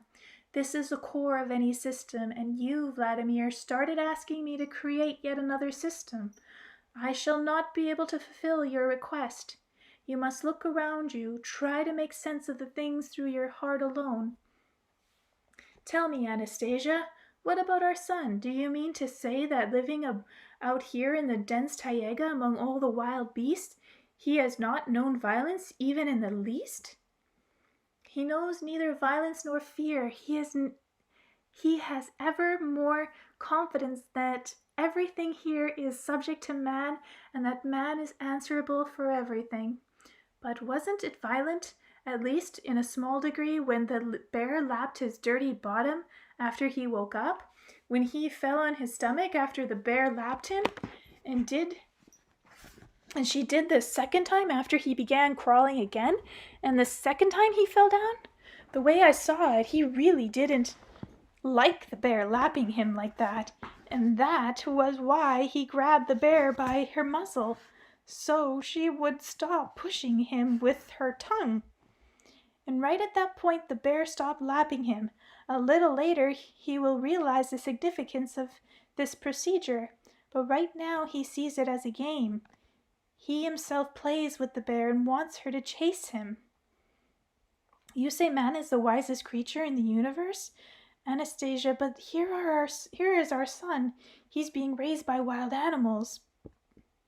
That's not quite normal. I saw one time on a TV show how a person who already was grown up, as a young lad, he had landed among wolves, and when he was grown up, people caught him, and it was a long time before he could talk anything like a human being. He seemed quite backward mentally. As far as our son is concerned, Anastasia replied, all the wild animals around do not serve as child raisers, but rather as good, capable nannies who sincerely love our little boy, and there is no doubt they would be ready at any moment to give their lives for their little fellow. Have you been giving them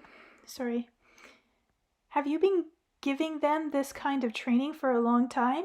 Did your grandfather and great-grandfather help you? What need is there for training? Everything was done ages ago by the Creator. But how could he have foreseen everything in advance and be able to teach each creature what to do at any given instant? Back there in the glade, as I was watching, our son was looking at the squirrels, and one particular caught his fancy. He held out his little hand to it, smiled, uttered a drawn-out sound, and the squirrel dashed right over to him. Same squirrel that had caught his eye, the little one then played with it, took it by its paw, and stroked its tail. Now, how could the Creator have foreseen this particular situation and taught the squirrel to do that? The Creator is wise. He made everything more simple and to perfection. But how? From a man who is free from aggression, selfishness, fear, and many other dark feelings which came along later, emanates the light of love. Even though it is invisible to the eye, it is stronger than light of the sun. Its energy is life-giving, the way the Creator arranged things. Only man is endowed with such a tremendous ability. Only man, he alone, is capable of bringing warmth to all living creatures. That is why all living creatures are drawn to him. As Vladimir, our little son, was paying attention to squirrels, he fixed his gaze on one of them in particular, concentrating his attention on it, and his warmth went out to that little squirrel. In this warmth the creature felt a sense of grace, rushed toward the source and was delighted to play with him. Our son can summon any animal that way. Thanks to the Creator, all newborns have such an ability when they are still in the space of love, and nothing has yet erased this magnificent element within them. The space of love begins with the mother's womb, and then only spreads a space. Only man is endowed with the power to wreck or perfect this space. I do know of kids that have these connections with animals, like Tippy from Australia.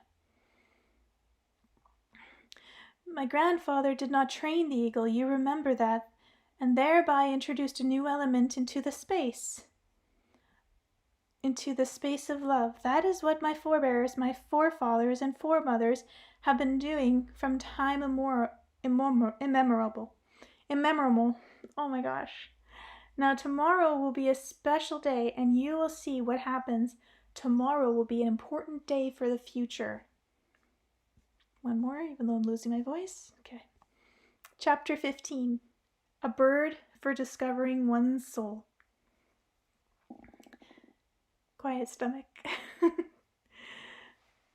The next day we went to the glade, and as before watched from concealed vantage point as our little son was engrossed in his play. The wolf lay on the edge of the glade, following everything with a keen eye. Her cubs played by her side. I noticed little Vladimir from time to time sticking his finger in his mouth and sucking on it, as all children that age do, for some reason. I knew parents are supposed to dissuade their offspring from this habit by some means or other, either by binding the child's hand with cloth or by giving him a soother.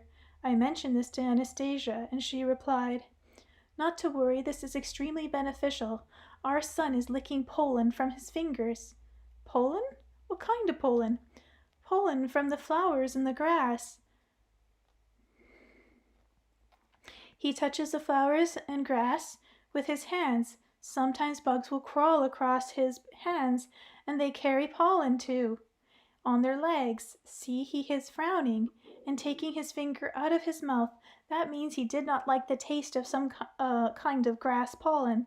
Now he is bending down and trying to put a flower into his mouth to see how it tastes. Let him do that. Let him taste the universe. The universe and a little flower. What's the connection? Or is it simply a figure of speech? Everything alive in the world has a connection with the universe. But how? Where? Where can one see the connection? What instrument is capable of measuring it? Oh, Vladimir, you're so annoying. But necessary for this story.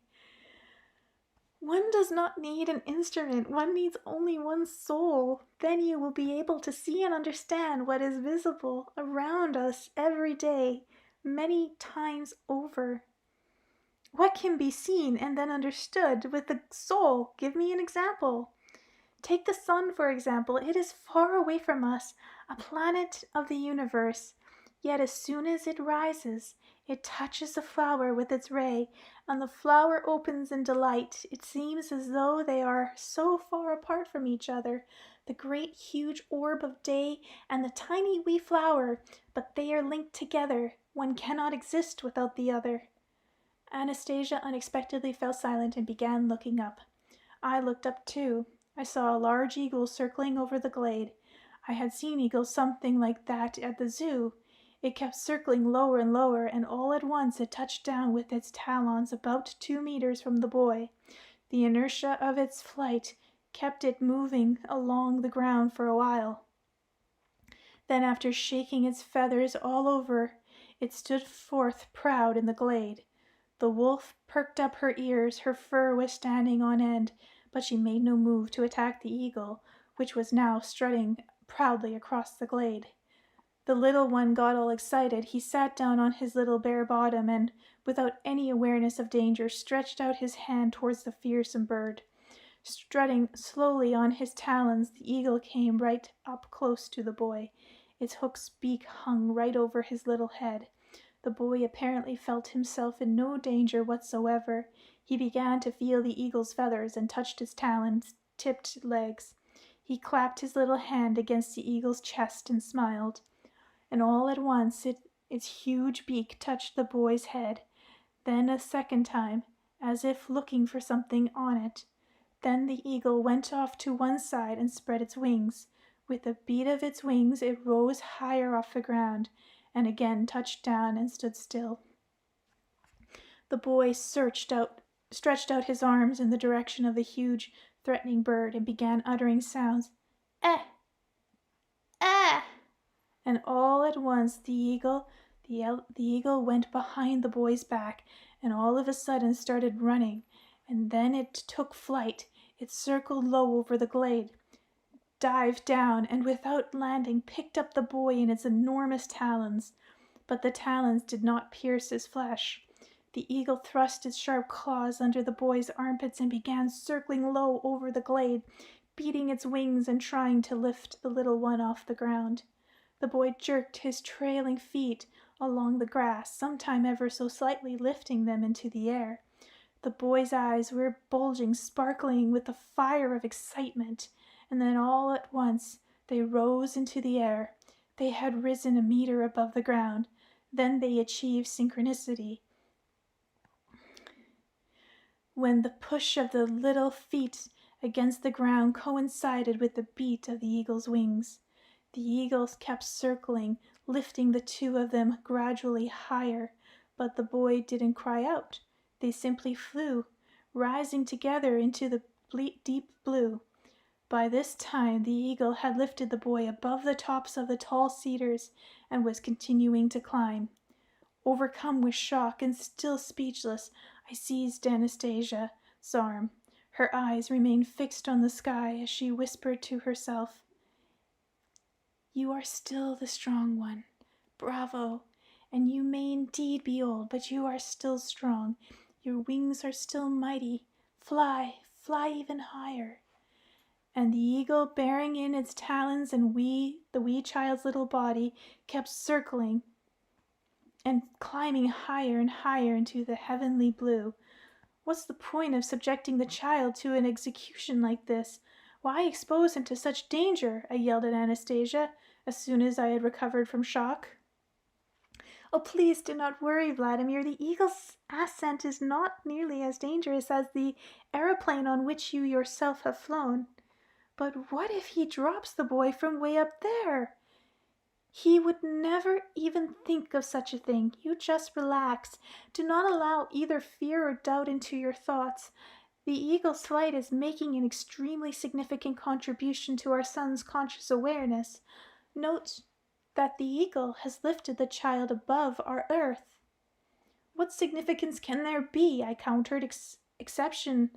Except for superstition, it is quite true that man should not interfere." Oh, wait. I guess it's Anastasia. "It is quite true that man should not interfere in great works of creation. With that I agree, but an ascent like this was not provided by the Creator. You yourself, along with your grandfather, taught the bird to do this. Out of some kind of superstition, most likely. What else could it be? There is no point in taking such a risk." "When I was little," came Anastasia's reply, "I too flew up high with the same eagle.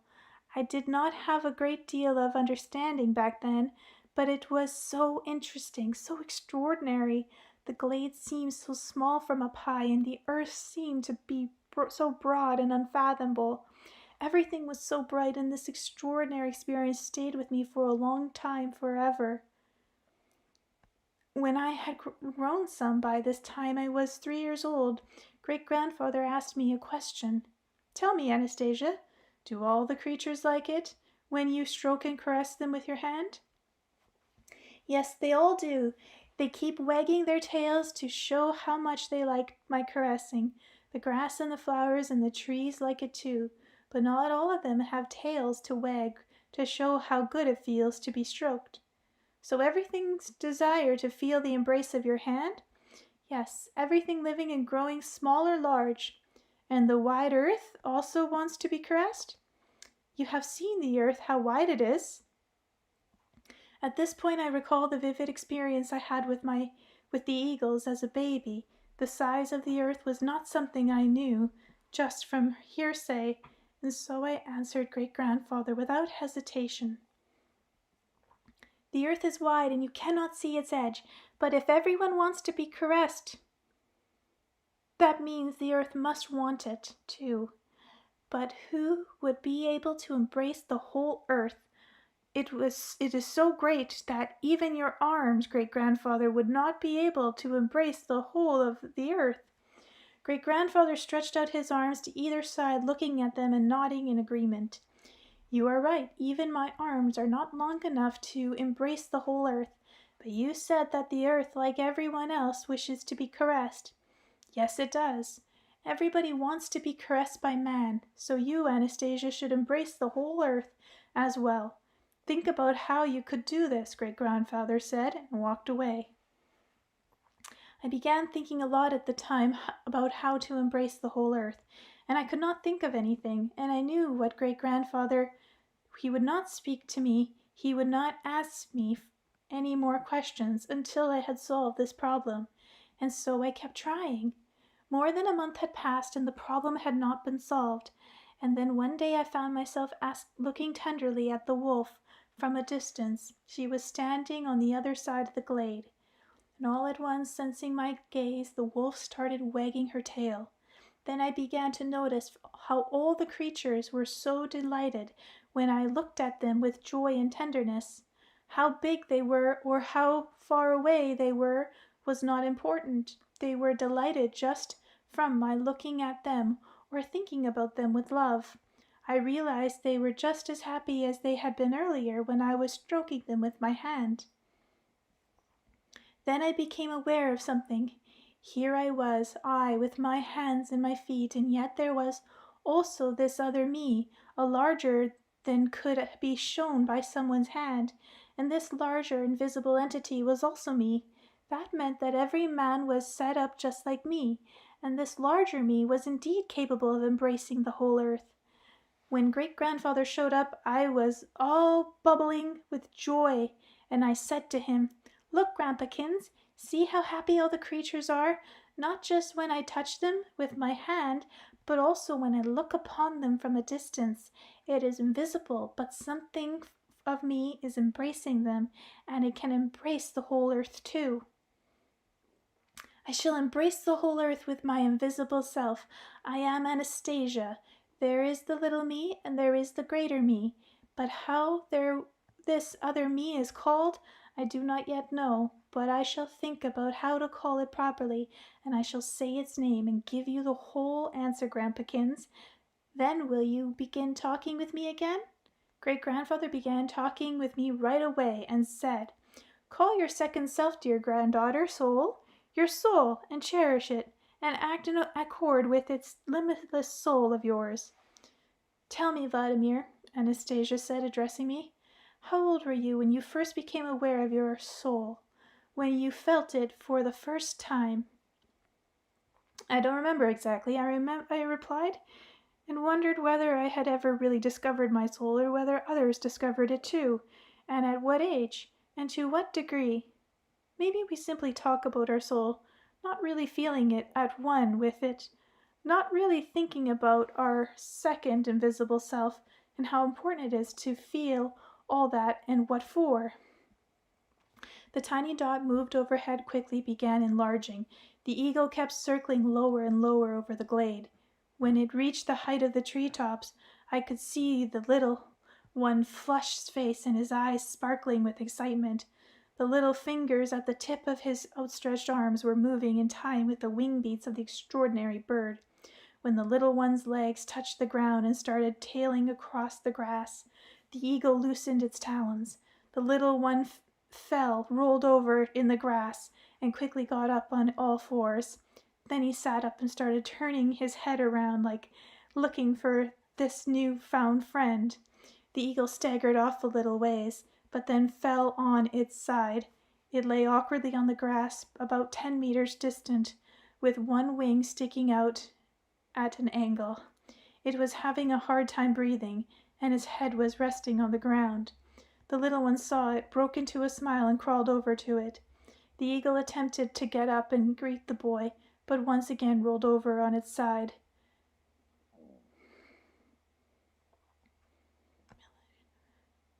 Maliciously baring her teeth, the wolf took 2 leaps and landed between the eagle and the boy.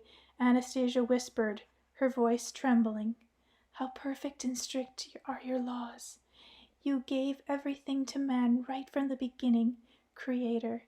The wolf is following your laws, but I feel sorry, very sorry for the eagle." "What is going on? Why is the wolf acting so aggressive and malicious?" I asked Anastasia. "Now the wolf will not let the eagle come to Vladimir," she replied. "She thinks it has fallen ill, since it has rolled over on its side. She could attack it to chase it out of the glade. Vladimir must not see the attack. He will not understand it at the present time.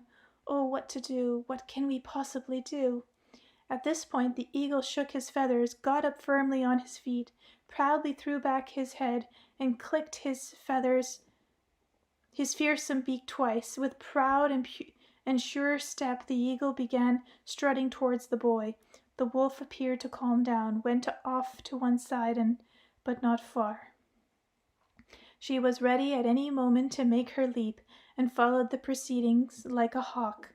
The little one first touched the enormous bird's beak, then began tugging at its wings feathers, ruffling them and demanding or asking something, repeating all the while, "Eh, eh, ah!" The bird's hooked beak touched the crown of the boy's head, along with his shoulders, which all bore the marks of the eagle's talons. When the eagle bent its head to the ground and using its beak to tear off a little flower, put it on the little boy's mouth as though it were feeding its young. The little one all the while kept making the same vowel sounds. After performing this parental duty, the eagle began staggering again. The malicious wolf crouched for a leap, and then suddenly it started into a run. Then there was a beating of the wings and take-off. Time after time it would rise higher and higher, then make a sudden dive for the glade, about 1.5 meters from the ground, and it would level out and ascend once more. The little one waved at it, stretching his arms out to it, called it, laughing with a toothless grin. Anastasia kept her eyes fixed on the eagle and whispered with concern, "You do not have to do that. You did everything just right. You are healthy. I know you are not sick. Relax, my dear eagle, relax. Thank you. I believe you are well. You are just a little old. Relax." Once again the eagle executed his complex pirouette in such a way as to touch the grass with its talons. Still it did not land or push off from the ground. Instead, with a powerful thrust of its wings, it managed to rise in the air, snatching a clump of grass along the way. It circled, showered the little one with the grass, and began rising higher and higher into the sky. As before, Anastasia followed the eagle like a hawk, not taking her eyes away, even when it became nothing but a dot in the blue. For some reason I found myself following it too, as the dot grew ever more distant from the glade. At first it went straight up, and then veered sharply off to the side, away from the glade. Suddenly the dot headed for the ground, and it wasn't long before we could see that first one wing and then the other were spreading themselves, but simply from the wind, and not as a deliberate action by the bird. It was not flapping its wings or soaring, it was simply falling. Its wings were ruffling in the wind. It was the wind that had opened them. Anastasia exclaimed, "You died in the sky, way up high, and there you remain. You did all that you could possibly do for man. Thank you. Thank you for showing us your heights, my old teacher." The eagle continued to fall, while 2 young eagles circled overhead. "Those are your offspring. They are strong already. You did everything for their future, too," whispered Anastasia to the old eagle, which had fallen somewhere beyond the glade, as though in death it could still hear her. By this time the 2 young eagles were circling low over the glade. I knew they were its offspring, and the little one waved on to them. "Of all things," I exclaimed to Anastasia, "why this senseless sacrifice? Why did he do that? What did he do that for? And do it all for man? Why do they try like that, Anastasia? Why do they sacrifice themselves like that?" "For the light emanating from man, for the grace which man can give them, and for the feeling of hope of their offspring. Now its offspring will see and sense the light of life-giving love from man. Look, Vladimir, our son smiled at the young eagle, and now you are flying over to him. And now they are flying over to him." Knew I read something wrong there. "Perhaps the old eagle has realized that this light, this grace-filled light emanating from man, will also include a particle of itself. Are they ready to sacrifice themselves for the light?"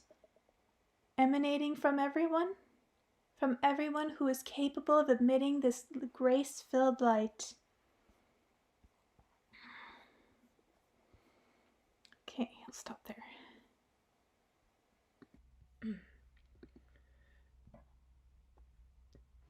Chapter 16, The System. Anastasia went off to get ready to feed our son, while I once again set out for a walk in the woods to do some thinking. Two things were bothering me, unpleasant things. The first was how I as a father, was still unable to find myself a niche where I could participate in the raising of my son. It had become clear to me that I could not come up with any more interesting toys than those he already had, and there was no point in bringing food in either. Our son already has his mother's milk and fresh flower pollen, and then there will be nuts and berries. Naturally, packaged baby food is no substitute for living, growing sources of nourishment. Yet still I had a hard time mentally accepting this kind of situation. Hey, Belly, you come to purr for everyone? After all, I'm losing my voice. Sounds different, but froggy. After all, hey, don't step on the keyboard. Anastasia has nothing, and yet at the same time she lacks nothing, and can even make liberal provisions for the baby.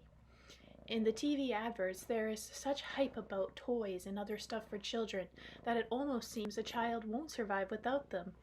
Here, however, they make no sense at all. More than that, they are actually harmful. A baby doesn't even need a crib here. With a crib like the one he has, namely a bear, of course, he is not going to freeze even when the temperature is minus 40. There's no need to wash sheets or diapers. The bear, can you believe it, is also a stickler for cleanliness. Each time she scrapes clean her growing area with her claws, just like a comb, she rubs her tummy on the grass and then bathes.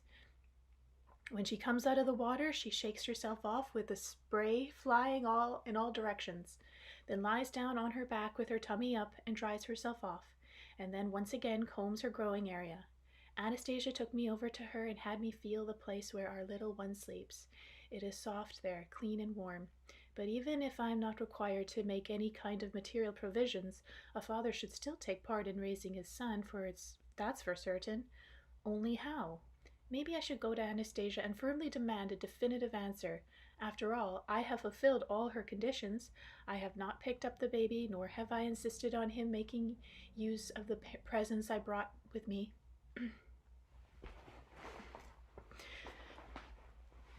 My other disappointment was not being able to fulfill my readers' requests and lay out the specific system or timetables for raising children.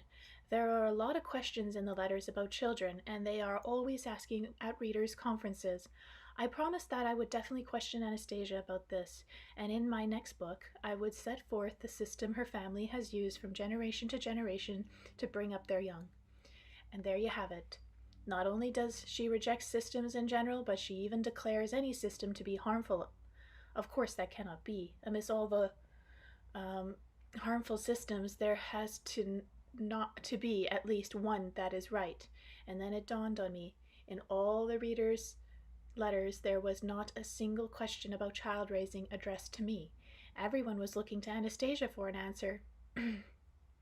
And if people actually trust her more than the usual experts in our world, certainly more than they trust me, then it's up to her to answer the questions raised. She's the one who is obliged to do that. My part is simply to lay it out on paper. I've got enough on my plate just putting out the books. Anastasia finished her tasks and came running over in all her rosy-cheeked cheerfulness. Everything is done. Our son is asleep. You have not been too bored here all by yourself, have you? No, I've been thinking. About what? About how there was nothing more to write in my next book. I told you how people are waiting for answers to their specific questions. People are interested in child raising, but what can I write about that? Sure, I'll tell you about how you communicate with the baby, how he's going on, but what's the point? In the condition of our world, that kind of regime is simply not practicable. Practicable, as a strange word. Nobody's going to train a bear or a wolf or an eagle, and nobody has a glade with pure pollen on the flowers as you have here. But it's not the bear that is important, Vladimir, not the eagle, nor the eagle. They are merely effects. There is just one thing that is important, and it will find the right path under any conditions. And what's that? One's attitude to one's child, the thoughts surrounding the child. Believe me, and try to understand. Christ could be born only by a mother who believed that Christ would be born to her. And if the parents have the same attitude to their child as they would to Christ or Muhammad, their offspring will follow this thought. And he will become whoever he aspires to become. People will still explore nature, and those who are able to feel and become aware of what the Creator has created, its sense and purpose, they will be able to make a bright and happy world for their child. But how do they feel this? There has to be somehow a gradual process. There has to be a procedure. Sorry guys, I need to drink water.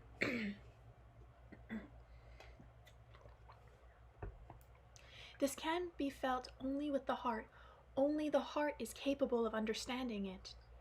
And more specifically, you wrote more specifically when you told about the Dashniks, yet you took no notice yourself. What is the point? Of wasting more words? If the heart and the soul are not open, the words will simply vanish with the wind, barely noticeable. Yes, I did write a few words about that, but nothing has come up of them in real life. Young shoots are barely noticeable. They are not seen by everyone right off, all the more so in the case of young shoots growing in the soul. But if you can't see them, what's the point in writing? I write, I try, but still there are many who do not believe or understand what you are talking about, and there are some who even doubt your existence. Think about it, Vladimir. Perhaps you will be able to see some logic even in their doubts. What kind of logic can there be in their doubts? Doubts make counteractions less likely, and that's why I exist, only for whom I exist. They and I coexist together side by side in each other's hearts. If you think about it a bit longer, it will make sense to you. I exist because of them. They have the power to engender, to create, and yet to destroy. They will understand, and you support you, and will be mentally by your side.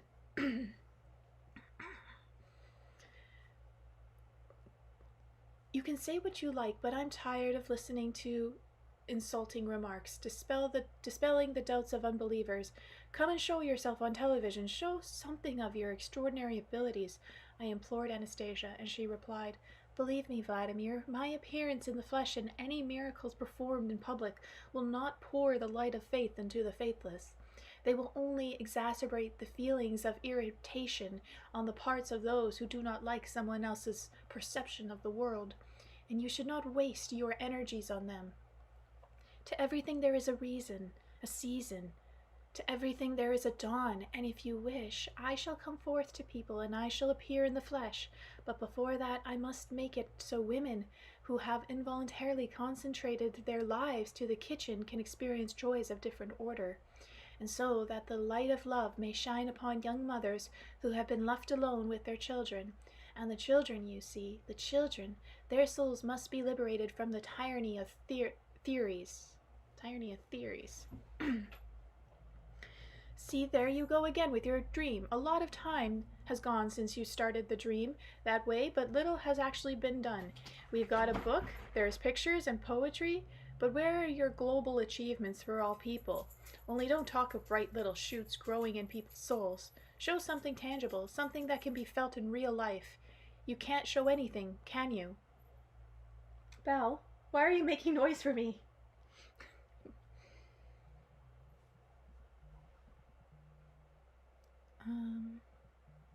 I can, then show it. If I show it, I shall be subjecting you to the temptation to open prematurely the little shoots which are just starting to come up, and then who will protect them from a damaging hailstorm? You will. In that case, I shall be obliged to do so to correct my mistake. Look. At that point, thanks to Anastasia, I was able to witness a phenomenon which was even more extraordinary and overwhelming than anything I had described in my books to date. Within the space of a single moment, either inside me or in front of me, I'm not sure which, there paraded a multitude of marvelous faces of people of different ages and from different parts of the earth.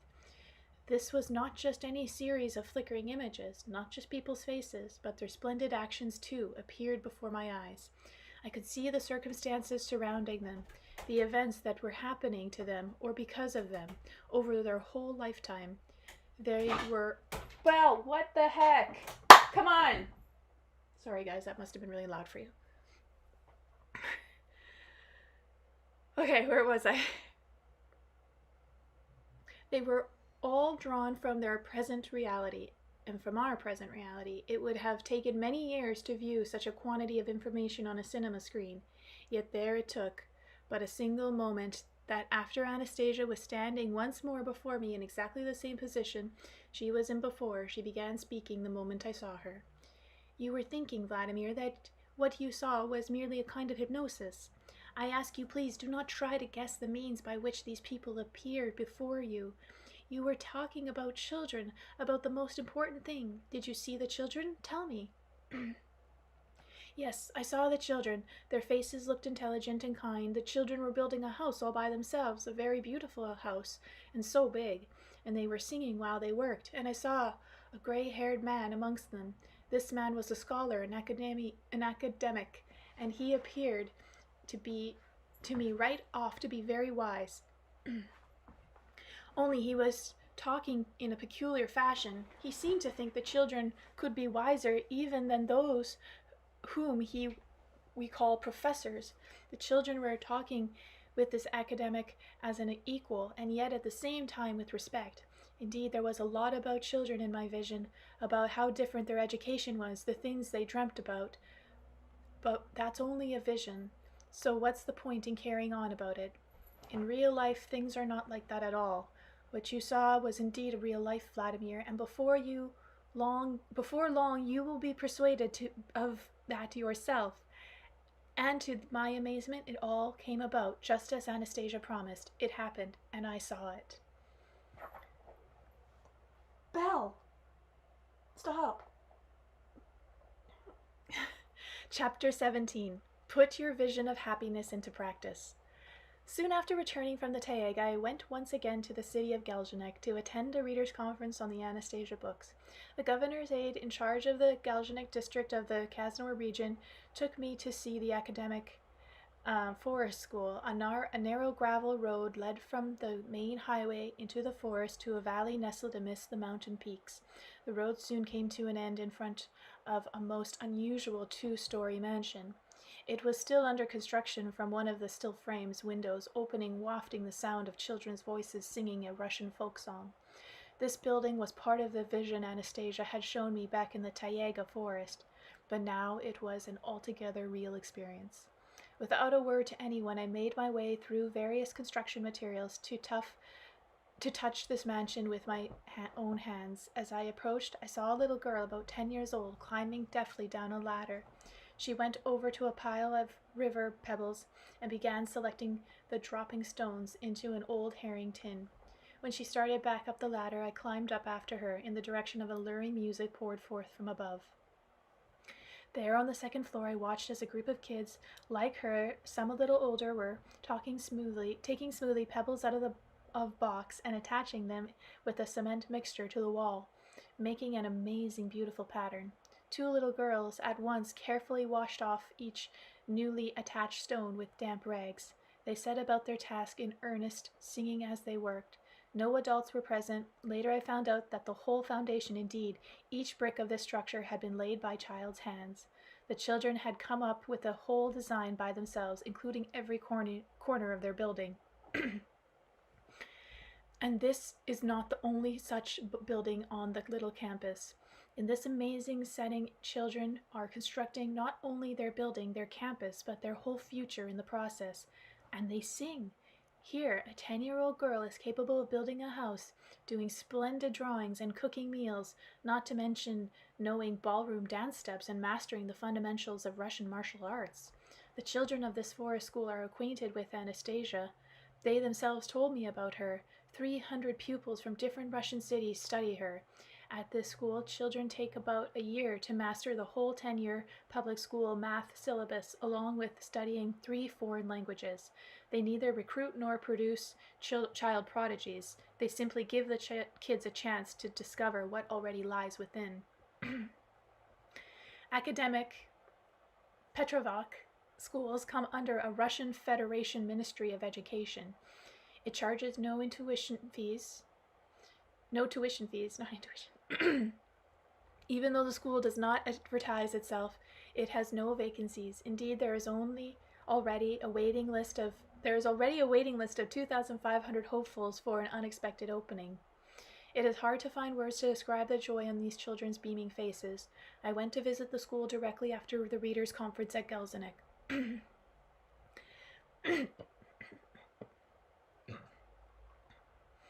I went with a small group of readers who had heard about my intended visit.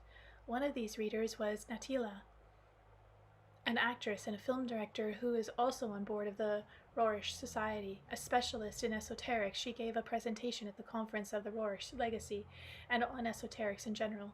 She talked about Anastasia far more intelligently than I. Come on, throat, clear.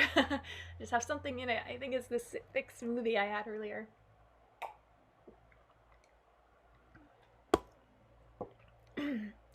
Natalia was accompanied by her 10-year-old daughter, Mashenka.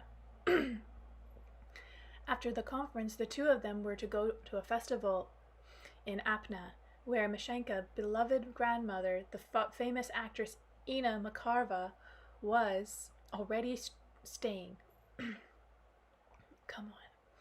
But Mashenka's words came as a thunderous call to new enlightenment. Mamachka, please, just for 3 days, just 3. While you go to the festival, arrange me to stay here at this school. And the delicate little Mashenka stayed for 3 days at the school, to the great astonishment of her mother, who sadly said, "Apparently you don't give enough to our children. Even though we love them, we are inadvertently stealing from them." Natalia, once accompanied by a film cameraman, he began shooting as soon as the children school started talking about their communication with Anastasia and their understanding of life. I'd like to produce here some of our conversation with the children who were building this mansion. Natalia and I were the ones who asked the questions. One gets the impression that each brick of your building here is filled with bright energy of a great power. Yes, that's true, answered an older red-haired girl. So much depends on the people who touch them. We have done this all with love. We are trying with our mental attitude to bring only what is good and happy to our future. Who designed this building, the columns and paintings? This was the result of our united collective thinking. Does that mean that while each one is outwardly working on their own individual task, in actual fact, it represents a collective thought? That's right. Every evening we get together and plan out and visualize the day ahead. We come up with images we want to see expressed in the design of our mansion. Some of the pupils here take on the role of architect. They give specific forms to our common work, and we tie it all together. And then there's a bunch of images. It looks like the kids of the school, and they are all in this particular Russian uniform. And they're performing a dance at the auditorium that they designed themselves, and they built and decorated. Below the pupils, 10 to 15 years old, are building a new hall on their campus without adult supervision. There is also in this video a link to the actual book, so you can scroll if you want to see the images, because I can only describe them. And then there's an image of a main entrance to the school. What it looks like. Here's a pupil decorating a wall of a new administrative office, and pupils at the left guided a learning session.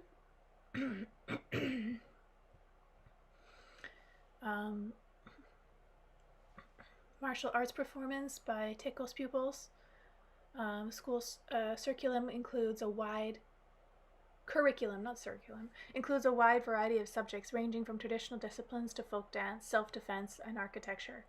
Pupils are fully involved in the life of the school, from cooking meals to construction and self-governance. Below is a decoration of the main entrance, where designed and executed by the pupils themselves. More pictures of the pupils in a choir performance in one of the school's regular concerts. And the teacher standing in front of their accordion.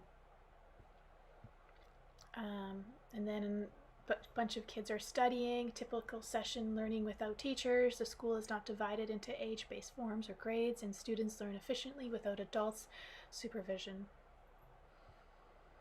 This is like a blank room, and it's details of the school's interior design. As with everything else on premise, the pupils are fully responsible for the design, construction, and decoration of all the buildings. It's quite nice. Very nice, wow. These are just pictures and there's no description. Okay, here we go. Here's a picture of the residents of Novisburg planting cedar trees in the spring. And then another picture of Vladimir arriving at the Ringing Cedars of Russia movement conference held at the city on June 5th, 2004. The conference brought together over 400 delegates from 150 eco-villages from all over Russia and beyond. I think they had that photo in the last one too. Last book I read. Here's a drawing someone did, reader's art inspired by Anastasia. This is not a dream, is what it's titled. It's a beautiful girl laying on a tree stump. And some more. This looks like a bird. Yeah. This is more. This is not a dream art. Okay, back to the book. Of the children. They were asking questions to the children at the school. What image is expressed in the room we're standing in now? The image of Savarg, the primordial element of heavenly fire. You can see him here in the symbols in the pebble amulets. Does your group recognize one of its own as a principal or superior? We do not have a leader, but by and large it is the collective thought that is at work here. Lava, we call it. Say that again? Thought is lava? That's right, a state of mind, an image, a desire. Do you all work with such great delight, everybody smiling, everybody with such sparkling eyes, everybody so cheerful? Yes, our life is like that, since we are doing what we want to be doing, what we can, and doing what we love to do. You said each stone has its own pulse and rhythm.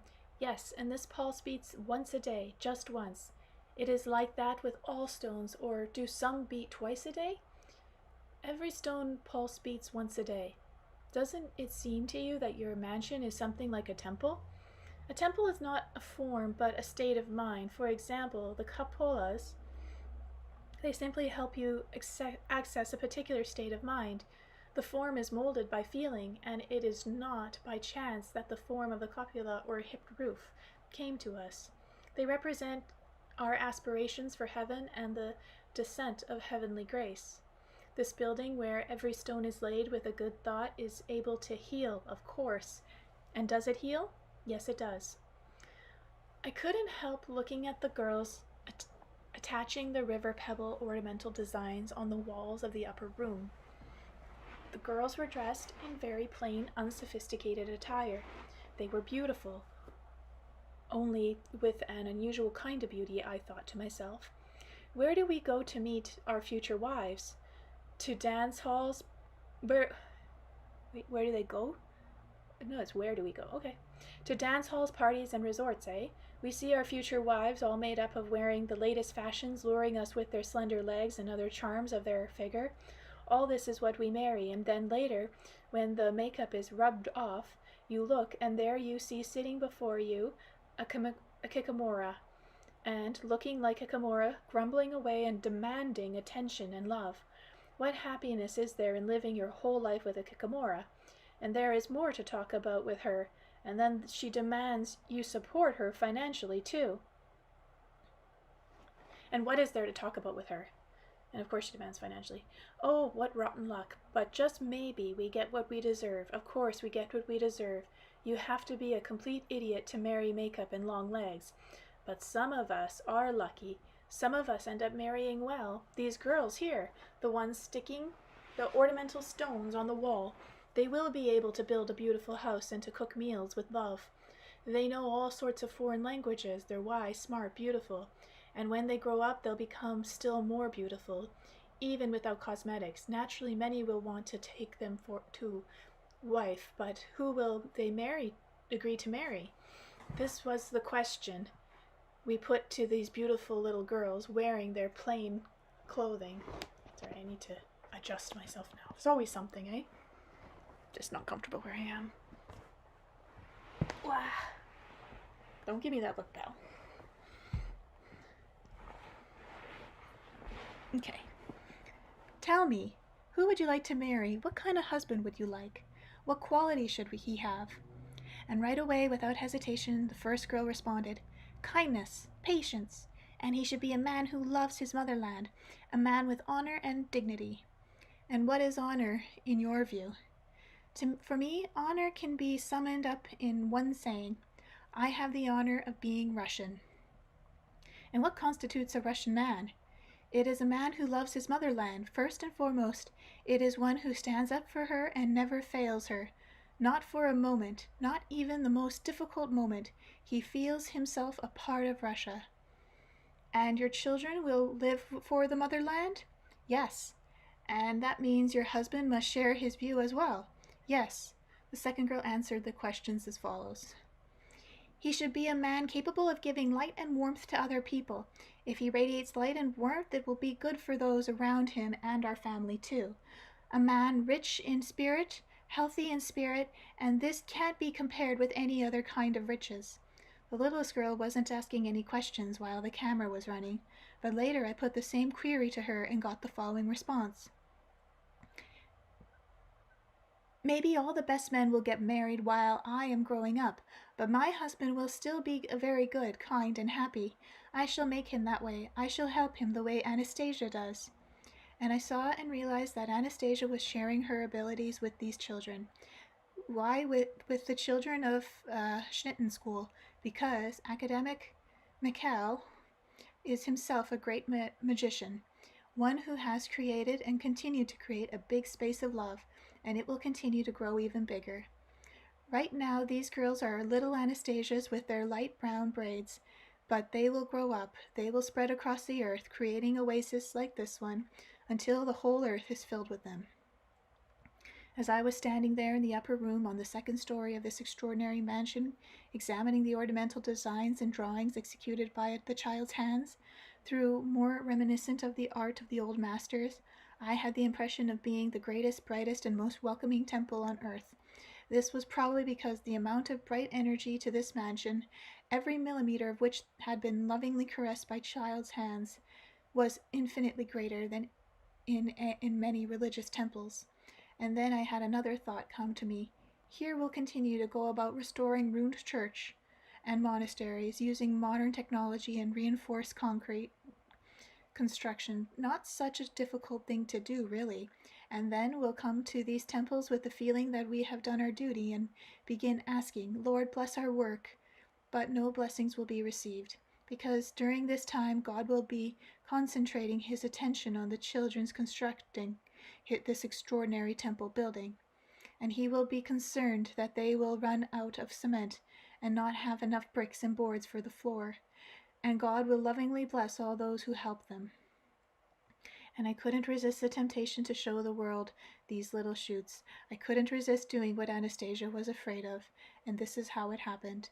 I was walking down the aisle between rows of kitchen tables, set up outdoors for children to work at, when I suddenly felt a soft warmth in my body, as though someone was training a heat reflection on me. The sensation of warmth was similar to that emitted by Anastasia when she concentrated her gaze on a person. Only this time it was considerably weaker. In any case, I stopped and looked in the direction of warmth appeared to be coming from. An 11-year-old girl winnowed rice at a distant table was looking at me and smiling. I went over and sat down beside her. Up close I could see her eyes sparkling with a fiery blue light, and I began to feel an even greater sensation of warmth. I asked her name.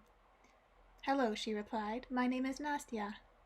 So, you have the ability to warm someone with your gaze like Anastasia. Did you feel it? Yes, I did. Little Nastya indeed had Anastasia's ability to warm a person's body with her gaze, although not the same extent. Mathaila, the actress, came and sat down with us, and the cameraman began shooting. With no trace of embarrassment and without interrupting her work, Nastya started answering our questions. Where do you get your knowledge and abilities from? From the stars.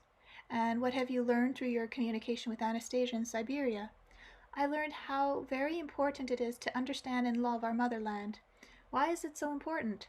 Because our motherland is what has been created by our forebears, both distant and close. Who are your parents? Where does your father work? My papa is a school teacher. It's nice in the school where he works too, but here it's better. Here you are all living as a single, friendly, happy family. Have you forgotten about your parents? On the contrary, we love our parents more and more. We send them good thoughts so they can live well too. The camera was running, and I very much wanted Nastya to show the skeptics her amazing gaze, and so I asked her, Nastya, can you show many people how to warm someone with your gaze? See the camera? Look straight into the lens and show your warmth with everyone. Share your warmth with everyone who will see this. To warm everybody at once, that's really hard. I might not be able to do it, but I did it one time at the end of the Project Camelot interview. But I kept on insisting. I repeated my request, and exactly the same thing started happening with Nastya as happened with Anastasia back in the forest, when she tried to save with her ray at a distance a man and a woman from being tortured by bandits. I described the scene in my first book. Back then, Anastasia had initially expressed reservations. It was not within my power, she had said. Everything has been, so to speak, programmed in advance, but not by me. I cannot interfere directly. They have the upper hand right now. And yet, after my repeated requests, she did what I asked her to do. She did it, knowing full well that she might die in the process. And after my persistent pleading, little Nastya attempted to do my bidding. Twice in a row, without exhaling, she inhaled air, closed her eyes for a few moments, and then began to calmly look straight into the camera lens. The astonished cameraman fell silent, and then all of a sudden Natalia tore off her kerchief and put it over Nastya's eyes. She was the first to notice how her body had begun to vibrate and her face had turned pale. I realized I should not have persisted with my request. There was no point in wasting energy on unbelievers. It would only intensify their anger and resistance. The grown-up visitors could not resist the impulse to touch the children. They touched them, hugged them, and patted them as though they were kittens. And why had I brought along a whole group of these grown-ups? After all, I was aware that this school receives visits of all sorts of committees and delegations, and even individuals come to have a look and satisfy their curiosity and tune into the grace emanating from its inhabitants. And they do not come and tune in and take away, but they do not make any contributions of their own. Perhaps Anastasia was right when she said, in trying to gain the grace of a holy place, think what you might offer in return, and if you have not learned to emit light yourself, then why take it and bury it yourself, as though in a grave? I too had come to a school more out of curiosity than anything else. It was thanks to Anastasia that I had been so graciously received by academic Schnitten, and the children had prepared a feast for me and my whole entourage. And it was far more than food that we took away from the table. The sparkle in the children's bright eyes gave us an infinitely more, and what were we to give them in return? What were we to give them in return? Okay, why can't I read suddenly? Patronizing pat on the head. I was so angry with myself that I withdrew from the group and went off on my own to think. All of a sudden I became aware of the two girls whose acquaintances I had made, Lena and Nastya, standing at my side. Just relax, Nastya said quietly. Grown-ups are always that way. They want to pat our heads and give us a hug. They think hugging is the most important thing, and you've been on pins and needles the whole day. Come along with us to our glade, and we'll tell you about Anastasia. I know that space. She is right where she is right now. When we arrived at the glade, the cameraman who had joined us proposed, let's get another interview with the girls. We'll get some excellent shots here. Look, what a splendid landscape there is, and no one's around to bother us. Maybe not, I hesitated. We're probably tiring them out already with so much questioning. But still, they'll be delighted to talk with you. They don't really like visitors and journalists coming around here. We've had a golden opportunity under our noses.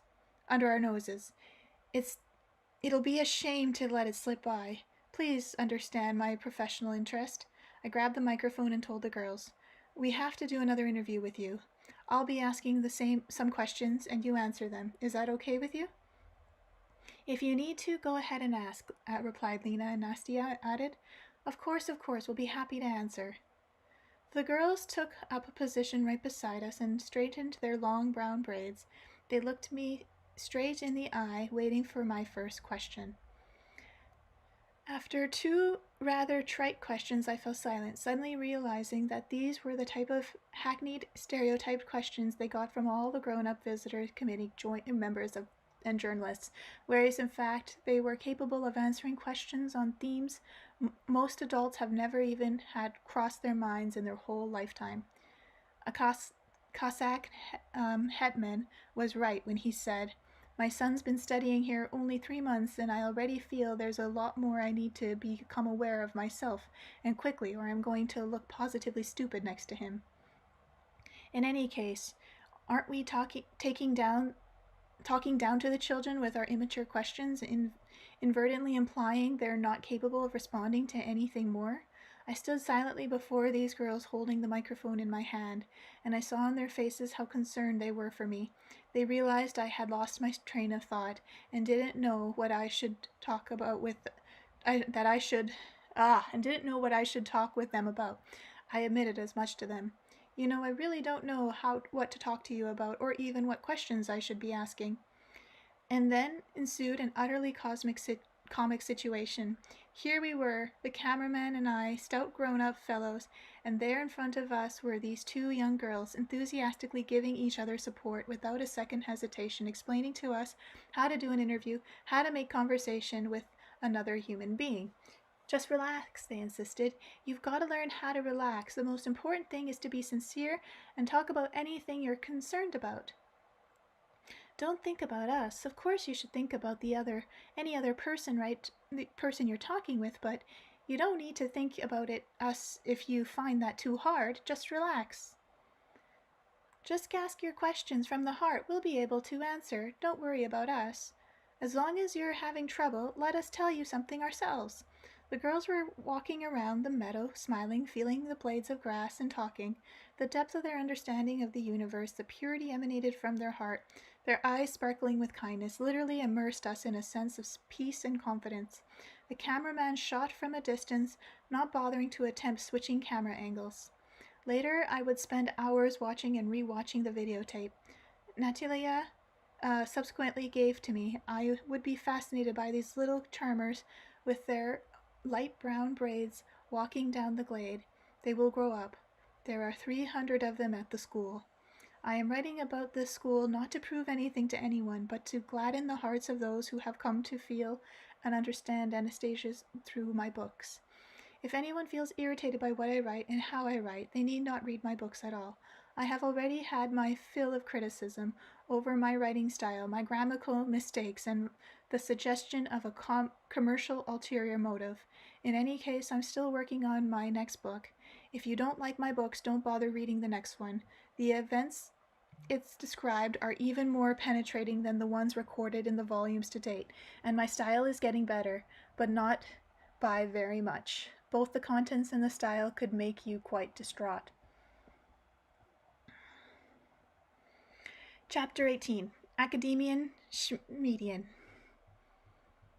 Academian Schmedian. Who is he? We are accustomed to describing a person through the biological outline, his record of service, the titles bestowed upon him, but in the present instance all that would be meaningless. In the Bible it says, "By their fruits ye shall know them." Academian Schmedian. Fruits are the happy, beaming faces of the children studying his school. Oh, wait. Wait, did I? Oh, I'm reading it wrong. Okay, it's not Academian Schmedian. It's Academian Scheitinen. It's the name of the guy who created the school. Oh man, that is embarrassing. My brain just thinks it knows. or tries to read it phonetically. I don't know what's doing there. But anyway, so this academian fruits are happy, beaming faces of the children studying at his school along with those of their parents. Then, who is he? Natalia is not only an award-winning Russian actress, she's also a member of the board of International Rorik Foundation, a UN an, a UN non-governmental organization, she told me. Uh-oh. I have talked with many famous preachers and teachers in various countries of the world, but I have never been so impressed as here. We may well have come into contact with a great Vedun. I say Vedun not because of his acquaintance with the old Vedic scriptures, but because he knows what many of us don't. I should also like to record my impressions from my meetings with Mikhail, Mikhail Petrovich Schneeten. But I am not a specialist in the education field, hence my terminology may not be all that accurate, so I shall try to reproduce his own words as faithfully as possible. At one point, I was walking down the corridor of the school building along with Natalia, her cameraman, and Mikhail. We came to a spacious hall opening onto the corridor where a number of tables had been set up. At these sat children of various ages, all intensely engaged in some kind of mysterious project, from which neither our presence nor what at the video camera could distract them. From time to time, one or another of the children would get up and go off somewhere, and then come back again. Sometimes they would go over to examine numbers on bulletin board hanging on the wall. At other times they would thoughtfully pace around the room.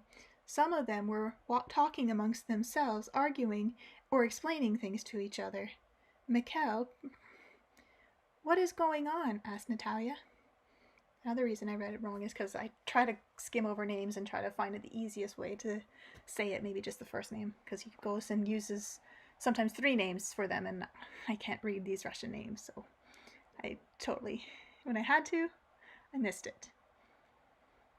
Anyway, they're discussing, here, you are basically witnessing attempts to establish contact. If the contact is successful, the children will be able to master the 10-year school math program in just 1 year. That is their assignment. It will happen when the children are able to make contact with those who possess similar knowledge, and the degree of openness in their relationship is important. The field elements will then be able to share information with each other. You're familiar with the observation made by simple folk, love at first sight, when people in love catch each other's meaning with hardly a word between them. You haven't even opened your mouth, and he's already got it. You can see the whole point here is to make the children feel free and unencumbered. This is a place where they can ask any questions, get up and come and go as they please. Maintaining relationships is the important thing. Working on a relationship is not only very important for the children, but also for the ones organizing the activities. So we take off the brakes, so to speak. We refrain from focusing on age. Over there, right next to 15-year-old Ivan, is sitting 10-year-old Masha. We also have a university student named Sergei, who's actually finishing university this year. And how old is he? He'll turn 18 this year. And he's finishing university at 17? 17 in this generation, but we generally try not to refer to the notion of age. That's a very important point. If you will notice here, the teachers tend to blend in with the pupils. True, it's rather a special group. The ones you see here are those that weren't able to participate in the construction, and they have quite a task ahead of them. Assimilating the 10-year school math course, so they in turn will be able to share their knowledge with those who are currently occupied in the construction, and it will all come about because what is germinating in them is a system of interdependent interrogation elements. Our collective ancestral memory has knowledge of the laws of the cosmos as well as techniques for living in cosmic space. So it's very important to reject any suggestion that there is something they don't know. If one of those doing the explaining entertains such a thought, his pupil will not know it. The explainer's basic task is to enter into a relationship with his pupils, focusing on solving problems.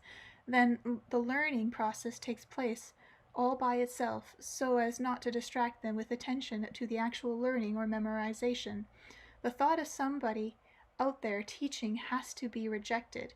As they work together, the consciousness of a divided line between teacher and pupil is obliterated.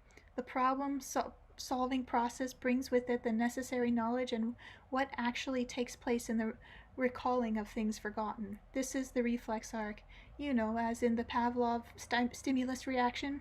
When necessary, I decide. It's very important that what they do should have a direct effect on people around them, and now they are studying not for themselves. That is very important. They are concerned about how to share what they are learning with others. Marks aren't important to them. They know that in a few days they will have to explain it all to someone else. They have been entrusted with the beginning of the learning process. Each pupil you see here has been assigned a group. He observed how his designated pupils work in the construction and watches to see what members of his group do not fall behind their schoolmates. Considerable emphasis is laid on motivation, the idea of service to others, and if they learn anything, they learn to understand the soul, the aspiration, the thoughts of another individual. It's not the mathematics that's important here, but rather man's learning mathematics. Not math for its own sake, but math for the sake of progress towards truth. And the more powerful this for the sake of motive is, the more successful will be one's immersion into a field of knowledge. It is important to be in an atmosphere of sincerity with no feeling of being offended or irritated. That's wrong is a phrase we never use. In the old Russian language, there is no stoppage of motion and no bad words. In ancient times, people, no matter what their ethnic affiliation, never used a bad word in reference to anything. It simply doesn't exist, so why pay attention to it? What is bad does not exist. If you find yourself at a dead end, then the words you would use to get out of that dead end would be phrased like turn right, turn left, climb up, hinting at which way one should go, but not snapping. You're standing the wrong way. Today, Russophobes commit sacrilege by saying, speak Russian, when they actually mean cursing. That is not Russian at all. Cabez has a very succinct expression of this thought. From our Slav forebears, we have heard missed happenings of great dimension. They paid a language of phrase, word, a special homage and attention. That is true. So people who work with them should have a deep vocabulary range, which exclude through distracting incidental words. Words warmed by feeling have special significance. Truth, their legacy, is all spiritual. The child must be enrolled in a natural cosmic process, eternal self-reproduction. Then you have given the child eternity, the joy of life, real existence, not just illusionary forms like, see here, son, I brought you a shirt and trousers and shoes, now I can die. But what have you really given your son? Your gifts, after all, won't last more than a single season. If only you had given your son your good name, your honor, your work, your fields, your friends, a flourishing people. If you had given him an understanding of the truth of being and the life of wisdom, then you could say, son, I have given you the most important things. You will be happy. You will buy shirts and build houses. You know now how it is done. Listening to the academician Schnitten speak and observing his interactions with the children, I noticed that they were very much like what Anastasia had said about children, and I wondered how could a lonely Siberian recluse and this gray-haired academic think so much alike, almost identically, in fact. And come to think of it, why is he talking with me at all? Why did he receive me so warmly, even setting the table and offering me a meal? He's taken me around the school, shown me everything. Why? What kind of education expert am I? I'm nobody. One who used to get pretty poor marks in school, but of course Anastasia somehow been at it again. Of course it was only thanks to Anastasia that I ended up at Schnitten School in the first place, but he and I didn't talk about her. We talked about all sorts of other things, everyday things. Each time I visited, we would walk around and see how the construction of his usual temple buildings was progressing. As for my book, he said seriously, it's very accurate, and that was it. A few days after my first visit, after the day I had come with a group of conference participants and had shown them Nastya, asking her to warm everybody with her gaze, the following incident occurred. Mikkel and I were walking along one of the school corridors, and I was keeping my eye peeled for her. I searched for her in the way people intuitively search for a source which emits light. Nastia's light has gone out, Schnitten said, all of a sudden. Right now, I'm in the process of restoring her strength. It's coming along, but slowly. She'll need some time to fully recover. What do you mean? It's gone out. Why? She's so strong, lass. What happened? Yes, she is strong, but she had a powerful emotional outburst. I stood there in Schnitten's office, angry and irritated at myself. Why had I done such a thing? For just whose benefit was I trying to prove something? I had utterly failed to heed Anastasia's warning. Neither my appearance in the flesh nor any miracle performed in public will pour the light of faith into the faithless. They will only exacerbate the feelings of irritation on part of those who do not like someone else's perception of the world. That's enough, I thought to myself. I shall no longer try to show people I shan't write any more. That's it. Look what a mess I've made with my writing. I was thinking this to myself, but then Schnitten suddenly said out loud, You shouldn't stop writing, Vladimir. Then he came over to me, placing his hand on my shoulder and looking me straight in the eye, began vocalizing a tune. I could hear how easily he took the high notes, but even more amazing was the fact that the melody he was vocalizing was very similar to the one Anastasia had sung for me in the Tayega. As I made my way back to the main door, I passed the same hall where the pupils were still scurrying about. There was Nastia sitting on a chair. I went over to her. She got up, raised her head, and her rather weary-looking eyes brightened in a second, emitting light and warmth with her sparkle. I realized now that she was giving of her energy and warmth to others. She was giving her all, without reservation, to help that other Anastasia, the one in Siberia, fulfill her dream, for it had now become their shared dream. So what was going on here? What was the force behind the dream? Why were they, with complete self-sacrifice in the child's gaze, is it possible to become worthy, even partially worthy, of such a gaze during a single lifetime? I wondered aloud, and I said, Well, hello, Nastia. And to myself, You don't have to, Nastia. Thank you, forgive me. I'll see you out, the girl offed. Lena and I will go with you to your car. As we drove off, I kept looking behind me until the car rounded a corner, watching the little fingers standing there at the end of the road by the mansion under a lamppost. As they got smaller and smaller, they weren't waving their arms in their usual sign of farewell. Each of them held one hand, raising in the air, palm outturned in the direction of departing vehicle. I knew that this meant, Schnitten had explained it to me earlier, it signified, We send you our rays of good. May they follow you wherever you go. And once more I felt fired up with the thought, What do I need to accomplish to become worthy of your rays?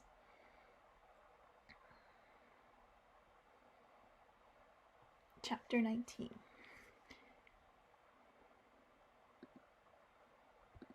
Chapter 19. What to agree with and what to believe. My meeting with Mikhail and my acquaintances with his amazing school took place after my second visit to Anastasia. After seeing the school, I have virtually no lingering doubts about Anastasia's pronouncements on raising children, or about the way she communicated with our son. But back there in the Tayega, everything within me had rebelled against her. I didn't want to believe her, at least not everything she said. As I write these lines, I can hear many readers saying either aloud or to themselves, Come on, how can he possibly doubt? After all, there have been so many times he was obliged to concede that she was right, and still he carries on like an idiot, unable to perceive a new phenomenon. My daughter Polina sent me a video cassette from one of the readers' conferences. I watched as a scholar from Novosibirsk, by the name of, we don't need to know the name, declared right from the podium, Megre is incapable of fully grasping what Anastasia says. He hasn't the brains for it. I do not feel offended by him. On the contrary, his whole talk was most interesting. The audience listened with bated breath. And thanks to him, I have been able to comprehend that Anastasia is in essence a self-sufficient substance. I myself have no expertise in such matters. I've been involved in completely different lines of work, but what about all those who are into studying nature or children? Why have they been keeping so quiet? barely uttering a peep about what they know, and even children on their letters to me tell me I should be more attentive to what Anastasia says and does. But I can respectfully assure my readers that I have indeed become much more attentive to her. Nevertheless, I cannot refrain from arguing with her or from doubting.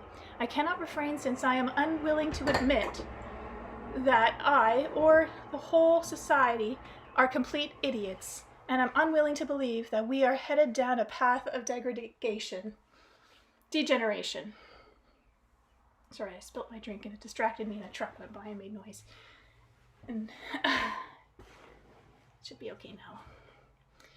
And I am trying to find at least some justification for our actions, or some reason for saying her worldview is not applicable to our modern way of life, and I shall go on trying as long as I have the strength to do so. After all, if I didn't, I wouldn't have to own up to not only the fact that she is right, but also to the terrifying situation you and I find ourselves in today, and if we are going to admit the existence of a hell, then we ourselves are paving the road to that hell. Let's just take, for example, the matter of child raising. I'm speaking not just for myself, but for all others in the same boat, and I think there are quite a few of us. I was an average pupil in school. My father punished me every time I got a poor mark. It wasn't just a matter of keeping me from playing outdoors with other kids or buying some toy. It was more severe than that, and all this struck fear into me, a fear greater than the strap. I was always in fear of something bigger, and every time I stepped up to the chalkboard, it was like stepping up to a scaffold, and I used to tear pages out of my, school textbook. What to agree and what to believe. Marvelous scholars still ringing, the textbooks and notebooks are singing. So fast and fleeting alack, no one now can bring them back. Will they then vanish without any trace? No one can ever their memory erase. Marvelous school days. Remember the word that to those songs. They taught us to make us believe how marvelous our school days were. Brainwashing. But we also remember, especially us average age kids, and we're the majority after all, how glad we were that to chuck those hated school books aside just as soon as the summer holidays began.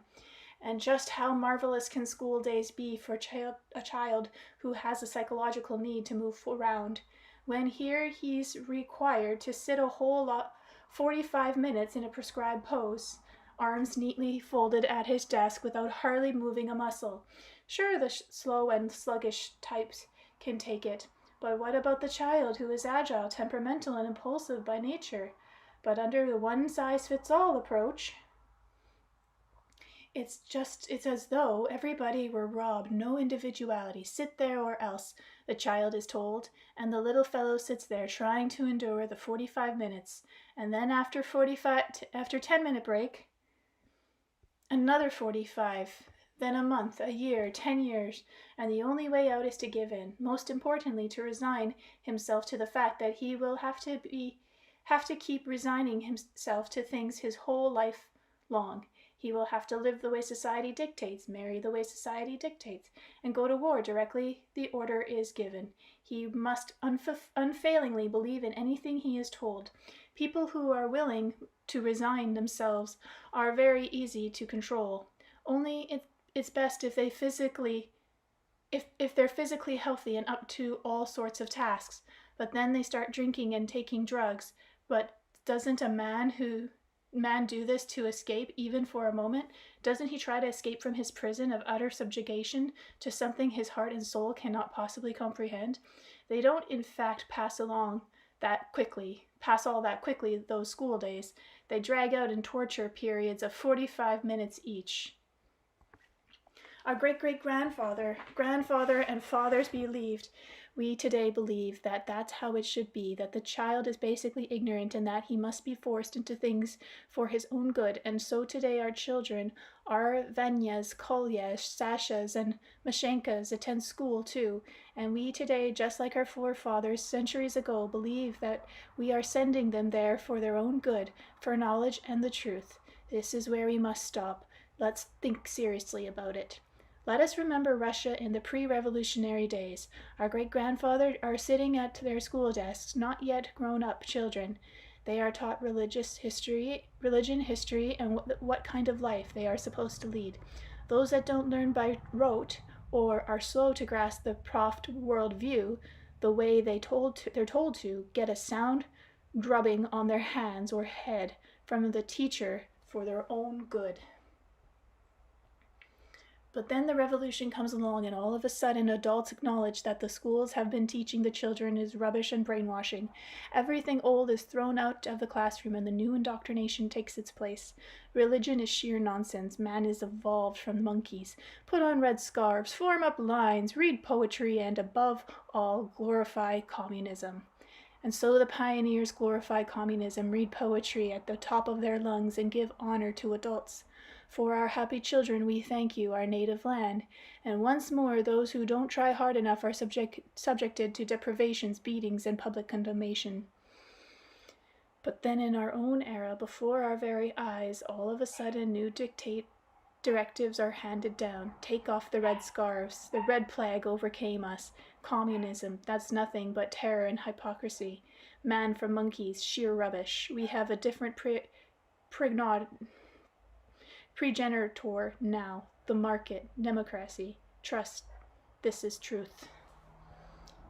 Where the truth is and where false dogma is still by no means clear. But children once again are sitting at their desks without so much as a stir, and over by the chalkboard still stands a teacher as strict as can be. For ages children have been under the shadow of a spiritual sadism. Like a ferocious beast, invisible and frightening, it tries to chase each newborn child as quickly as possible into the kind of invisible cage. The beast has some faithful soldier allies. Who are they? Who is spiritually scoffing at our children, scoffing at every man that comes into this world? What is their name, their profession, what? Can we simply accept that their name is school teacher or parent? An educated parent, perhaps? There's no way I can accept that right off. What about you? Today in Russia, teachers are not being paid their wages in time. The teachers are on strike. They won't teach the children, they say. Tell me, is it good or bad when someone is not paid the wages owed to them? Of course it's bad. After all, people need something to live on. But what if there are actually spiritual sadists among those on strike? Now tell me, is it good or bad not to give money to those who scoff at your child? Anyway, the teacher strikes gave me pause for some rather interesting reflection.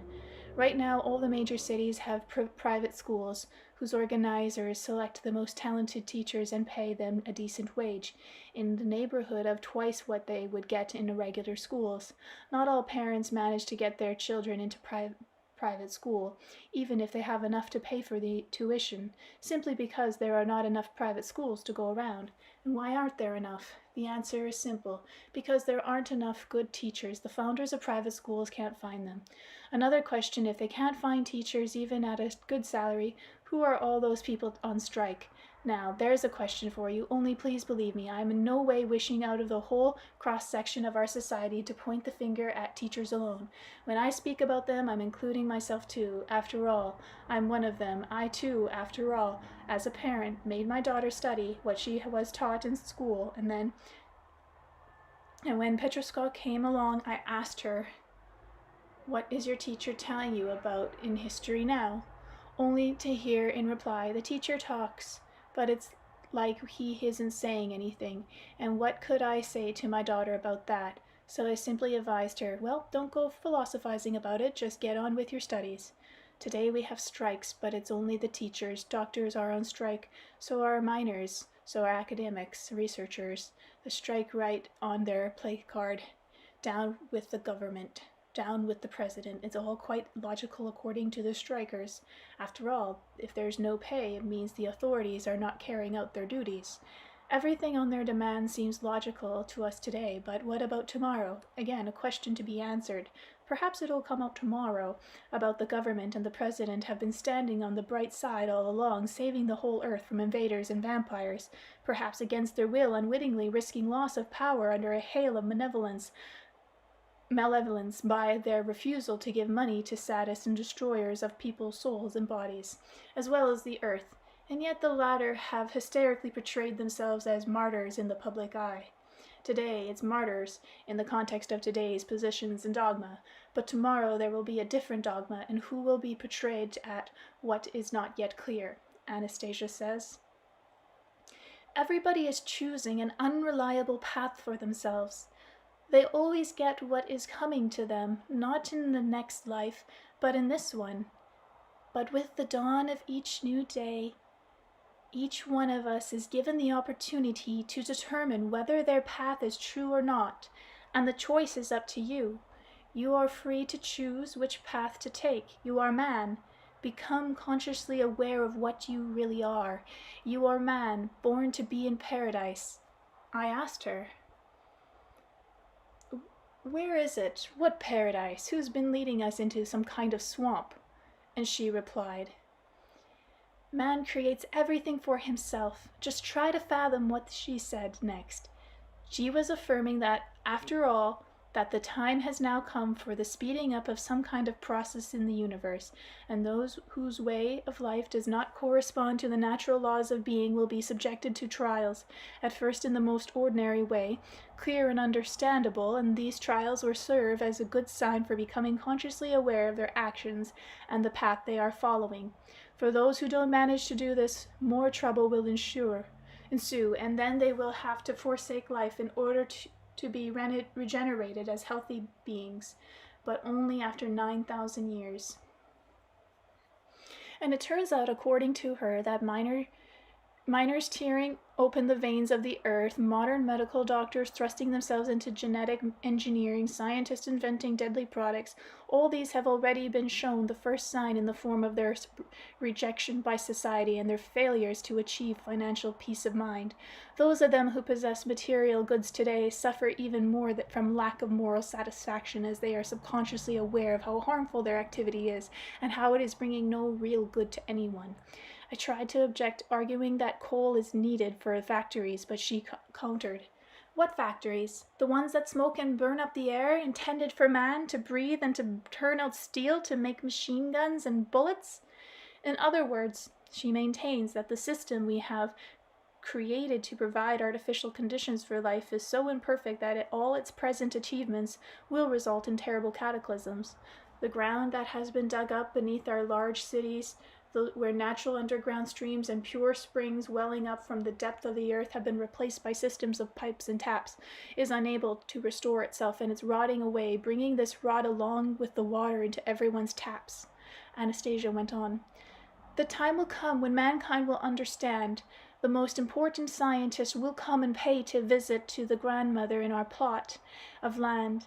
Famished, they will ask her to give them a tomato for something to eat. The scientists and their illusionary creations are not needed by that grandmother today. She knows nothing of them herself, nor does she want to know. She lives a quiet life without the scientists' help, while they cannot live without her. They inhabit a world of fruitless illusions, leading nowhere.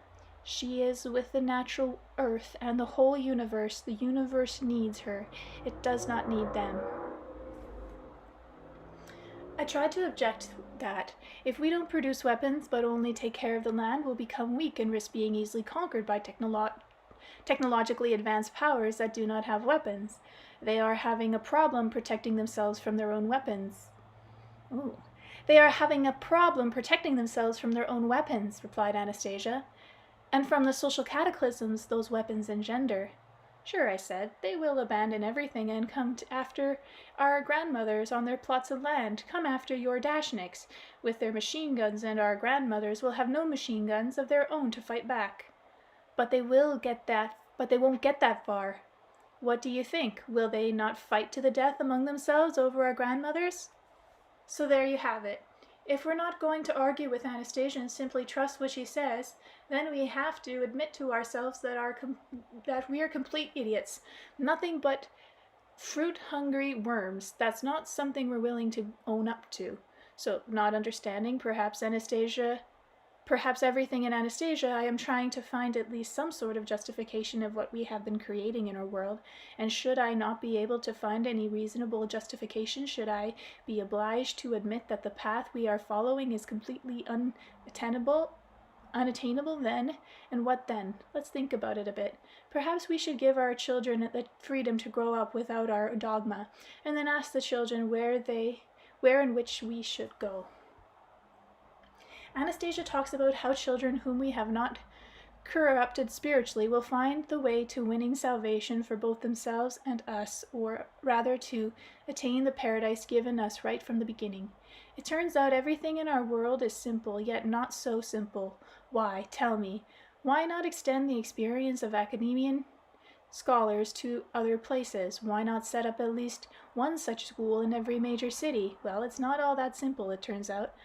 I asked this guy, which I'm not going to pronounce his name, to set up such a school in Novosburg, and he agreed.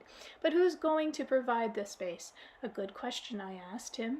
And what if people can be found in other cities to set up a foundation? Would you be able to organize at least one such school in various cities? I would. I am. Shh. It's impossible to settle everything right away, Vladimir. Why? We shan't be able to find that many teachers for all the schools. You will now.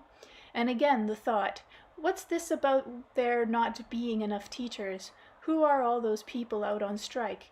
Academician school is a regular government-supported institution. It's not a private school. It comes under the Ministry of Education in the Russian Federation and does not charge tuition fees. But why is it located far away in the mountains and in a ravine? Why? And why was there an attempt on academician Shinton's life? And why was his brother killed? And why do the Cossacks help guard the school? And who doesn't like this school? Who is interfering with? Who is it interfering with? I was invited to a meeting with the Education Committee of the State of Duma. Officials there had read the first two books, Anastasia, The Ringing Cedars of Russia, and there were people on the Duma Education Committee who shared and understood Anastasia's views. Good people, I told them about Shinton, and they knew him very well and have great respect for him. Then what's the problem? I asked. Why is nothing changing in the education system in this country? Children are suffering as they did before. Every time they step up to the chalkboard, it's like going to the scaffold, and they still sit at their desks without stirring. I was saddened by their response, which unfortunately has tragic consequences for those who are still children today. Paradoxically, it is the teachers themselves who have turned out to be insurmountable barriers, as I heard and understood this gruesome reply. What would become, tell me, of the whole raft of academic titles and degrees, the countless dissertations on the subject of child raising? What would become of our research institutes? After all, they've worked out the whole system. The machinery has been set in motion, and its flywheel can't be stopped with the wave of a wand. Anyone who has defended a doctoral thesis, especially one who has achieved professional rank, is going to stick as hard as he can to his own views. I also learned how a woman member of the Duma laminated after visiting in school. I don't understand anything. What's going on in that school? It's quite out of the ordinary, something like a sect. I wasn't aware of the specific meaning of the word sect. Later I looked up the definition in the dictionary, which reads as follows. It means, in Latin, secta, teaching, movement, school, or a religious community or group which has cut itself off from the prevailing church, or an isolated group of people absorbed in their own narrow group interests. It is not clear in what sense the Duma member was using the word, but I feel neither definition is really applicable to the Shinton school, and if it has indeed cut itself off, has it cut itself off from the good or the bad? I think if it has cut itself off at all, then it has detached itself from the sadistic treatment of children. As for the Duma, as long as its members make such statements, I have nothing to say. Let readers themselves consider whether, in what measure, the second definition quoted above applies to certain factions in the Duma. An isolated group of people absorbed in their own narrow group interests. Does this mean that they are a sect? Shinton was shot at, but he's a man. Now the Cossacks perhaps will help to some degree. And Anastasia promised to protect the new shoots. Now I realize it would be better for her not to come out of her taiga, at least for the time being. If she were just slightly more aggressive, she could easily zap dissertation, academic titles, and all sorts of rot with her ray. But no way. A gentler approach, she says, is needed. People's consciousness needs changing. Anyway, here I have gone and written down my thoughts about child raising in our modern schools, only they've come out rather chaotic, not very sincere. Not very sincere, since if I were to describe how I really feel about our schools, I'd have to resort to some pretty foul language. But my style of writing has somehow changed after my talks with Anastasia. There are a lot of words that simply wouldn't fit in.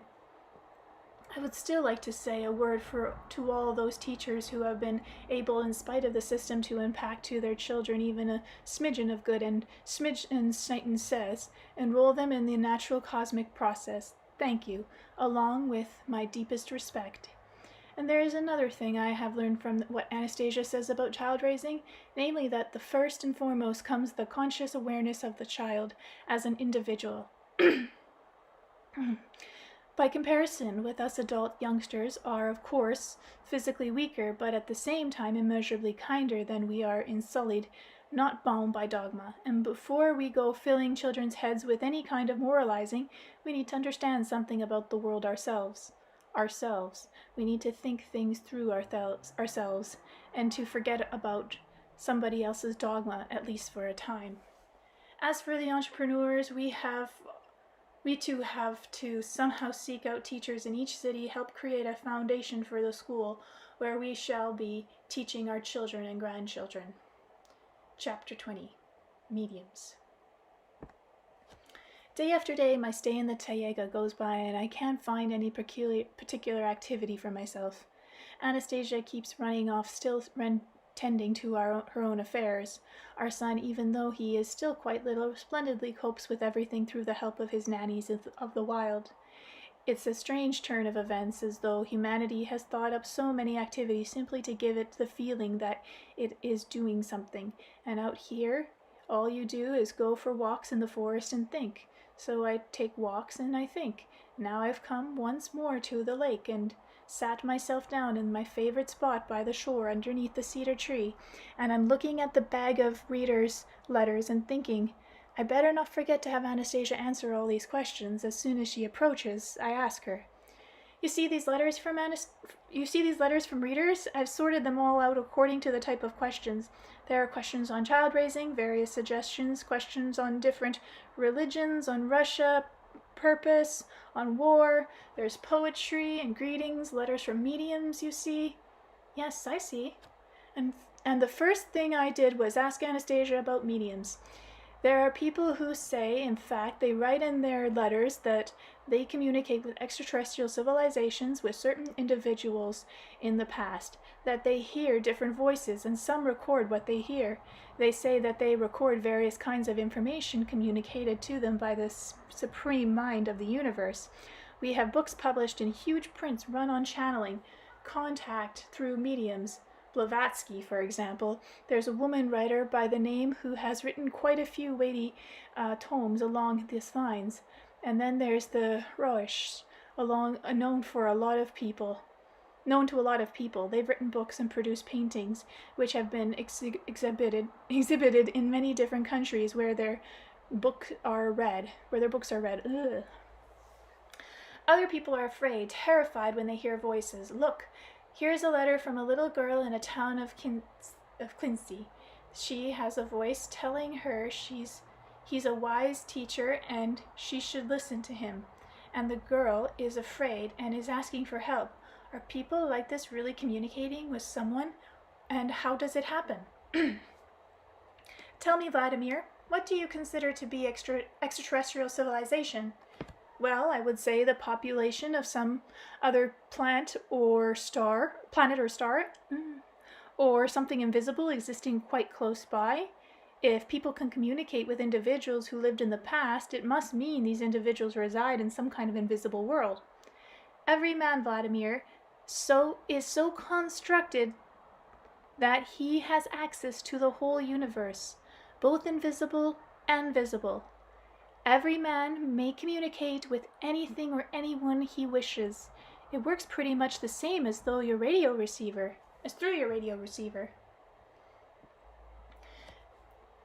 There are so many stations broadcasting all kinds of information, out of which the owner of the receiver must select what he is going to listen to.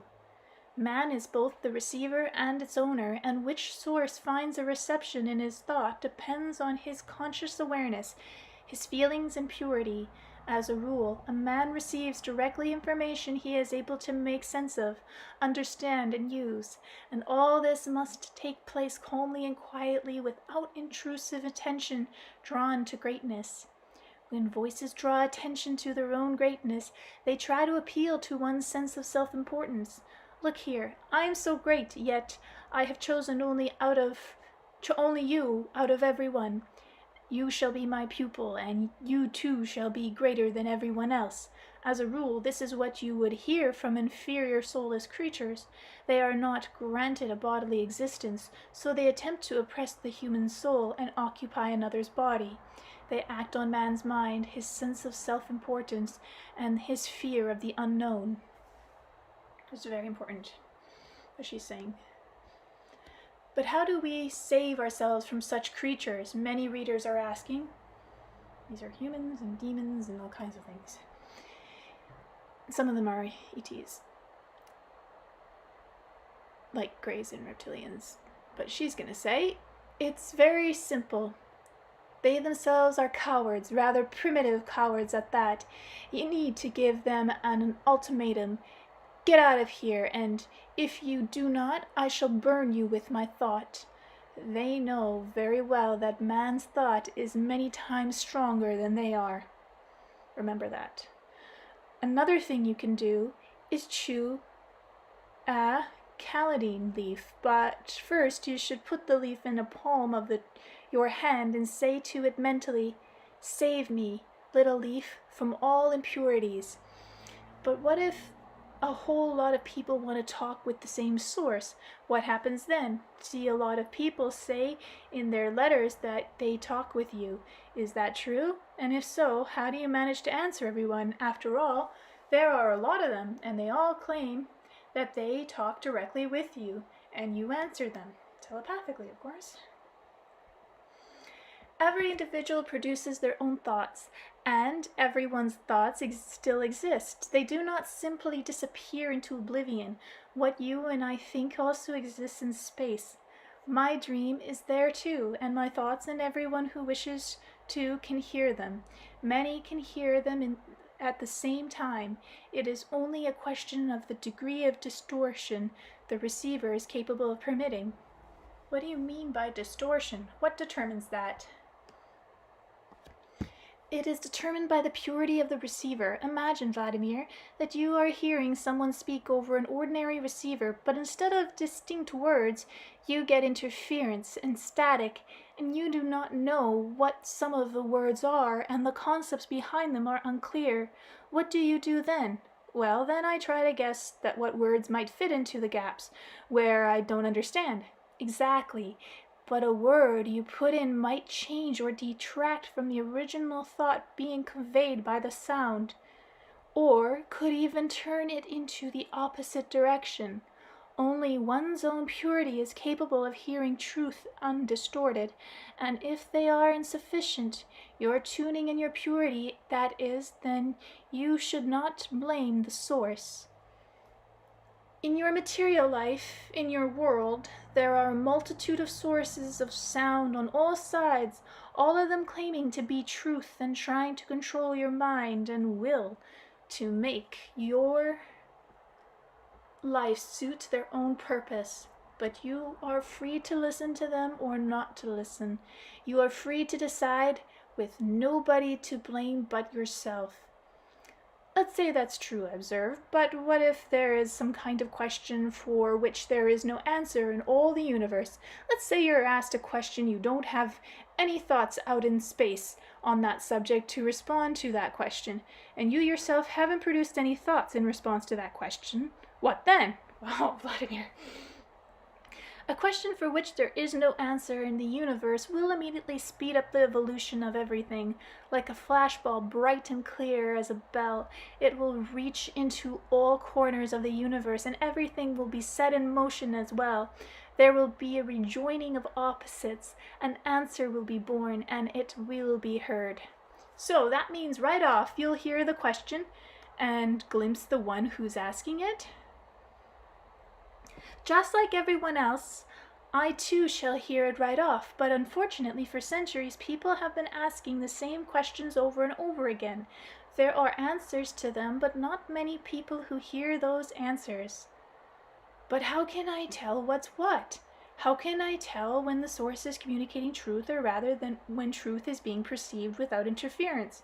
After all, there's no crackling sound in one's ear when we hear something externally, and you say that the answer is born, as it were, in the form of our own thoughts we produce ourselves. But what helps us tell whether the voice we hear is good voice or no? After all, everyone that hears voices thinks they are listening only to the Supreme Mind. It is when you hear more than just words, when suddenly there is a flash of feeling or emotion in the soul, and tears of joy in your eyes, and when sensations of warmth and fragrance and sounds are born in you, when you feel within yourself the impulse or urge to co-create and a thirst for purification, you may be sure that you are clearly hearing the thoughts of light. When it is simply cold information that comes in an order or a command, even one that talks about good, perhaps it seems wise, even very wise, and the originating source claims to be supreme and very powerful. Know this, it is not good that is hiding behind good, but an entity not accorded a place in perfection that is trying to persuade you to follow it for its own purpose.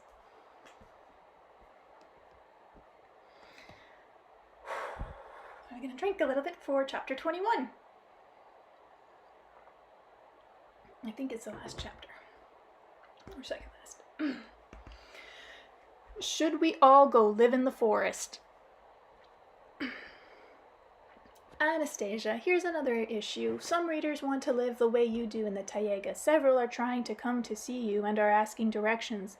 Others want to organize settlements in the Taiga, and they are sending in their proposals to the Moscow Research Center as to how to do this. Besides, I've read that there are already settlements like this elsewhere in the world, where people leave their homes in the city and settle in communities in nature. This is happening in India, in America, and also here in Russia, in the Krasnoyarsk, region, for example, and people are asking you the best way to realize their dreams. But why go to another place to live? What do you mean, why?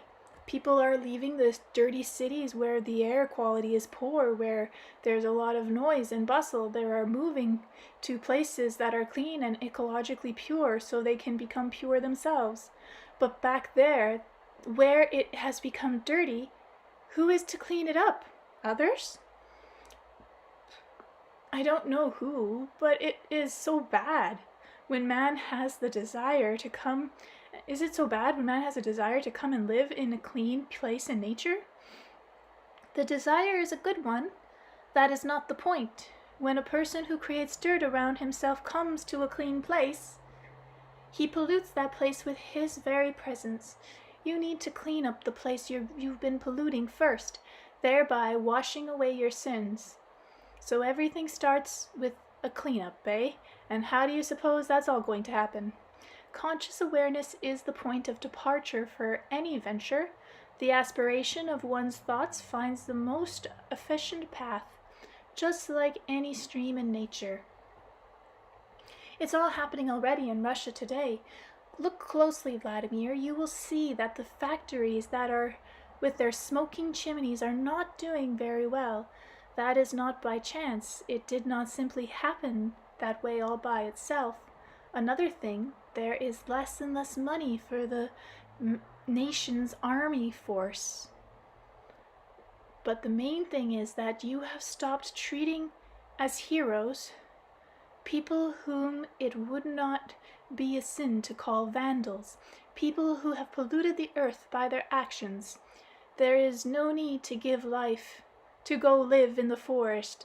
The space of the forest will not be quick to accept newcomers, and will take a long time examining their motives, habits, and way of life.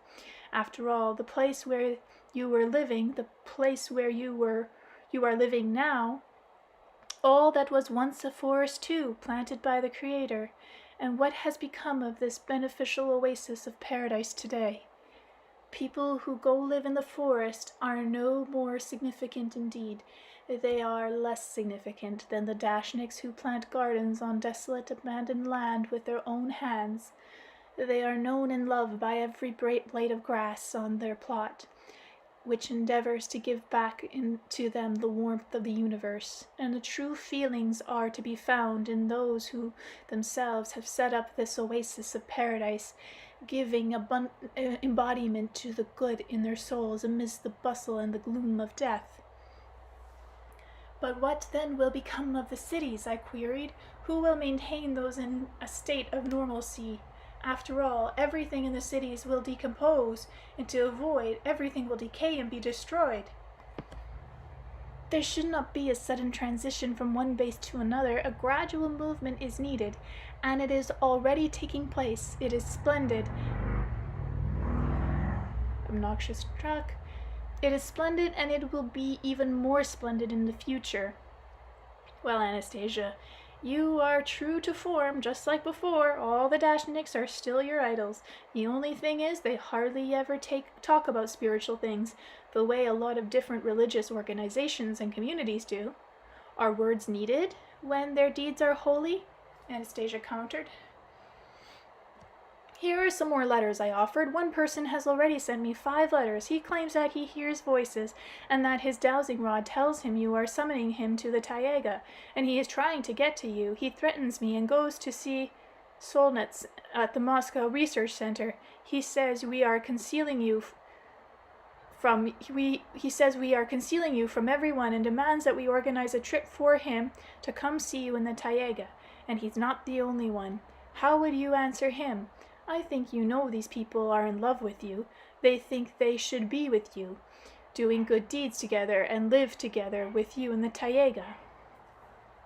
I would respond to everyone who is sincere, thank you for your love, but I have not invited anyone to the Taiga. What would you do here? What could you contribute? If your intentions are good, let them be expressed right there where you are living. Let your love illuminate those living around you. And I was wrong, there's another chapter. Okay, so maybe second last. Chapter 22! The Anastasia Centers. In cities in Russia and even abroad, I told Anastasia, people have already started organizing centers named after you. Let me read to you just one example of the many letters my daughter Paulina has been receiving. She herself has answered a number of them and sent others to me, but I can't possibly reply to them all, and there are some letters I'm not completely sure how to respond to. After all, there are people out there who think these centers represent some kind of sect. Just listen to this letter from one of the centers. How would you respond? I took one of the letters Paulina had forwarded to me, and I read it to Anastasia in full, and here it is. Hi, Paulina. I'm a member of our school's Anastasia Ecological Creativity Center. Valerie, whatever. Our center is still quite young. It was set up on the 4th of December, my birthday, but 1997. And it is now in the process of getting established. Its genesis was facilitated by your father's book, for which we are all very grateful to him. Anastasia, like a ray of light in the dark realm, is now bringing together the creative forces of us adults and children who have not lost our creative capacities with the aim of standing up for our honor and dignity. Such people as we aspire to bright ideals and believe that the happiness of Russia, our native land, is in our hands and our thoughts. We realize how right now the forces of darkness are pressing down upon her, and we're trying to help her as much as we are able. Teachers, school children, and their parents are all working together at our center. At the present time, we are introducing Anastasia and her ideas to kids and their parents with the help of classes and seminars, making use of your father's books and distributing them along with magazine articles.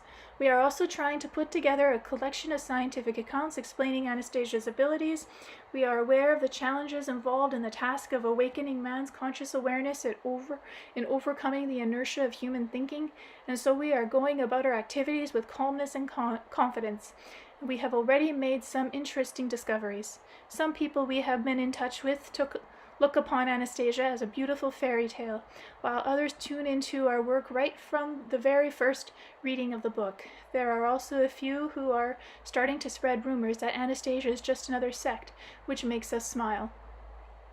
But as it has been said, Father, forgive them, for they know not what they do. The main thing is we are so happy that Anastasia has brought us together in this rural region with its dying agricultural industries and its decaying state-run farm, whose managers have completely forgotten about people's needs, especially young people's needs. And this has all happened on the very spot where Mikhail Kalema was born. And the hugely successful Vershenka something state-run farm once flourished. Here at the Anastasia Center, located in the M.I. Kalinin Rural School, our Redgu program was initiated. It is designed to work out and put into practice creative solutions for the development of our native land, work, education, and the moral upbringing of its rising generations, to set up a basis for the manufacturing of the ecologically clean agricultural products. Radu also claims to set up a young people's culture and ecological manufacturing co-cooperative under the name RUS, which will include the Slavic Cultural Center known as LADA and an ecological manufacturing complex called ROD. This is the kind of program Anastasia helped us set up. Let unbelievers believe in their unbelief, but we shall work on bringing our program to fruition, no matter how unrealizable it may appear to some people. Our goal is to allow our young people to feel the practical results of their creative forces. One aspect of the Radu program involves getting to know our own country better, studying our native lands, ancient history, and the life and culture of our Slavic forebears.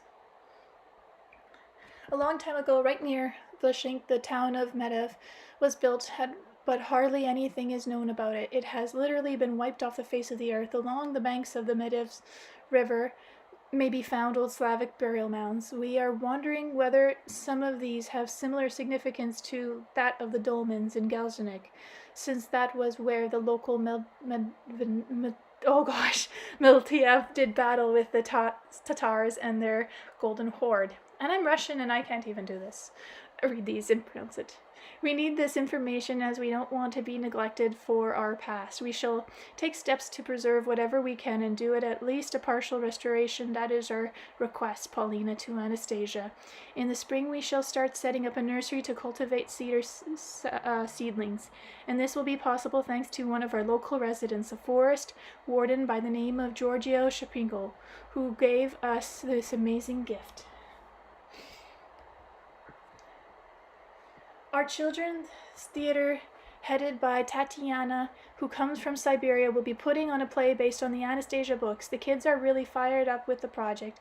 We would very much like other centers and organizations Anastasia helped come into being to get in touch with us. May her divine lines of light join all our centers together throughout Russia. Mutual communication, even if just through letters, will increase our strength and enable us to find answers more quickly. Sincerely, someone. The following is a gift from our school to all for whom Anastasia exists. Hear your orders, dear brothers. To help with Anastasia's world-happifying ideas, to head off disaster for good and never repeat it, we should awaken at 6 in the morning not so as not to find anything boring, and with smiles and sincere open hearts we shall stretch out our arms to the stars and draw ourselves closer to her side, to our mother dear, as to our bride. Here I am, your own blood to embrace, and a sly smile creeps over our face. In an instant, not a moment beyond, to see mother's own face respond. To you, Mother Nature, good morn, who with God the Father have borne. Strong warrior, where would one find in the universe any more kind? O sister, O Slavic blood true, so long we have waited for you. We all have been touched by your ray, your orders we now will obey. Dear brothers, your orders now here, at 6, like the book says, dark fear. We'll flee from our fortnight attack, 15 minutes it takes there and back, so that no threat will vex our dear sister. We must give this child our assistance, we answer to them after all, then how can we not heed their call? We are quite used to lending our aid to break through the dark foe's blockade.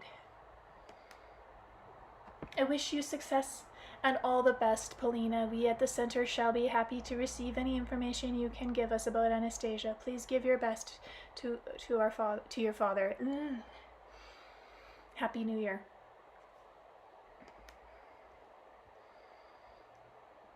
Well, Anastasia, what do you have to say about this letter? I can say that it shows marvelous aspiration of the human soul, but neither you nor I can take credit for that. It is beauty and the strength of their soul that alone are responsible. Their name would make an even worthier choice for naming the center.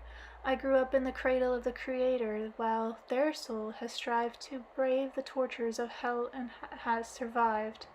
For years, a string of hardships, deprivations, temptations, and commotions have tried as hard as they could to distort their realization of good. Their souls have been able to overcome it all. They are stronger than those who have cut themselves off from the world behind a stone wall. They are in the world and have enriched the world with their presence. They should be remembered in their center's name. If people plan to name all the centers after me, it will result in the formation of a cult, and that must not be.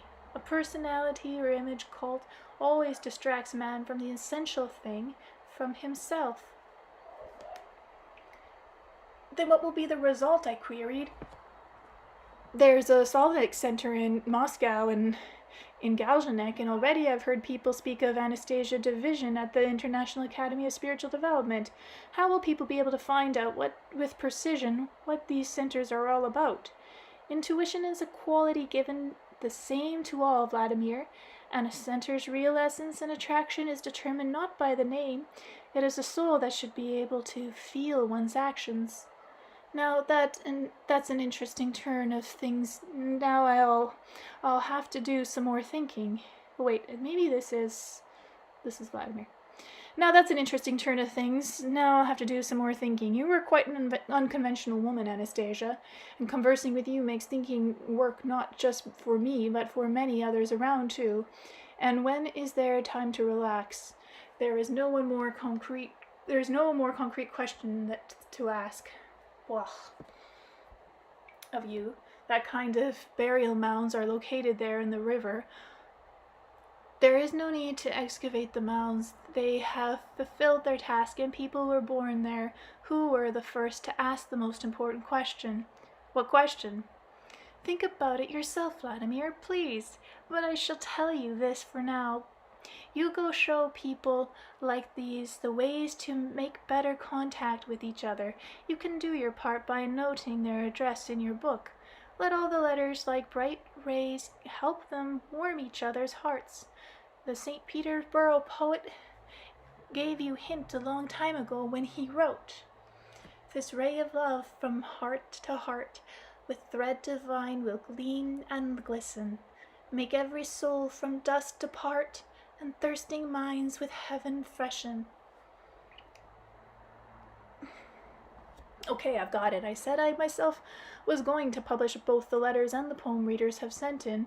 I wanted to keep them and release them in a volume of their own. I myself felt there was something deeper than usual in them, and I can make their address known through the Moscow Center so that people may end up helping each other. My daughter Paulina can also participate. She has been very good about taking care of the letters to date. You know, Anastasia, it might not be a bad idea if people from all over the world could carry on communications with each other. They will find people of like spirit and like mind. They can marry, or at least become friends. Come on. Oh, my goodness. I lived on a road where people like to race, it seems.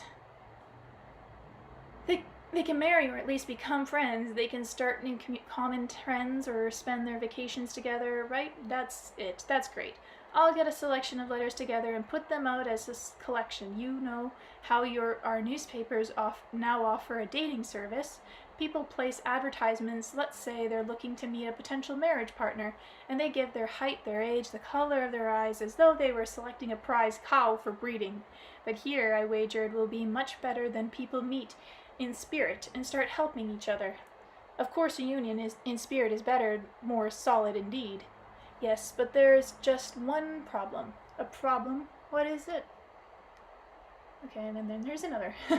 Chapter 23, Recreating Shambhala. Okay, I need to have a sip.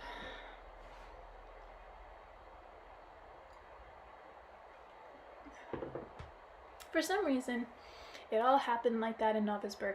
It just happened that most people who are critical of me and my book come from there. Indeed, that's the only place people criticize me.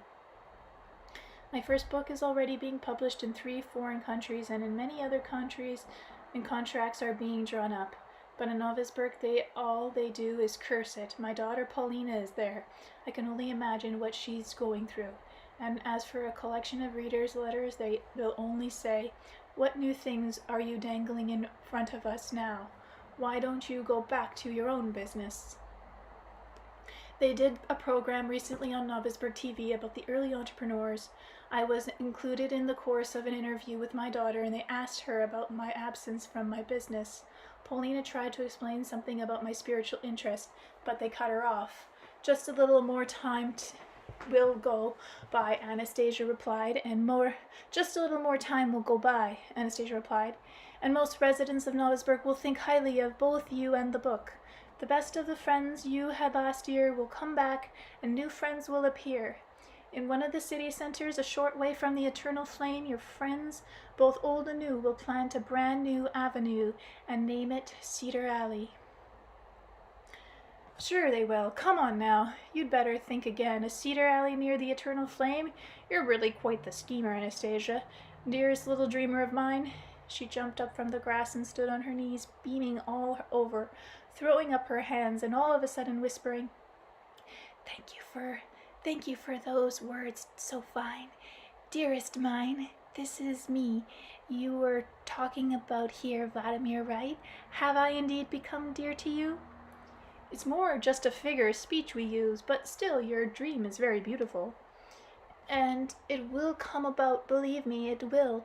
Just as I dream, that is how it will turn out.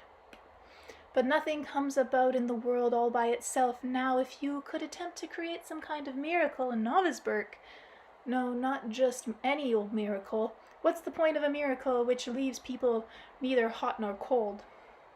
If only you could grant, say, that every resident in the city become just a little bit richer and healthier. In other words, so that not everyone in Novosburg could be happier. Now, for that, perhaps people might plant an alley, but I have an idea that all your forces of light, even all told, would still not be able to bring that about, Anastasia. That is not within the grasp of anyone's might." "You are right, Vladimir. Nobody has powers over man's will. Man must still work out his own plan, his own destiny, whether it be for joy or sorrow. Each one's conscious awareness will plant out the path to follow. But who then is toying with our awareness? Who is impeding us from choosing the path leading out to sorrow or joy? Why grope for cause outside your own self, Vladimir, in accusing others. What do you hope to change? A feeling so great has arisen within you to create something good for the citizens of your city. I find it appealing. It is as a thought I might myself must dream with. Ah, great indeed, I have it. Yes, that's it. All the people of Novosburg will go down in history of our nation, for it is there that a generation of happy people will be born. Everyone living there today will become happier right away. Let us think together what we could say to the people of the whole city you are concerned about. How you can learn to break through to each one's heart and soul. And what do you want to say to each of them? That together they will be able to recreate Shambhala. And just what might this Shambhala be? Elaborate more precisely. People have been looking for aeons for a holy place on the earth. They think that it's called Shambhala, that anyone there can link with the wisdom of the universe, but no one has ever been able to find Shambhala. Though seekers have galloped through many foreign nations looking for it, and find it they will not. As long as they look for it therein ever since time began, Shambhala has been recreated, both within each one and its outward manifestation by man. More specifically, I injected, what must be done to establish a link with the wise universe and to make one happier? Show me a step we can take here that lies not within ourselves. All that's within ourselves is somehow unclear. Show me some outward things we need to sow, build, or break. Let each resident of the big city obtain a little nut from the resinous cedar cone, place it in his mouth and hold it in there in his saliva. Let him plant in a little plot of earth in his home and water the earth every day. Before watering, he should put his fingers on the water and should be in a good humor. And the main thing, we should be wishing good for himself, his children and descendants, and the conscious awareness of God. This he should do every day. When the seeds sprout, one may share with it one's innermost thoughts. On summer days and frost-free nights, the little pot with the little sprout should be placed outdoors among with other plants growing in the ground, so that it can commune with the stars, the sun, and the moon, so that it may know the rain and the breeze and the spirit of the blades of grass all around, and then come back again to its friend, its parents. This may transpire many times now while the desire is there and time allows. And the seeds will grow and develop through ages. A cedar, after all, will live more than 500 years, beget offspring, and tell the young cedars about the soul of those that cultivated them. Then the sprout has grown in the home. In about 30 centimeters it may be planted in the earth in early spring. Have the city authorities allot at least 1 square meter of earth on their sprout to all those that have no plot on their own. No plot of their own. And these sprouts will be planted around the edge of the city, among the houses and the centers of busy squares. Let each person take care of his sprout and help each other in this. From the ends of the earth, people will come to this city to see and touch the sacred trees and exchange at least a word or two with these happy people. Why would people suddenly start coming here from all over the world, I asked. Now, if only you could discover some kind of new sacred site in Novosburg, dolmens, for example, as in Galzhenik. You told about the dolmens of Galzhenik, and now seekers from various Russian cities and other lands are flocking to them. I noticed that every day now there are tours to the dolmens, and every year in September readers from many places come together for a conference. Artists organize exhibits and they record things in video. And now, surprise of surprise, trees are growing in the city. Well, not actual trees yet, just cedar saplings. These will not be ordinary seedlings, Anastasia pointed out. They are like the ringing cedars, warmed by the kindness of human hearts, having touched the human soul. They will take in the best rays the universe has to offer and start giving back to them. And man and the earth together shall begin to shine once more in that place, now and forever. And there will come a new conscious awareness, and discoveries of universal importance will go forth from such people through the whole earth. Do you know what a sacred site is? Believe me, Vladimir, you will come to know one is in your own native city. That's all very tempting, of course, I said, but you know, Anastasia, there's hardly anyone that's going to take your word alone. There's no way this can be known from our history books, and it's not something our modern science is going to condone. Now, if there were just something a little more influential than you, someone better known with the proper credentials, who could show this. The Quran makes some wise statements on the significance of trees. Buddha, too, got his wisdom when he went off for a long time into the woods. Tell me, Vladimir, you have been reading the Bible, have you not? Yes, I have. What of it? The Old Testament notes that long before Jesus Christ's birth, the wisest of the earth's rulers, King Solomon, used cedar wood to build a temple to the glory of God and a house for himself. He hired a workforce of considerable size to cut down the cedars and bring them in from far-off places. King Solomon was very wise, as the Bible says in the Song of Songs he wrote has come down to us as an oasis of wisdom in the present day. The Old Testament also tells us that toward the end of his days, the wives of his harem from various lands and various faiths began leading Solomon away from his faith. He came to know a variety of faiths, and do you know which one satisfies him the most? Which one? The one where trees are not only cut down but also planted. And on his deathbed, this wise king comprehended that his temporal house and temple would be destroyed, that his descendants would not be able to maintain their power or greatness. It would mean that the might of his kingdom would lapse into a void, and it all came about exactly as he had foreseen. And to this day his soul is dismayed by the great mistake he had made, and the wise king realized that it is impossible to do a deed pleasing to God, and at the same time take the life of any house-owned creations. The torment that affected his soul and many human souls extend through the whole millennia, and as they watched one mistake making itself again and again over thousands of years. But the mistake can be corrected, and then a splendid dawn will once more rise over the world. News of your city will spread through all the channels of the earth and the universe.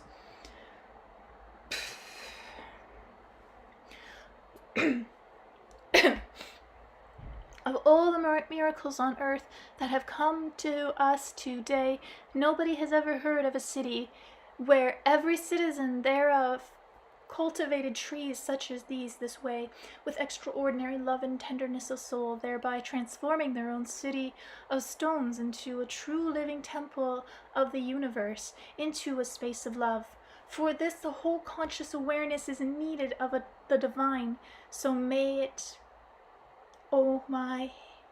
may it rise up to so fine and good within each one's heart, and do its distant part to help the universe be understood. Perhaps, just perhaps, there's a gem of rationality in what you've said, Anastasia. I shall perhaps write about it, so that people may determine everything for themselves, but I must warn you that you're missing something here. You spend all your time carrying on about trees. But, well, how can I put this? You'll never be able to get married officially. You won't have the documents you need to take your turn at the civil registry office, and here you're talking with such earnest about trees as it is the church clerics consider you a heathen, and when I write these words of yours, they won't even let you in the nearest church, and certainly will not officially wed you to anyone. Vladimir, do write down my words. Let people read them and decide for themselves, and do not be ashamed of these words. Humble your pride. Not everyone, perhaps will understand the meaning of these words, and not right away, but in your city there are many scholars who will supplement in scientific words what I have begun to say, if you believe that people will understand them better than my own words. And then there are the journalists. Do not be angry over their criticism. Not all the journalists have had their turn, and if the time should ever come for me to wed, believe me, Vladimir, one will be found to hold the crown above my head. And what if people create something like that in another city other than Novosburg? And any city can be reborn for achievements like these to be fulfilled. A different conscious awareness in people must be instilled, and then it appears the face of the cities will be changed for years to come, but among them there will be a first to perceive the grace. Blessed Anastasia, you are so naive. It seems you never have anything but bright dreams. Well, okay, then. I shall write what to say so that people will know these things too. Thank you, thank you. I do not know how else to thank you. What for? That's not hard to write. You can add something more if you like. I ask you, people do not just read what I say as empty words. You need to make sense of what you have heard. Here you are, Anastasia, answering questions from readers, and you speak of man as a creator. But you're a woman, don't you see? You know what the leaders of one of our religious denominations said about women. What did he say? He said that women are incapable of creating their proclivity, then. It is to look beautiful and inspire men to various achievements and creativity, but it is only men that can do actual creating. But you, Vladimir, do you agree with statements such as those? One could agree with them, I suppose, about statistics, which is an impractical science, impartial science. Well, if you go by statistics, you come up with this. What?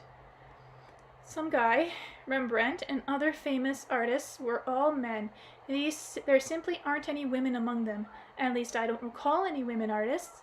The inventors of the airplane, the car, the electric engine, the space satellite, the rocket ship, and they're all men too. Right now, one of the most popular art forms in our society is the cinema, and in order to produce a film, you need a director. And here's one of the most important figures in filmmaking. And once again, all the best film directors are men. Especially you find a young woman director, but they're very rare. And unlike men, they don't produce any real outstanding films. And the best musicians aren't invariably men, just like the philosophers. Both the ones we know from antiquity and in our modern world are their men too. But why are you telling me all this, Vladimir? Well, it's just I had a thought. Maybe it'll help you. What is your thought? And I read that whole thing as Anastasia. Could you share it with me? It's like this. Maybe you, Anastasia, should concentrate more on some kind of home improvement here, along with child raising, and not burden yourself down so much with concerns about the outside world and other people. After all, men can take care of everything there. Men alone, according to statistics, which is an exact and impartial science. Historically, too, all the important things have been done by men, and we can't get away from history. Do you understand how irrefutable this argument is? I understand what you're saying, Vladimir. Just don't go and upset now. Better understand everything right off the bat, so that you can busy yourself with your own affairs, and not that others can do better. You're trying to change the world for the better, but only man can do that, you see. They are better inventors and better creators than women. Do you agree? Blah. No? Vladimir, I agree that men appear outwardly to be creators. If you look at it from a marital viewpoint, that is. What do you mean outwardly? And from what other viewpoints can you look at irrefutable facts? You'd better not get philosophical. I can't say the word suddenly. I've been reading for a while, so I'm losing my philosophizing here. Just tell me out and out. Can you at least create something? For example, can you at least do embroidery? Can you embroider a beautiful design on a piece of fabric with the needle? I would not be able to embroider a design with a needle. Why not? I would not be able to take a needle in my hand, a needle that has been manufactured out of the depth of living nature. What is the point of creating something if it involves first destroying a great living creation? Think, Vladimir. When a demented person takes a work by one of the great masters, as you said, and renders the canvas to pieces to cut out rabbit figures, would you call his actions creativity? Make an allowance for his own dementia? But if another person, this one rational and aware of what is around him, did the same thing, then his actions would be defined in quite a different way. How? Think about it. For example, his actions could be turned vandalism. Come on now, you're not serious. Does that mean that all creators and artists are vandals? They are artists and creators in their perceptions of the world as seen on their own level. But if their consciousness should rise to a higher level, they would create it by entirely different means. And what different means could those be? The means by which the creator has created an all-in, his own impulse of inspiration, and the power to perfect his creations and to make new creations of their own, is something he has given to man and man alone. And just how did the Creator give everything, and what instrument did he give to man for creativity? Thought is the chief instrument of the great Creator, and thought has been given to man. Creations are true when thought is brought to fruition through the soul and to intuition and feelings, and the main factor here is always will be the purity of one's awareness. Look how the little flower thrives at our feet. Their splendid shape and colors and tints are constantly changing in creation alive. These are something you can perfect with your thoughts. Concentrate, try to change them, give them a better look. What look? For example, indulge your fantasy, Vladimir. Well, I can at least do that. Let this chamomile here, for example, take on one red petal and then the next one. Stay as it is, so that alteration will make it better, more cheery. And all at once Anastasia fell stock still. She began concentrating her gaze on the white chamomile, and the chamomile slowly and quietly as could be, but still right before my eyes began to change its color. There they were alternating. First there was a red petal, then a white, and then a red one again. At first the red petal was barely noticeable, then the color became stronger, and the red hue kept getting brighter and brighter until finally they were simply ablaze with a shimmering red fragrance. You see how it happened, Vladimir? You came up with an idea and I created with my thought. What are you saying, Anastasia? That everybody can do this? Yes, and they are doing it. But they use materials for this, which they first slay.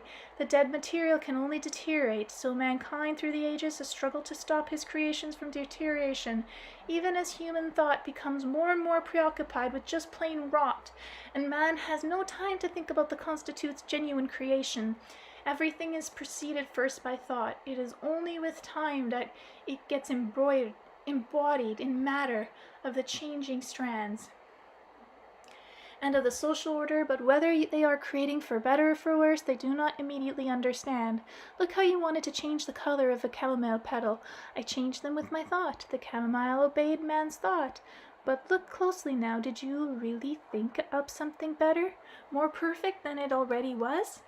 In my view, it's splashier and more cheerful. But why are you not excited when you talk about the new creation? I don't know, maybe it's because there's still something lacking, maybe some kind of colors. I can't tell right now. The colors have come into conflict with each other. The tenderest tints have paled for the sake of splashiness. A loud splashiness fails to evoke calm and tender feeling. Okay, try to change everything back to the way it was. It's not, I shall do it. It is not, I shall do it, but the chamomile itself will be able to. The red will fall away after all. We did not slay the chamomile. It is alive, and nature itself will bring everything back to a state of harmony where it can thrive. So in your view, Anastasia, are all men ignorant vandals, and are women the creators? All men and women are one in each of them, two principles merged into a single one, and in the creativity they feel they are inseparable. Earthly existence is there for them both. But how can that be? I don't understand. I, for example, am only a male of the species. And what do you consist of, Vladimir? The flesh of a male and the flesh of a female have merged into one. They are united in you. Similarly, the spirit of two has merged into one spirit within you. Then why do people go and state in treaties exactly what a woman is and what a man is, and state which of them is stronger and more important? Think about it yourself. Who would want to, and for what purpose, replace your awareness, your consciousness with which the Creator gave to everyone in the beginning, with his own dogma? Well, maybe the Creator has happened to give someone more than others, and this person, as a teacher, is striving to share his wisdom and awareness with everyone. Every little sprout on the earth, the seed of a birch tree, a cedar tree, or a flower, is filled with the knowledge of the Creator. So how could the thought come to you that the Creator could deign to withhold something from his supreme creation? What could be more insulting for a father than a complaint like that? What are you talking about?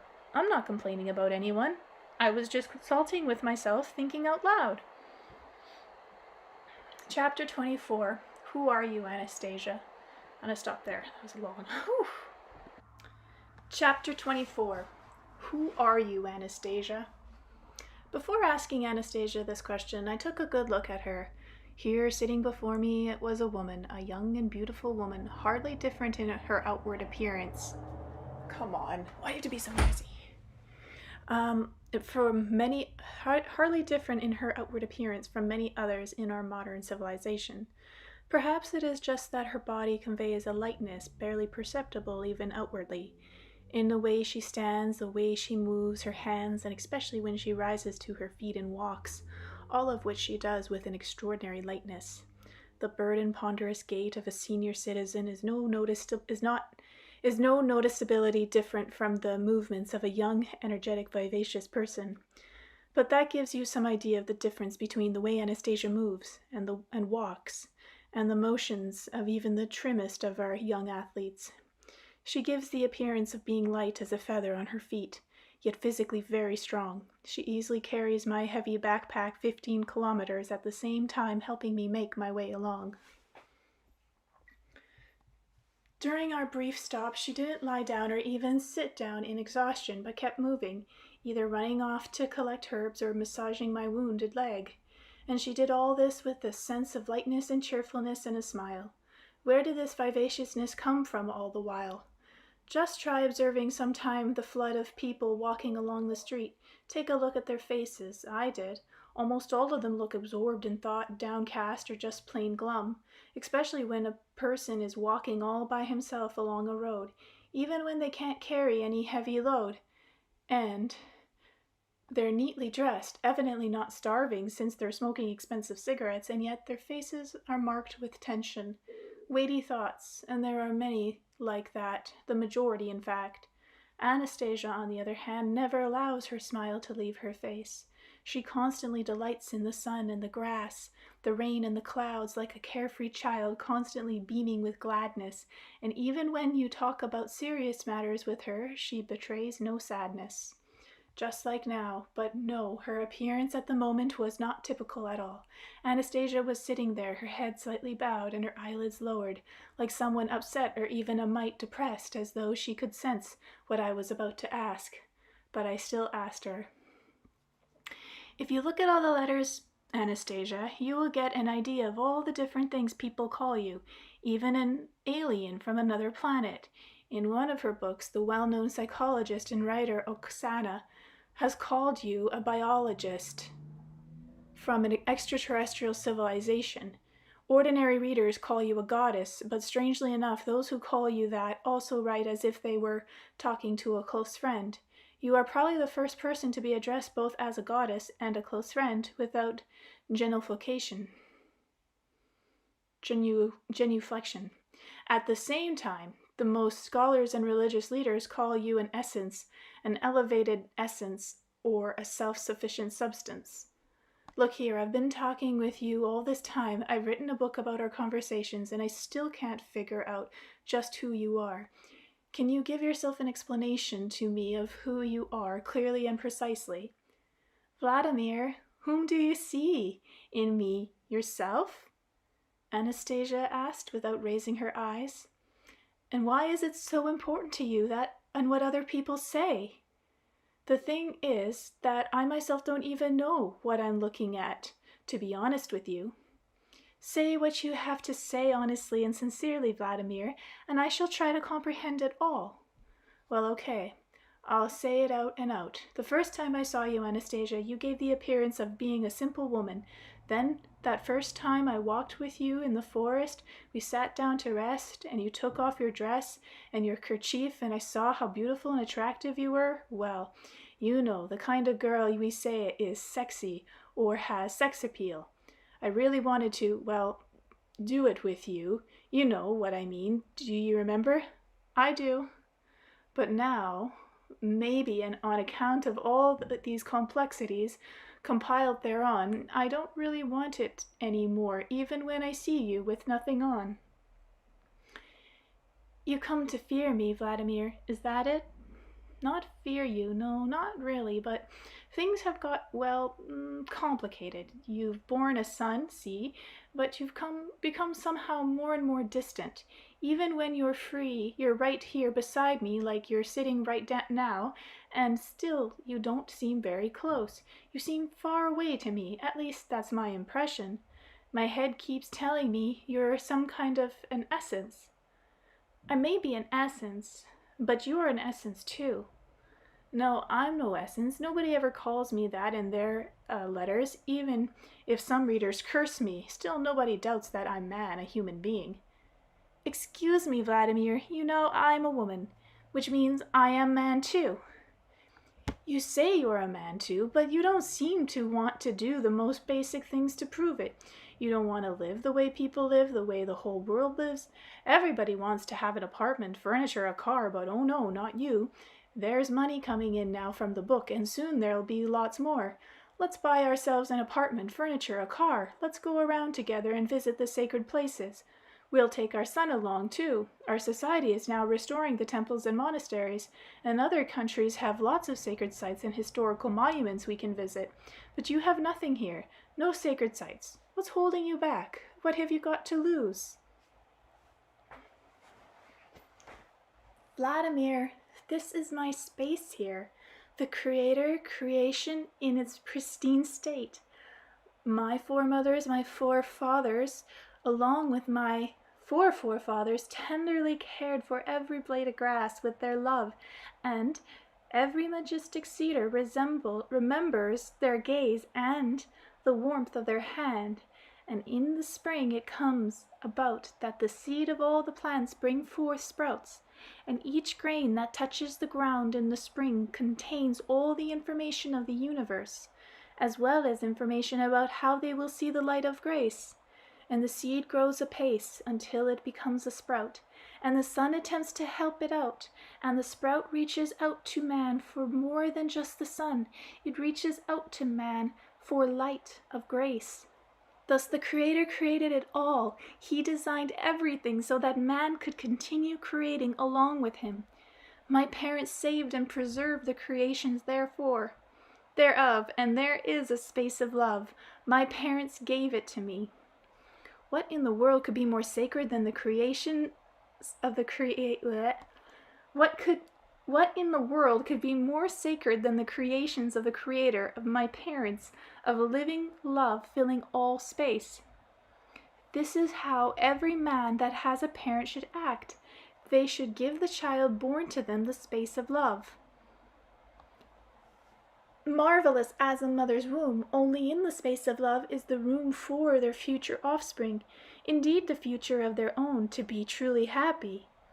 It is this holy place in the space of love that is my gift to our son.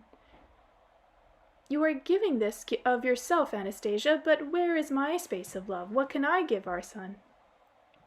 The links of the continuum have been violated in many people's lives, but the strand is not broken. The strand that ties humanity as a whole, and every creature in particular to the Creator, needs only to be comprehended and felt by each, and then to each may be extended both light and might.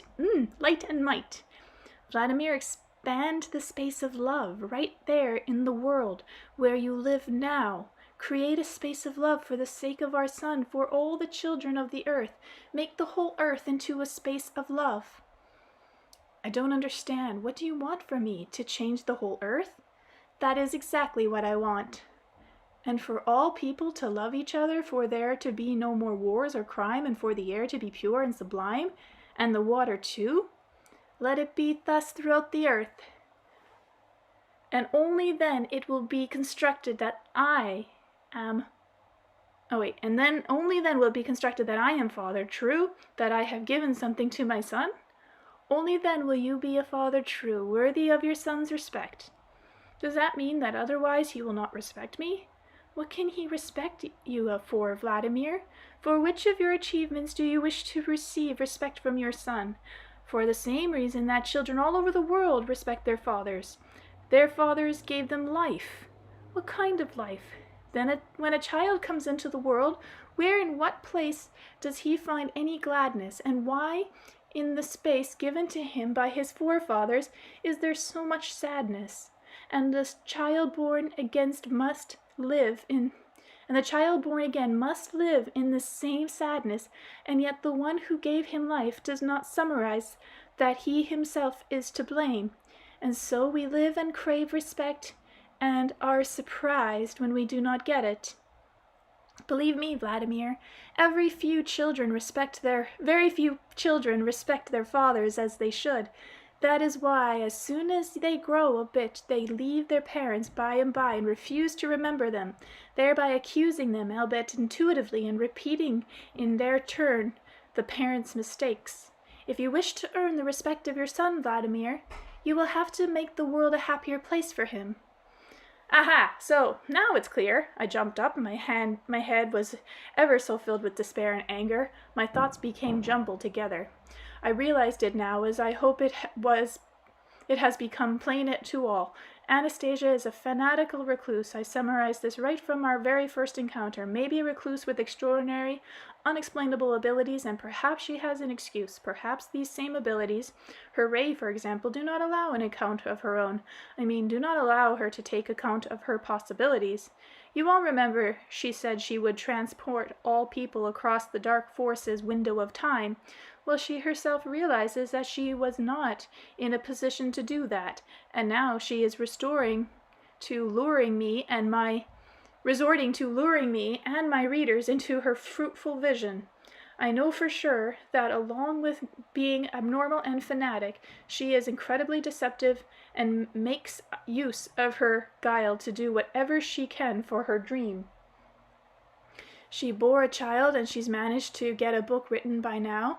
And then, something really wild. She says if I'm to earn the respect of my son, I shall have to make the whole world into a space of love, to give not only to my son, but to every child. Methodically and by intricate art, she is drawing everyone into her dream and keeps complicating my part before my very eyes. First write a book, say this girl, then make a space of love throughout the world, and then what? We have known of more than a few fanatics who have tried to change the world, and now they are where? Vanished like smoke into thin air, and here I find another one sitting in front of me, with head bowed, with the same aim in mind, to change the world. I knew that it was useless to argue with eccentric and fanatics, that I needed to calm down and walk away, but I was unable to prevent myself, and to this girl sitting there on the ground with downcast eyes as before, I still said, I now know, I realize precisely who you are. You are a mixture of essence and man, you know how to deceive. You deceive so nicely. You took me right in. Oh, wow. What an intricate web of guile you weave, to get me first to write a book, and then entice me by bearing a child. You tried with your non-human logic to hide your fanaticism. Only a hole appeared in your plans, a loophole appeared. You understand? While I was writing the book, I had the chance to talk with many people. I learned a lot indeed, and was given all sorts of religious books to read. And there's no way I can tell you what you know of them, but this one thing I can say. Several thousand years ago, the world saw wise men of greatness and piety arise. Whose spiritual currents, in all their variety, continue to flow until this day. There are more than 2,000 different religious confessions on the earth, you see. I learnt this from a recent talk session on TV. They, one and all, proclaim the good. They aim to give advice to everyone on how they should live, and every reader tries to make it known that the path to truth lies through him alone. We have our fill of sacred sites all around, but still, has anything really profound, far-reaching, or sincere resulted from their gabfests over the many, many years? Or from the multitude of their teachings? There's just one thing I've understood. Millennia pass, but war has never ceased for good. The war of dogma against dogma, the strongest wins a fight, and thinks that he is right, but not for long. Time passes, a new war ensues, and a new song. A new dogma gains ascension with its views, but no one thinks the loser in his contention. Nobody pays them any attention. I'm saying all this openly and frankly. Do you know who you are? Do you know what you are calling me and all readers to? Anastasia arose, looked me calmly in the eye, and said, You need not go on, Vladimir. Believe me, I know what you still might say to me anon. Let me declare it myself. I can say it more briefly and without swearing. Yourself? Well, why not give it a try? And all right then, without swearing, what was I going to say? You were going to say, Vladimir, that there are a multitude of prophets on the earth and a multitude of teachers too. There are so many different dogmas, it is hard for you to decipher them all. But when I speak, you will be able to understand everything, if you really want to, that is. Water will prove to be the situation, the measure of all things. Every day that passes, water seized with more and more contamination, and the air becomes more difficult to breathe. The parade of worldly rulers, no matter what grand temples they might have built, will be remembered only by the filth that they have bequeathed to their descendants. The legacy they give makes life more dangerous every day, but we continue to live.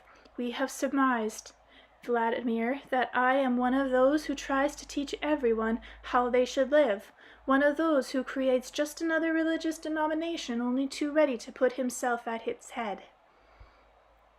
But I can assure you, now that the sense of self-importance which has ended up burning all that were initially enlightened to is not something I shall ever resort to myself. I shall be able to win, and I am winning. I shall stop the factories spewing their stinking dirt. The miners will comprehend that they cannot rend apart the precious veins of the earth. I beg of you, people, change your professions just as soon as you can. All those professions which bring hurt to the earth, to the great works of the Creator. I beg of you, man, to grasp this fact just as quick as you can, that no one on earth can be truly happy as long as he keeps causing harm to the earth. Yet a little while, and human misery will start feeling the pain of an agony. It will burn its own flame. People's conscious awareness will transport them across the dark forces window of time. Look around, Vladimir, and you will find that what I sought in my dream is already coming to pass. My dream has been caught up by the universe itself. It is resounding in the hearts of all people and is already transporting mankind over the abyss. And only the doubters will run amiss and fall into its snare. But mankind, believe me, Vladimir, mankind shall be spared. People will see what children can be. People will learn life in paradise. The events now taking place in Russia are not coincidental.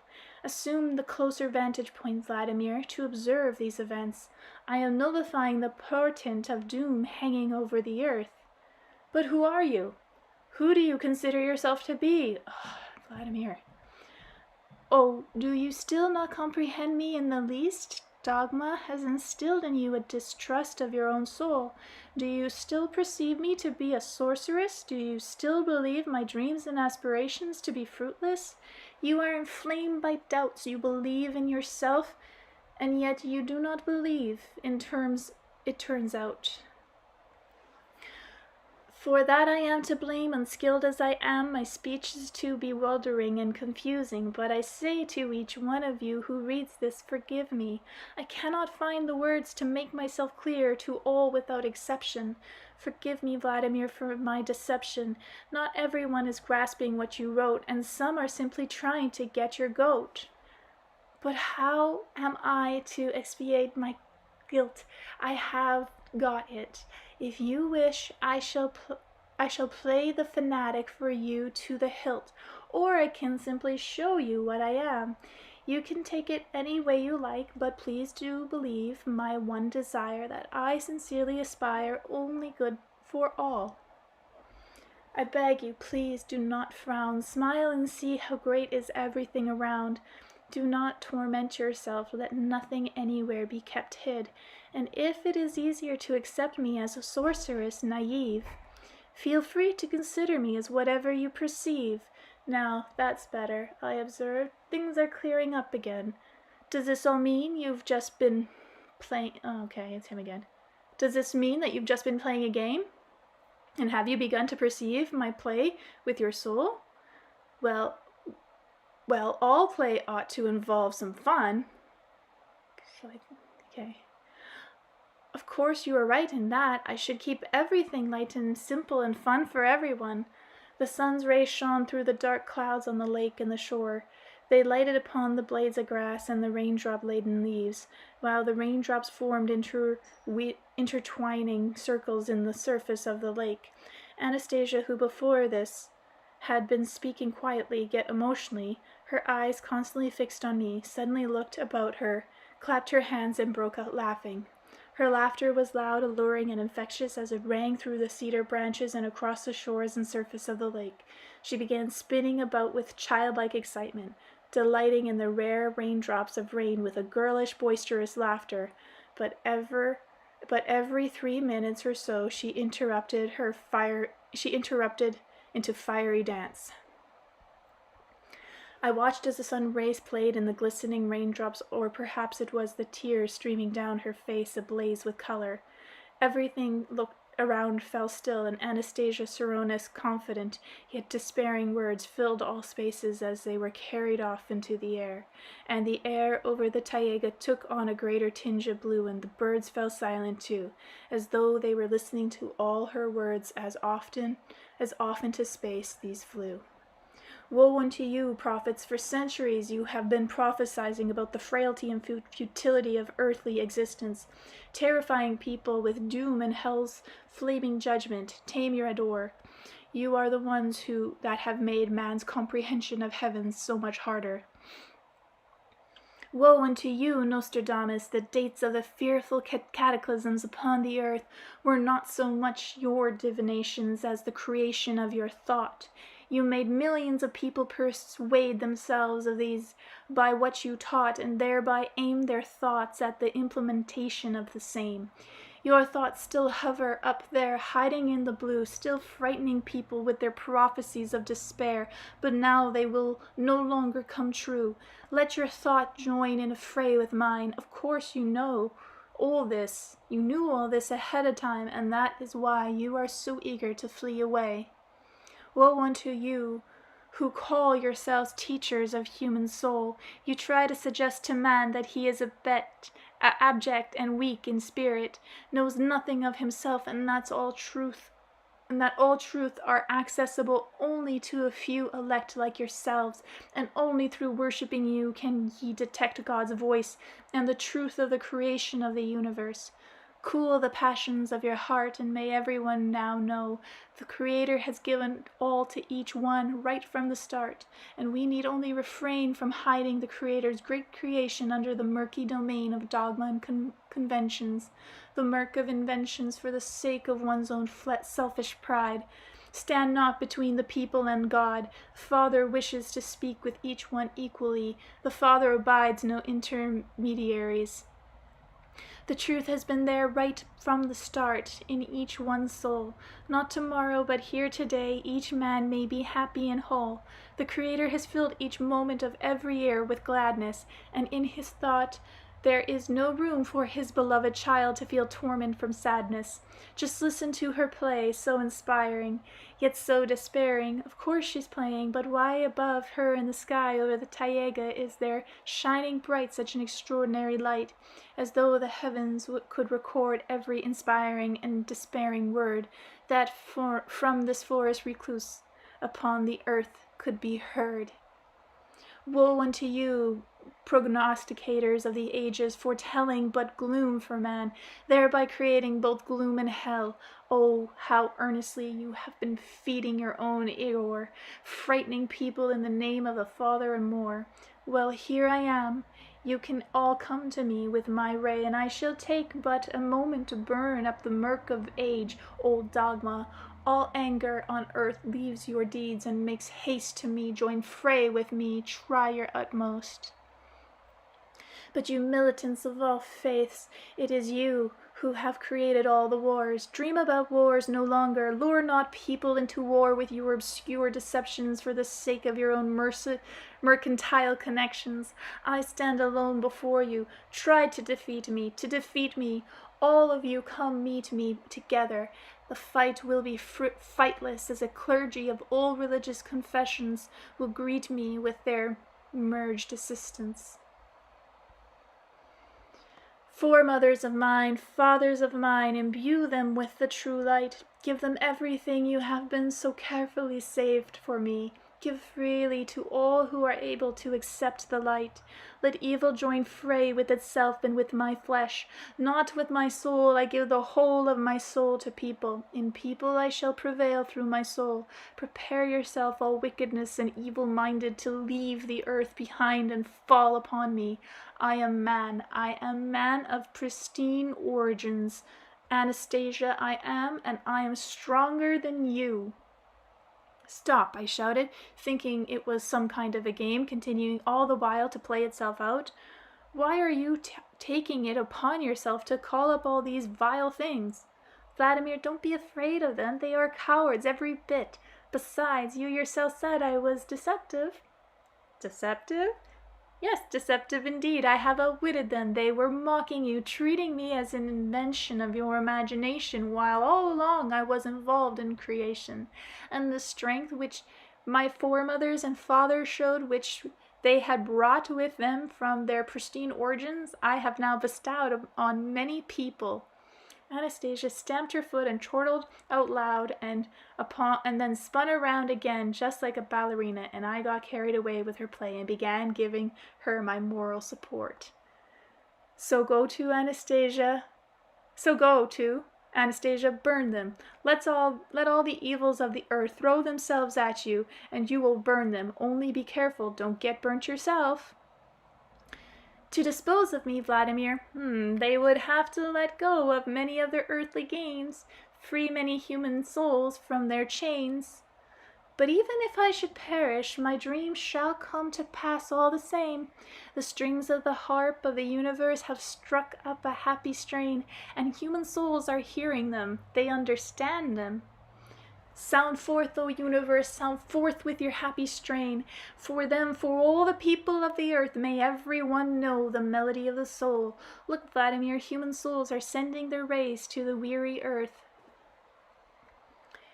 With these words, Anastasia ran over to the plastic bag with the reader's letters, dropped to her knees, and placed her hands on the package, and with childlike joy and enthusiasm she exclaimed, "When an elderly man, a soldier who had been in the war, read your book, and tears suddenly appeared, when a young mother's whole attitude to her newborn child changed overnight, when a young girl about 12 years old saw everything clearly for the first time and started to love life, and look, when a young man stated he would no longer take drugs and went home to his mother. When people send you letters from prison, you can see and feel how their souls sing, and they take on a whole new strength. These are all signs I found that people's souls are understanding the combinations of the sounds of the universe. Now they are resounding in their thoughts, and they are accepting them. Not all of them yet, but there will be indeed many, and the heavens know thereof, and wait to meet each one with love. Look, just look, how people are expressing their understanding in their poetry." She was so sincere in her delight and kept talking about the letters, and I got carried away with the scene before me and thought, well now, let her have her joy, let her play her little scheme and believe that her dream will come to pass. I shall tell everybody about her playing. She thinks up everything herself and delights in every thought. I was trying to calm myself down when suddenly in my consciousness everything again got jumbled together. I began once more to dismiss everything as her own caprice and fancy. Yet there was one thing, can you imagine, that simply blew my mind away. Can you imagine she talked about things that really were in those letters? And even in the letters I hadn't brought with me to show her. But how could she know? After all, she hadn't read them. I watched and listened in absolute astonishment as she read poems that were still in the envelope, as she took a sudden delight in something or stood preoccupied in silence, as though she had read all the letters together in a single moment. She kept on talking about the letters with complete accuracy. Stop. So even before this, then, she must have been describing everything else with complete accuracy too. It hadn't been a game at all. Was she dreaming? Of course she was dreaming, but she had also dreamt before about the book, people's poetry, and now all this lay right there before her eyes. Wow, her dreams really did come true. They actually came true. The book was lying right there in front of her, a material object. Fantastic indeed. No, this can't be real. Dear reader, Are not you too holding on to your hands right now, a part of this despairing recluse's dream materializing in a book? And what next? Can it be that everything else may actually come to pass? The never-ending story. When I got over my initial sensation of amazement, I asked her, Anastasia, how did you know that what people had written in their letters? It was as though you had read them all, and even those I hadn't brought with me. Anastasia turned around, all beaming with joy. It's all very simple, on the whole. How one can hear what is being said by the soul.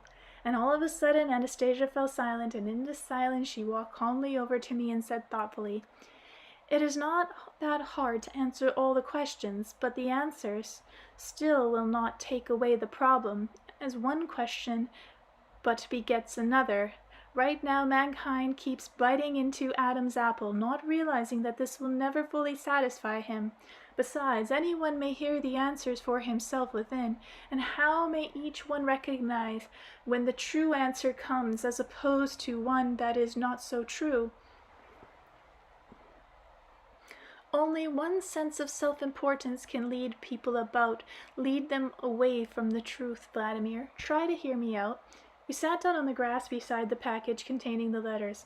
I saw how her eyes were sparkling, and there was a rosy blush in her cheeks, and she said, I shall tell you about co-creation, Vladimir, and then everyone will be able to provide an answer to his own questions. Please listen carefully, Vladimir, and write about the Creator's great co-creation. Listen, and try to take it in with your soul. And thus begun Anastasia's inspired account of co-creation. But it is a long one, and no room to conclude it here right away. But this one thing I'll say, after I heard it, I really did want to pray. With my sincere respect to you, dear readers, and until we meet in the next book, Vladimir Megre, to be continued. The end of Book 3. Book 4 will be co-creation. Now, Lada's message in place of an editor's afterword. As I was finishing writing my lengthy afterword, my 4-year-old daughter Lada, named after the goddess of love, walked in from the garden, hiding a present behind her back. 2 cucumbers she had just picked, one for me and one for her mama. I hardly paid any attention to her approach. Immersed as I was in my work, Lada quietly sat on the chair and patiently waited for me to become aware of her presence. She considered it totally unacceptable to interfere with an adult's thought process.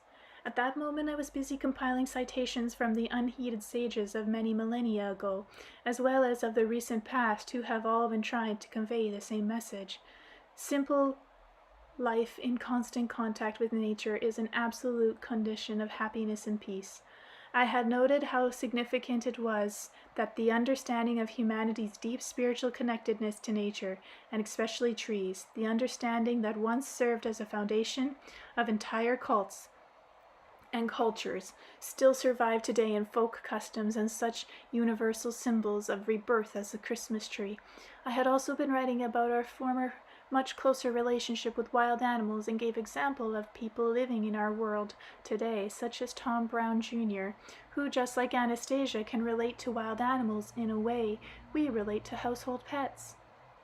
Tom Brown Jr., have to look him up.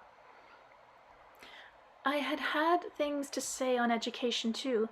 Just think about it, a century and a half ago, at a time when compulsory schooling had not yet become a natural part of our lives.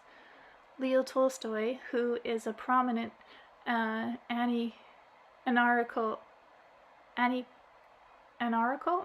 ideals of love, compassion, and nonviolence, would later be denied a Nobel Prize in literature.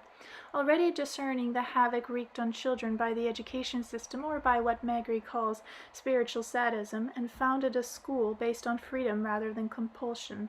And today John Taylor Gatto, a teacher with 30 years experience and a recipient of numerous teaching honors, included in New York City and New York State.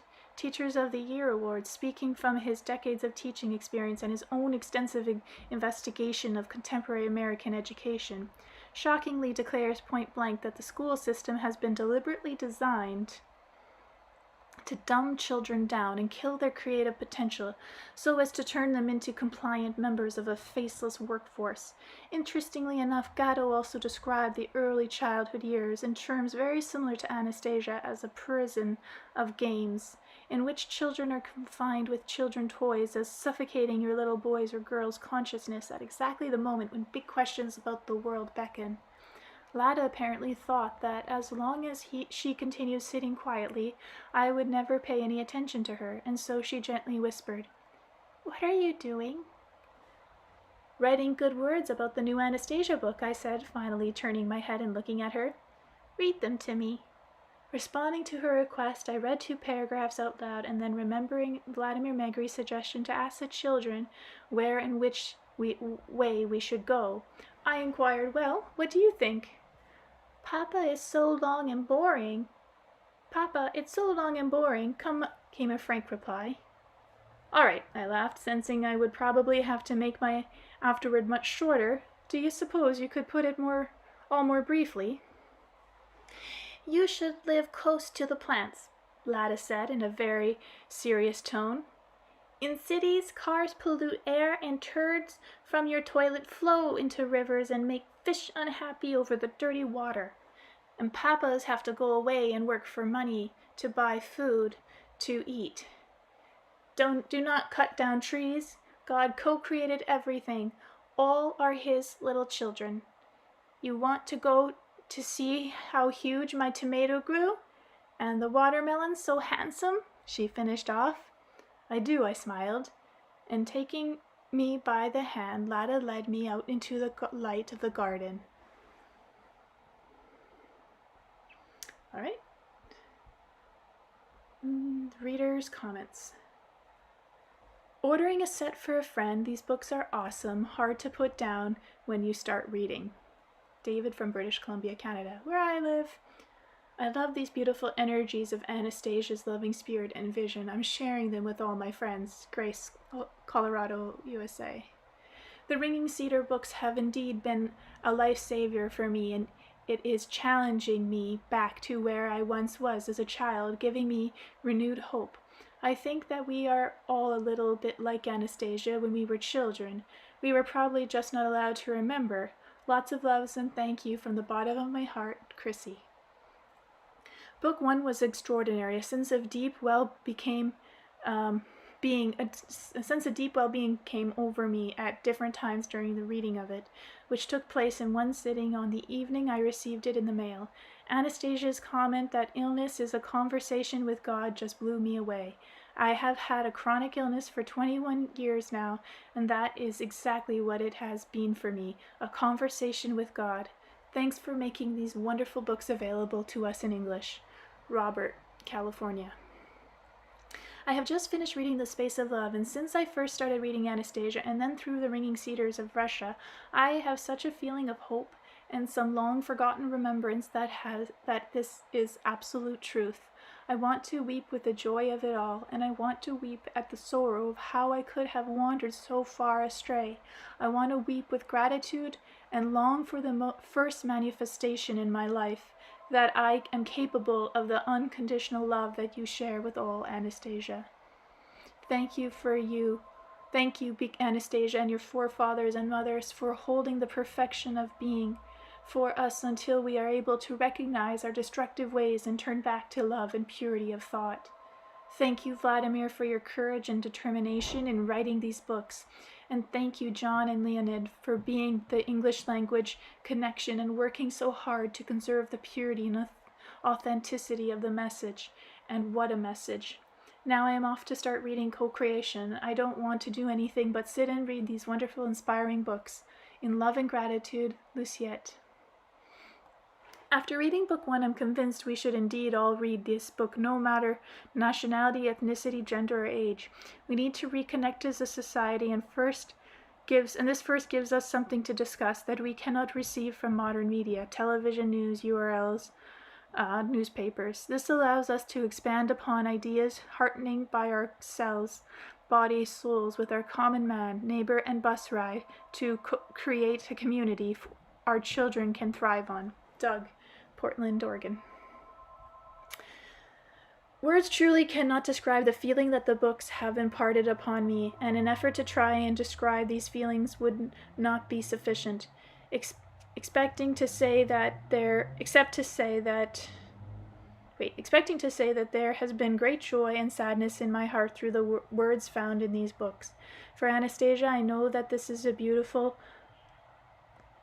she is a beautiful man. This woman is indeed a great blessing to humanity. I say that she is indeed bringing the second coming of the Christ energy upon earth, that of unconditional love. To this beloved sister of ours, may your wish indeed come true, my friend.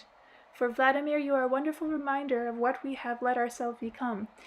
And I mean no offense to you personally. We have let ourselves become so caught up in being better than the next person, keeping up with the Joneses by having to have the best of the new technologies available, that is sometimes only when we stop, listen, and feel the love and light that nature provides do we feel so belittled and useless in comparison, that it is as if we are almost a virus upon this planet, destroying this beautiful oasis that is here now.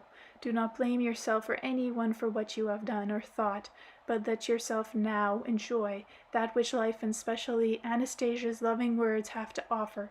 Peace, light, and love upon this heaven and earth that we are now beginning to co-create. God bless you all. With love and light, Anthony, Australia.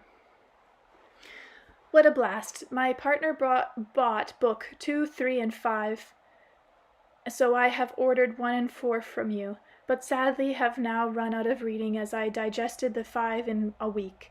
I have not been so engrossed in a series of books since I discovered Lobson Rampa in the 1970s. Every Australian reader should insist their local member read these. We are so far behind Russians, and it, unlike the Cold War arms race, is a race that could just save our planet, or at the very least ourselves. Cheers and best wishes, George. To say the content is thought-provoking would be a great understatement and would certainly do the writers an injustice. The message contained in the books have the ability to change one's understanding in all areas of life. It is written in an easy-to-read manner, almost like an exciting novel, gradually unfolding, providing deep insight and new perspective. Health Synergy. That's who it's from. I found Anastasia to be the most thought-provoking books I have ever read. I found myself with a new revelation on nearly every page, and it brought many of my thoughts, beliefs, instincts full circle. Anastasia reinforced many of my deepest beliefs while also providing me with many new perspectives on our interconnectedness with the natural world and each other. I have found myself referring back to the reflection on Anastasia daily, and it has given me much insight and plenty to think about and act in my daily life. I am very thankful I've learned of this book. I really look forward to digging into the second. Lawrence, Ohio, USA. Anastasia will impact a new generation of readers like the works of Carlos Castaneda did for previous generations, only this time through awakening the latent spiritual connection each of us has with nature. This is not about a walk in the woods, rather these books catapult us to an entirely new way of being on planet Earth. Steve Foster, Arkansas, USA. My husband's finished reading book 1. My husband. Today he said he had read hundreds and hundreds of books on spirituality, but no one book had made such an effect on him like this one. Knowing him, I will tell you that this is quite a statement. Thank you very much for all your effort in making it possible, these exquisite translations. We are now reading book 2. Olga, from the US. Anastasia is wonderful. I truly believe this is a book that will make all religious systems and all social structures respond. It is so much in tune with mankind's transformation that take place and will immensely contribute to the transformation in the best possible way. Practicality, metaphysically, theologically, philosophically, the freedom that this book carries in its life concept for individuals and the society as a whole is so beautiful that everybody who reads the book will respond and will become a better person than what he or she has been reading it.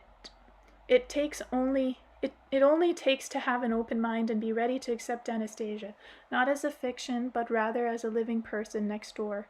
Just a bit different from you and me. Of course, we very well-educated people find it hard to admit that the lifestyle we have in this society is pretty close to slavery. compared to the potential for freedom, for love, for compassion, for God in ourselves. We are losing sight of higher values, and we are running after dollars, mortgage, and garbage. Thanks a lot for bringing this wonderful book into the English language. Thanks for the joy and love this book will trigger in the souls of people in the English-speaking world. I sincerely hope it will help to avoid some of the predestined path for us people on this continent. Thanks for giving me an opportunity to become a better person myself and offering this gift to us all. Randa, Toronto, Canada. Thank you for the book. It arrived a day before yesterday and I just cannot put it down. How fantastic. It makes me even more homesick, for I love living close to nature and yet I'm forced to be as associated with a city like Chicago. What an irony, my life. My wild imagination takes me right into the taiga, and as I lose myself in the reading, I can actually see in my mind Anastasia and her beautiful home, fantastic story, and even more fantastic as it's really true. Anna. At work, I walked by a book lying face down on a messy table, and it called me. I picked up the book, flipped it over, and the cover clicked. I sat down and started reading. That night I took the book home, and over the next few days I found a piece of life of the spiritual cosmos which I knew had been missing. In my disgust and shame at Vladimir Megre's reaction to Anastasia, I saw a reflection of my own attitude towards concept I was uncomfortable with. Although Anastasia herself is a little odd, I had no difficulty believing in her presence, her existence. After reading the book, I slept under the stars near some currant bushes. But some possum awoke me in the middle of the night. I then did some Reiki and sent the energy to Anastasia and felt myself floating in cedar branches, softly brushing me with a bright yet soft ball of radiant light shining back upon me, kind of like the sphere on the cover. In a tarot reading, I asked about Anastasia and drew the Guardian card. 3 years ago, my family moved to the country, our own Dasha. I now look forward to next spring and the coating, the seeds, and creating a space of love for both my garden and my family. Dietrich, USA. It is obvious that Megre is not great and a stylish writer. It doesn't have to be. With the highest level of respect to Megre, his value in this process is that of the one who has the technocratic ability, the expertise, the ability to get the information to the people. His personal opinions, thoughts, or rewards from his process are immaterial. Anastasia is the messenger. Megre appears to be successfully delivering it. If the Anastasia person had this technocratic ability, these words savvy, the message would probably be tainted, as it is the message pure, as the message is pure. In the actual reading of the book, I find that I sort of have to wade through the subjective rambling in order to gather up the objective truths that I am reminded of. At one point, the doubter in my spiritual nature said, "Who is this guy, Megre? And how do I know he had this experience? Perhaps this is just Megre's exercising this entrepreneurial skill." But as I read on, the basic truths that were conveying rang so true, all doubts fell away. In my 71 winters on the planet, my experience has been that when basic truths have come to me, they sort of ring true deep in the core of my heart, as opposed to beliefs and theories that register in my brain and have to be learned and remembered. The information in this book doesn't need to be proven or investigated. You just know it's the knowledge you originally came here with, that you once knew and over time forgot. And as I read on, I find myself saying out loud, "Oh yeah, that's right, I remember that. That's what I always felt, of course." These books are like service manuals for maintaining and living one's life in a good way. They spark long-lost forgotten memories of the original plan, indications on how man is to live his life on this planet in a perfect way, the original plan designed to result in the ongoing experience, joy, and happiness. I do believe that we are here to experience pleasure and entertainment, and that's not a bad thing. It's just what pleasure and entertainment have currently evolved to that's the problem. On one hand, one may be quietly resting under a giant cedar at dawn, witnessing the planet coming alive, and on the other, there is gazing at the grass, screening compulsive typing away. Respectfully, Avid. Anastasia and subsequent volumes tell the story of a return of mankind to a state of grace through love, actualizing real love to everything around us and keeping our thoughts, hearts, minds in the place of love, touching the love and the earth and celebrating God's creation through loving it and caring for it. I think the most important lesson for us to move back to the work of Creator and away from the ways which destroy it. That is what I take from the series and find myself inspired to work harder and be joyous and thankful and loving.